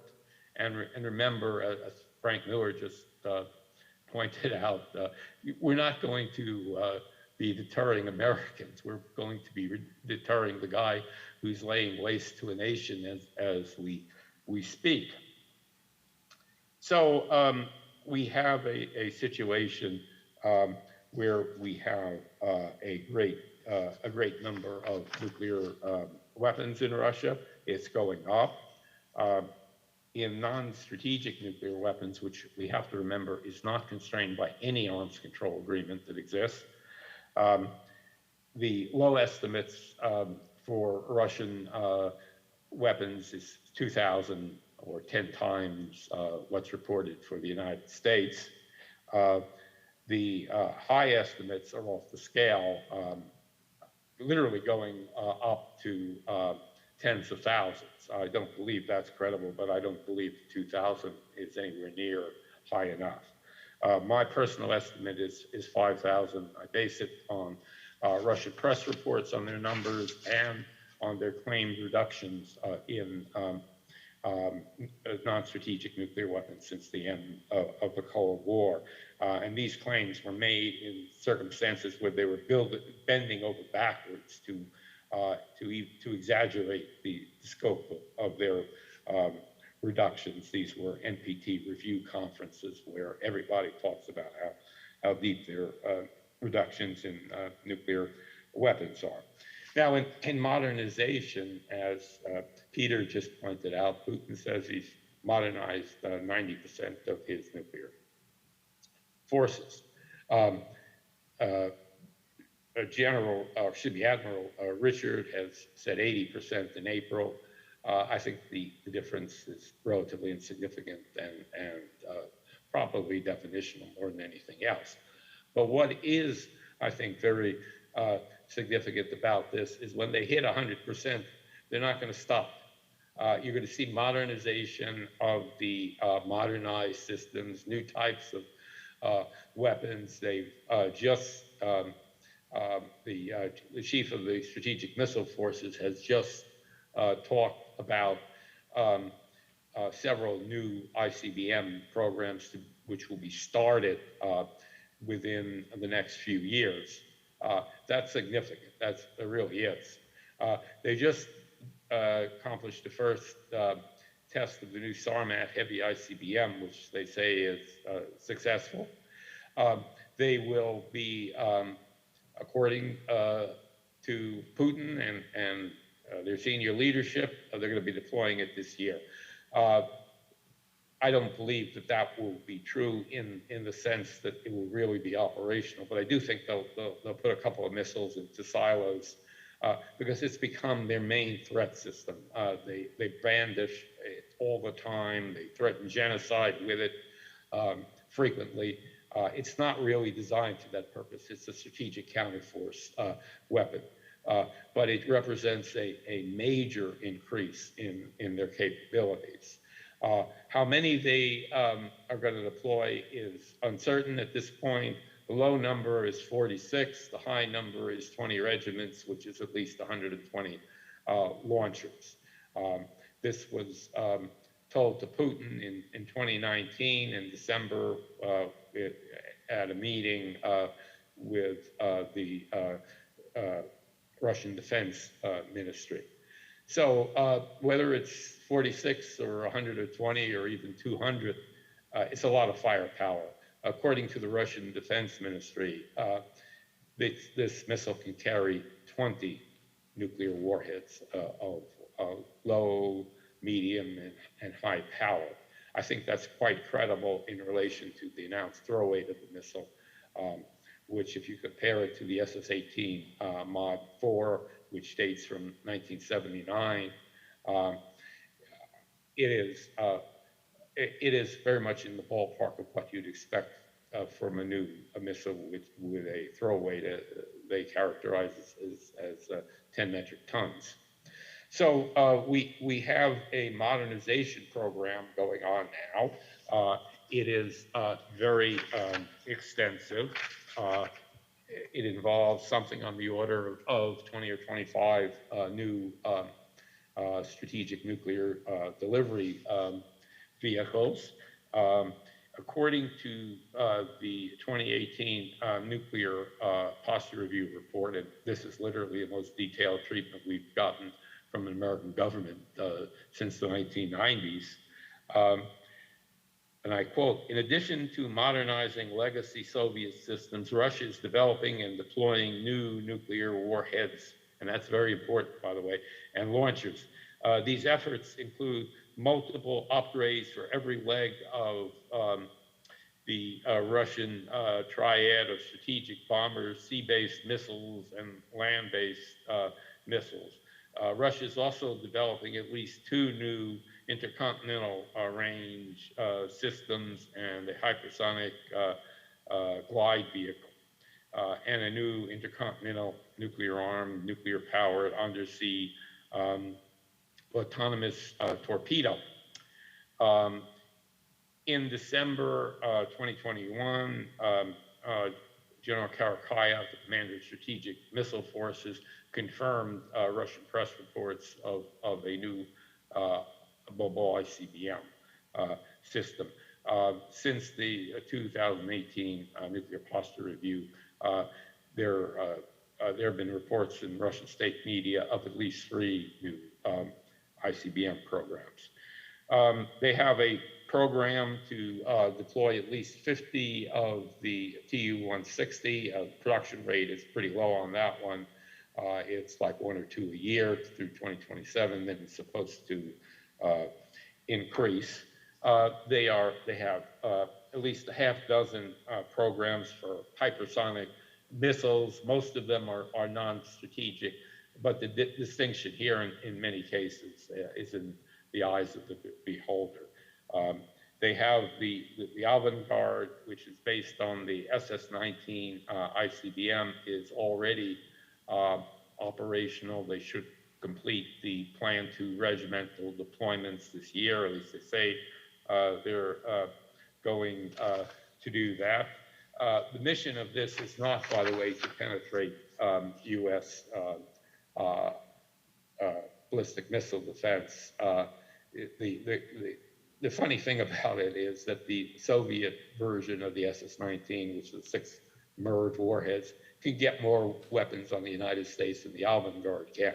What it can't do, and the Avangard can, is get something into critical time urgent facilities in the United States much sooner than an ICBM, any type of ICBM that follows a ballistic trajectory. And that is literally, I believe, the actual mission of the Avangard. And they'll be putting some of them on the Sarmat heavy ICBM as well.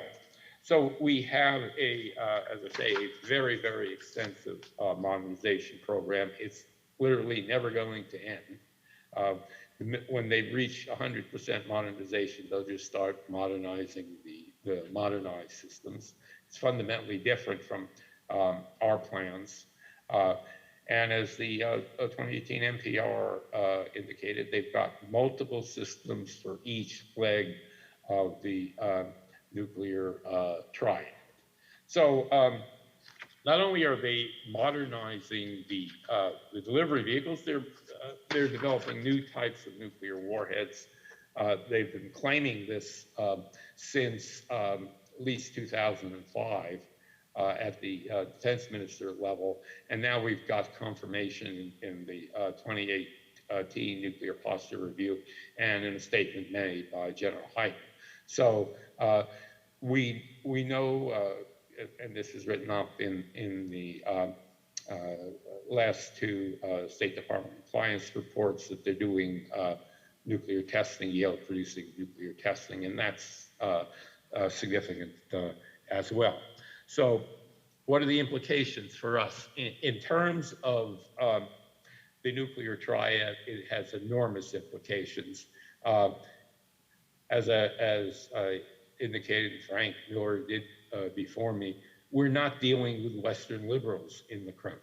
We're dealing with, if I had to make an analogy, it would be somewhere between a cross between Count Otto von Bismarck and a Leningrad, street thug. This is Putin's a hard guy to deter, and the critical importance of modernizing the U.S. triad, going ahead with the entire program, reducing the tremendous disparity that exists right now in low-yield nuclear weapons, I think is absolutely critically important when to a situation which could escalate quite quickly. And Putin, if you believe the Ukrainians, and there are plenty of other sources on this right now has serious health problems. So how that'll affect his decision-making, I don't know, but it can't be a good phenomenon.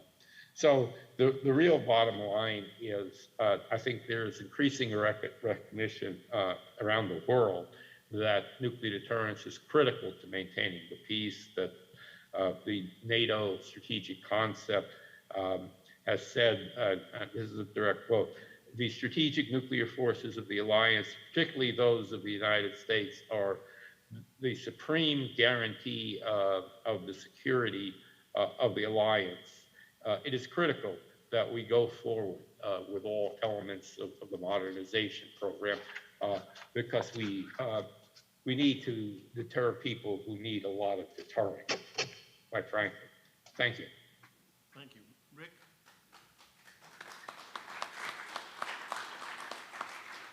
Peter, thank you again for the invitation to support your Triad Symposium series, which in turn supports such a vital community to the freedom of all democracies. I had some slides that I hope can be called up. Thank you. Peter, your charge was to simply tell them what they got. Well, this is China. For thousands of years, they've been concealing what they got. And when it comes to issues of strategic capabilities, they've been very adept at concealing what they got. However, they do reveal a lot of gray material. And what that means is that over 25 years of trying to sift through this gray material, I've become adept at least at speculating about what the Chinese got. Now, there are three numbers that I would hold out to simply focus your thinking. 5,546, 8,860, and 3,000 tons. Those will be the high points of my presentation today. Next slide, please.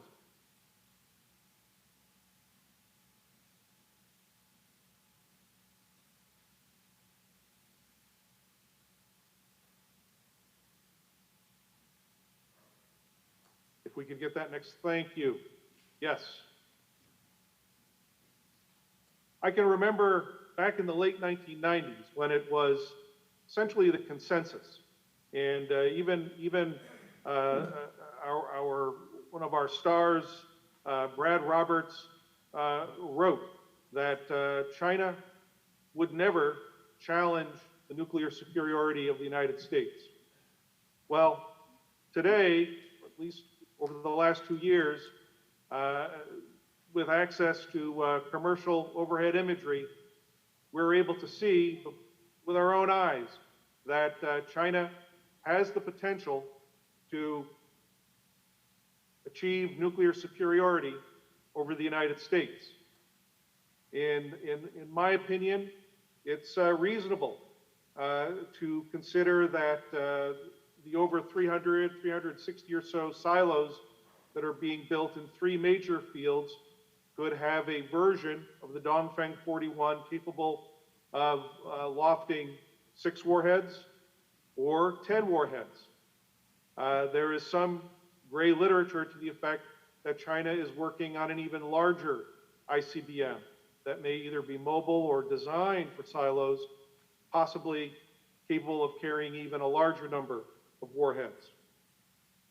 If you add in current submarine-launched ballistic missile warhead estimates and add to that another 6 of their next generation SSBN, the Type 096, consider Dongfeng 5 Charlie, 10 warhead capable liquid fuel ICBMs, and much that has been at least hinted of China's interest in rail mobile launchers. China has quite a bit of railway.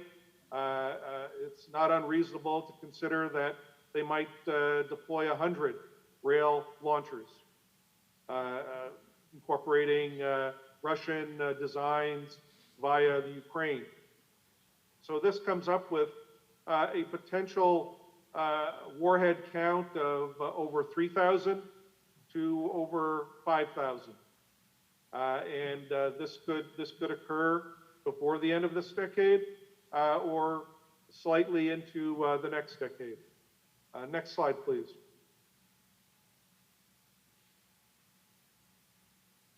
And China is pursuing two major strategic multipliers, in my opinion. Like they've tried to put out for the last 3 decades that they're not going to challenge us in terms of strategic nuclear weapons, China has also been highly critical of the missile defense programs and posture of the United States, to the point of even buffaloing our ally South Korea from deploying an adequate number of THAAD missiles to defend against the North Korean nuclear missiles that, in my opinion, China is very much involved in. But on June 19, the PLA held its 6th exo-atmospheric mid-course missile interception test, which also confirms a ground-launched low Earth orbit anti-satellite capability.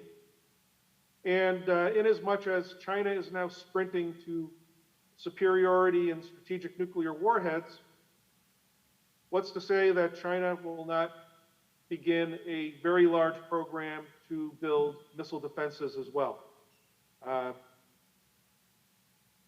And then a second force multiplier is potential strategic defensive nuclear cooperation with Russia.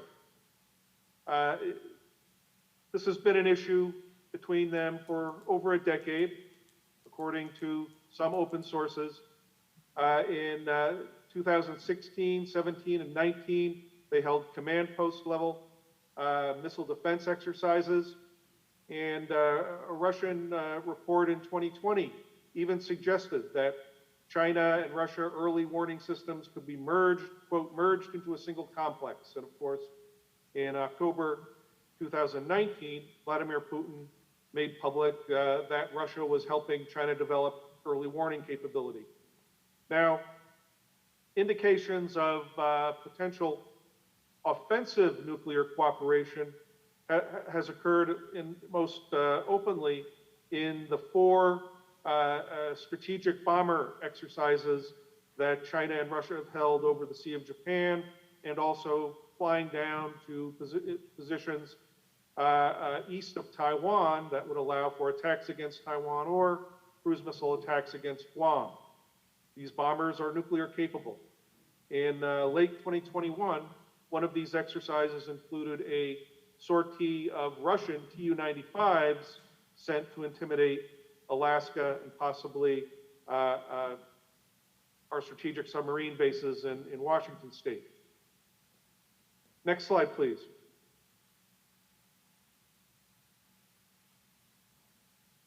The triad is coming along quite well.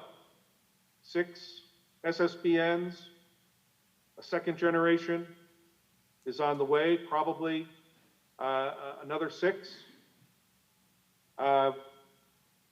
For 3 years, or since 2019, the H6 November refuelable version of this modernized Tu-16 has been in PLA service, armed with a 2,000 kilometer range, maybe 3,000 kilometer range air-launched ballistic missile. And the refueler for this aircraft, the Xi'an Y-20 uniform, is also in service. There are hints that China is already testing its stealthy flying wing Xi'an H-20. We haven't seen any grainy images of it yet, but perhaps somebody in this room has. Next slide, please. And the emergence of a PLA FOBs and hypersonic glide vehicle threat has also captured much attention, especially over the last year. 2 tests of a FOBs with HGVs tested from a space launch center raises the question, long suspected, that China uses all of its 5 space launch centers for strategic missions, strategic attack missions. The test of a FOBS using a Long March 2C liquid fuel space launch vehicle is interesting. I don't think they're going to stick with that. The competing China Aerospace Science and Industry Corporation is working on a series of large solid fuel space launch vehicles, most particularly the 4-meter diameter Guizhou 21 and 31. This is a huge missile that can be stored horizontally, rolled out, launched with little notice. In my opinion, that may become the principal FOBS HGV launcher. And in mentioning the FOBS threat, China is also investing in this capability by investing in strategic dominance of the South Pacific and investing in a future war over the Falklands Islands, which it hopes to leverage into greater strategic access, more than their space launch and tracking facility in Argentina, but also other radar preventing Britain and the United States from potentially putting a necessary radar facility on those islands to defend against China's FOBS threats. And then a final slide, please. No, next to final slide, excuse me. In terms of non-strategic nuclear systems, I've assembled an open source list of estimates, what the Air Force offers, and also what the International Institute for Strategic Studies offers. If you allow for reloads of the theater ballistic missile systems, an estimate of reloads, you come up with maybe 2,200 to 2,800 theater ballistic missiles. But then if you add maybe 3 salvos of air-launched cruise missiles from 100 H-6K bombers, which can carry 6 missiles apiece, numbers begin to exceed 4,000 and approach 5,000.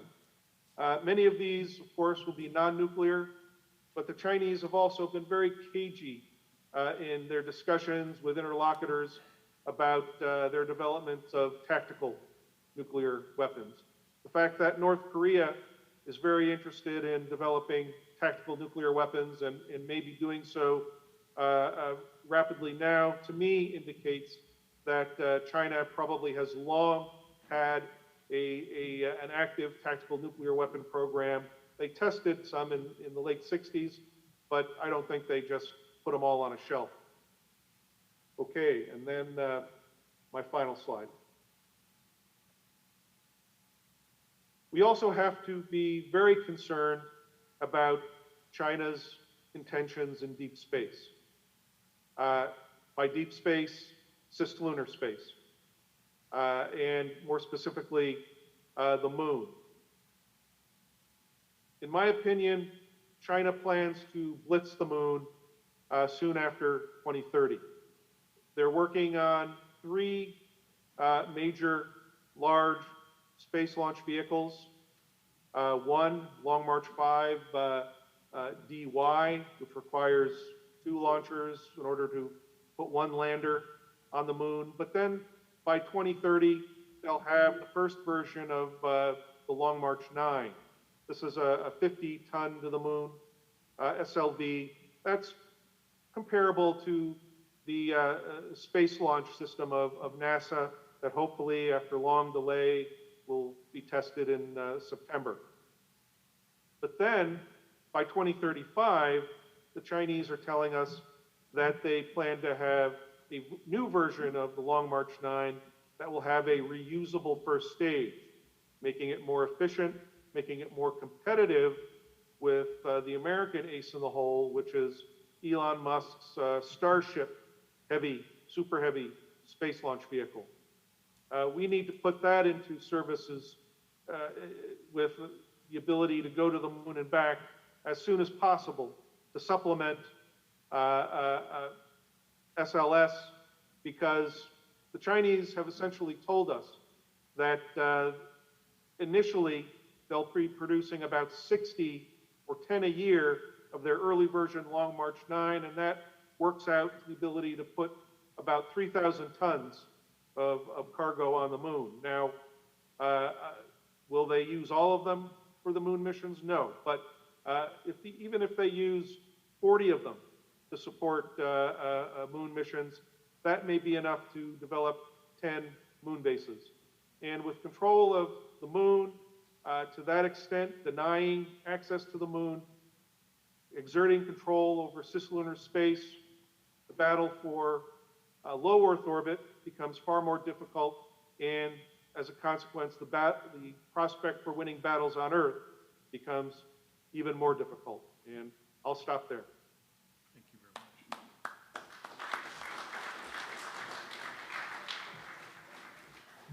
much. Rick and Mark, I just have one question, and that is, what are the biggest gaps in the U.S. response, both in terms of missile defense and nuclear modernization, that we would need to do in order to counter both the Russian and Chinese nuclear buildup? We only have a little bit of time, but I thought we should ask you that question because the implication of what you've laid out is serious. But I want to get both your thoughts. I know you both thought about this, about what we ought to do and where's the big gap that we need to deal with. Well, certainly the existing U.S. modernization program is the minimum we can do to recapitalize the Triad. That if you don't do it, Triad dies, and much of the U.S. nuclear deterrent dies with it. It's still on the order of almost a decade away before we see the first operational system, which will probably be, assuming the testing goes well, the B-21. However, at the beginning, it's only going to be carrying nuclear bombs, which reduces its utility in a nuclear deterrent sense. Admiral Richard, I think, is absolutely correct that we've got to do something about the low yield threat that exists now. It's dramatic in terms of you're dealing with thousands versus at most hundreds in the case of the United States, and right now, except for a small number of Trident, low-yield Trident, it's mainly right now gravity bombs, mainly delivered by non-stealth platforms. We should correct that situation as quickly as possible. Certainly, as Frank Miller pointed out, and I've done the same thing recently, we don't have any date from the Air Force of when they're going to have an operational capability on the F-35 to deliver the B-61 Mark 12. That should be done as soon as possible, and it shouldn't be all that difficult right now after the tests have been successful with regard to the physical delivery of the system itself. Beyond that, the nuclear LICM is absolutely critical. I mean, just about every senior leader in the U.S. military, which has a mission relating to nuclear deterrence, either directly or indirectly, has endorsed the necessity to go ahead with that system. And I think that's absolutely critical. If anything, I believe we should try to speed this up as much as we can. I hear you. Rick? You have the last word. I very much applaud Admiral Richard and his trying to inform the American public, Congress especially, the threats we face. But I suspect there's a great deal more that has to be said to inform both Congress and the American people of the threat that we face. It's pretty plain to me that in terms of strategic threats, the United States and its allies are facing an existential level threat. The prospect of China and Russia cooperating in offensive nuclear operations is chilling. And by that measure, the United States is lagging in basically every aspect of strategic and non-strategic capability.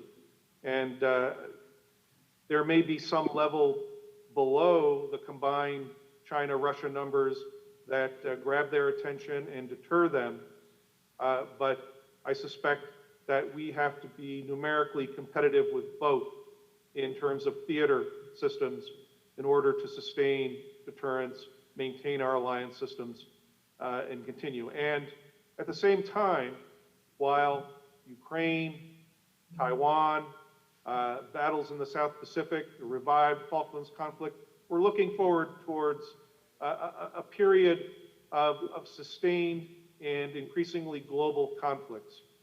Whilst all that is going on, and whilst we're trying to sustain a conventional force and a nuclear force, we cannot ignore the contest for the heavens. We can't ignore the contest for the moon, and pretty soon after that, the contest for Mars. Thank you, Rick, and thank you, Mark. We really enjoyed your remarks. It's made us, I can't get too gloomy, but I must say that you're always wonderful to listen to because you don't use very much varnish. So anyway, thank you all. Let's give them a good hand. Well, that's the end of our session today, and I want to thank you all for being here. But I also wanted to thank some people that make this possible. I started this program last September and got a commitment from General Cotton to be our keynote speaker. But then you have to start working on the nuts and bolts and logistics, and there are some extraordinary people. Brian Moran, who is not here today, worked for Senator Dorgan, and he came to me 14 years ago and said, would you like to do a conference for the Minot, North Dakota Task Force 21 in Minot on the Nuclear Triad? And I said, sure. And we did one at Minot Air Force Base. And that was the genesis of this program, where we have now 24 we've done. And every year we do a Minot Task Force 21 symposium in Washington, D.C., which will be on September 23rd of this year. And it'll be at the Capitol Hill Club, which is where we've always run it. And then the idea was to do one more sometime during the year at a military base that has a nuclear role.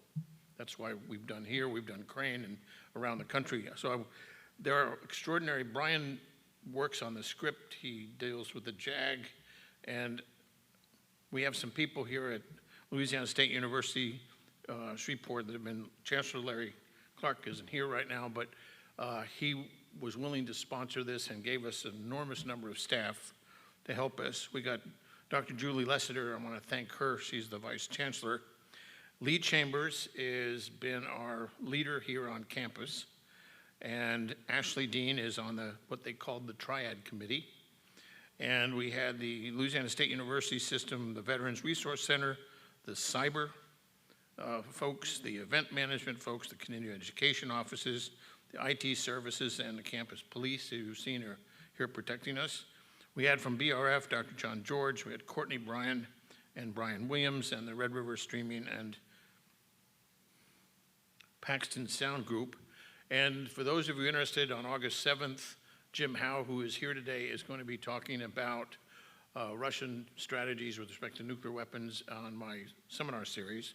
It's a Hudson Institute. They are by invitation only, but no charge, so you can watch virtually or come in person. And then we're also going to do an event on the 30th of August with a general officer at NNSA, and I have a promise from Roger Berg and Judd Blaisdell and Mr. General Alston, our 3 ICBM heroes, to talk about where were we with ICBMs, where did we go, why, and where are we? And they're going to be doing a nuclear seminar sometime, probably in August or September. We'll have that going as well. I want to thank our friends from Textron, Boeing, Moog, Lockheed Martin, General Dynamics, and Northrop Grumman. They have been our mainstays of these programs and of my seminars. I can't thank them enough. And in particularly, I want to thank this university. They've really done a great job. And I want to say thank you to all our friends at Global Strike Command. You've been extraordinarily helpful working on this thing. And as I said, every week we met for at least an hour, hour and a half. Bob Elder was the one who said, let's do it with LSUS. And thank you, Bob. This has been really great. And as I said, it takes 6 to 9 months to put this on. These are extraordinary people. You saw the IT stuff went about as perfect as you can get it. I've made a tentative commitment to come back in 2 years, but it'll be March, so you don't have to deal with this heat. And then I can get General Klotz to come in and be a keynoter as here. So anyway, I want to thank you all for taking the time to come out here and visit with us. It's been great to see you. I thought it was a good program. I think it's sobering, but we're in the sobering business. And thank you, General, and thank General Cotton again from me and from all of us for his outstanding remarks and his help in putting this together. So all of you, Godspeed. Have a safe trip home. Thank you, all the local folks. Thank you for our folks in Washington and around the country. We will see you soon. Take care.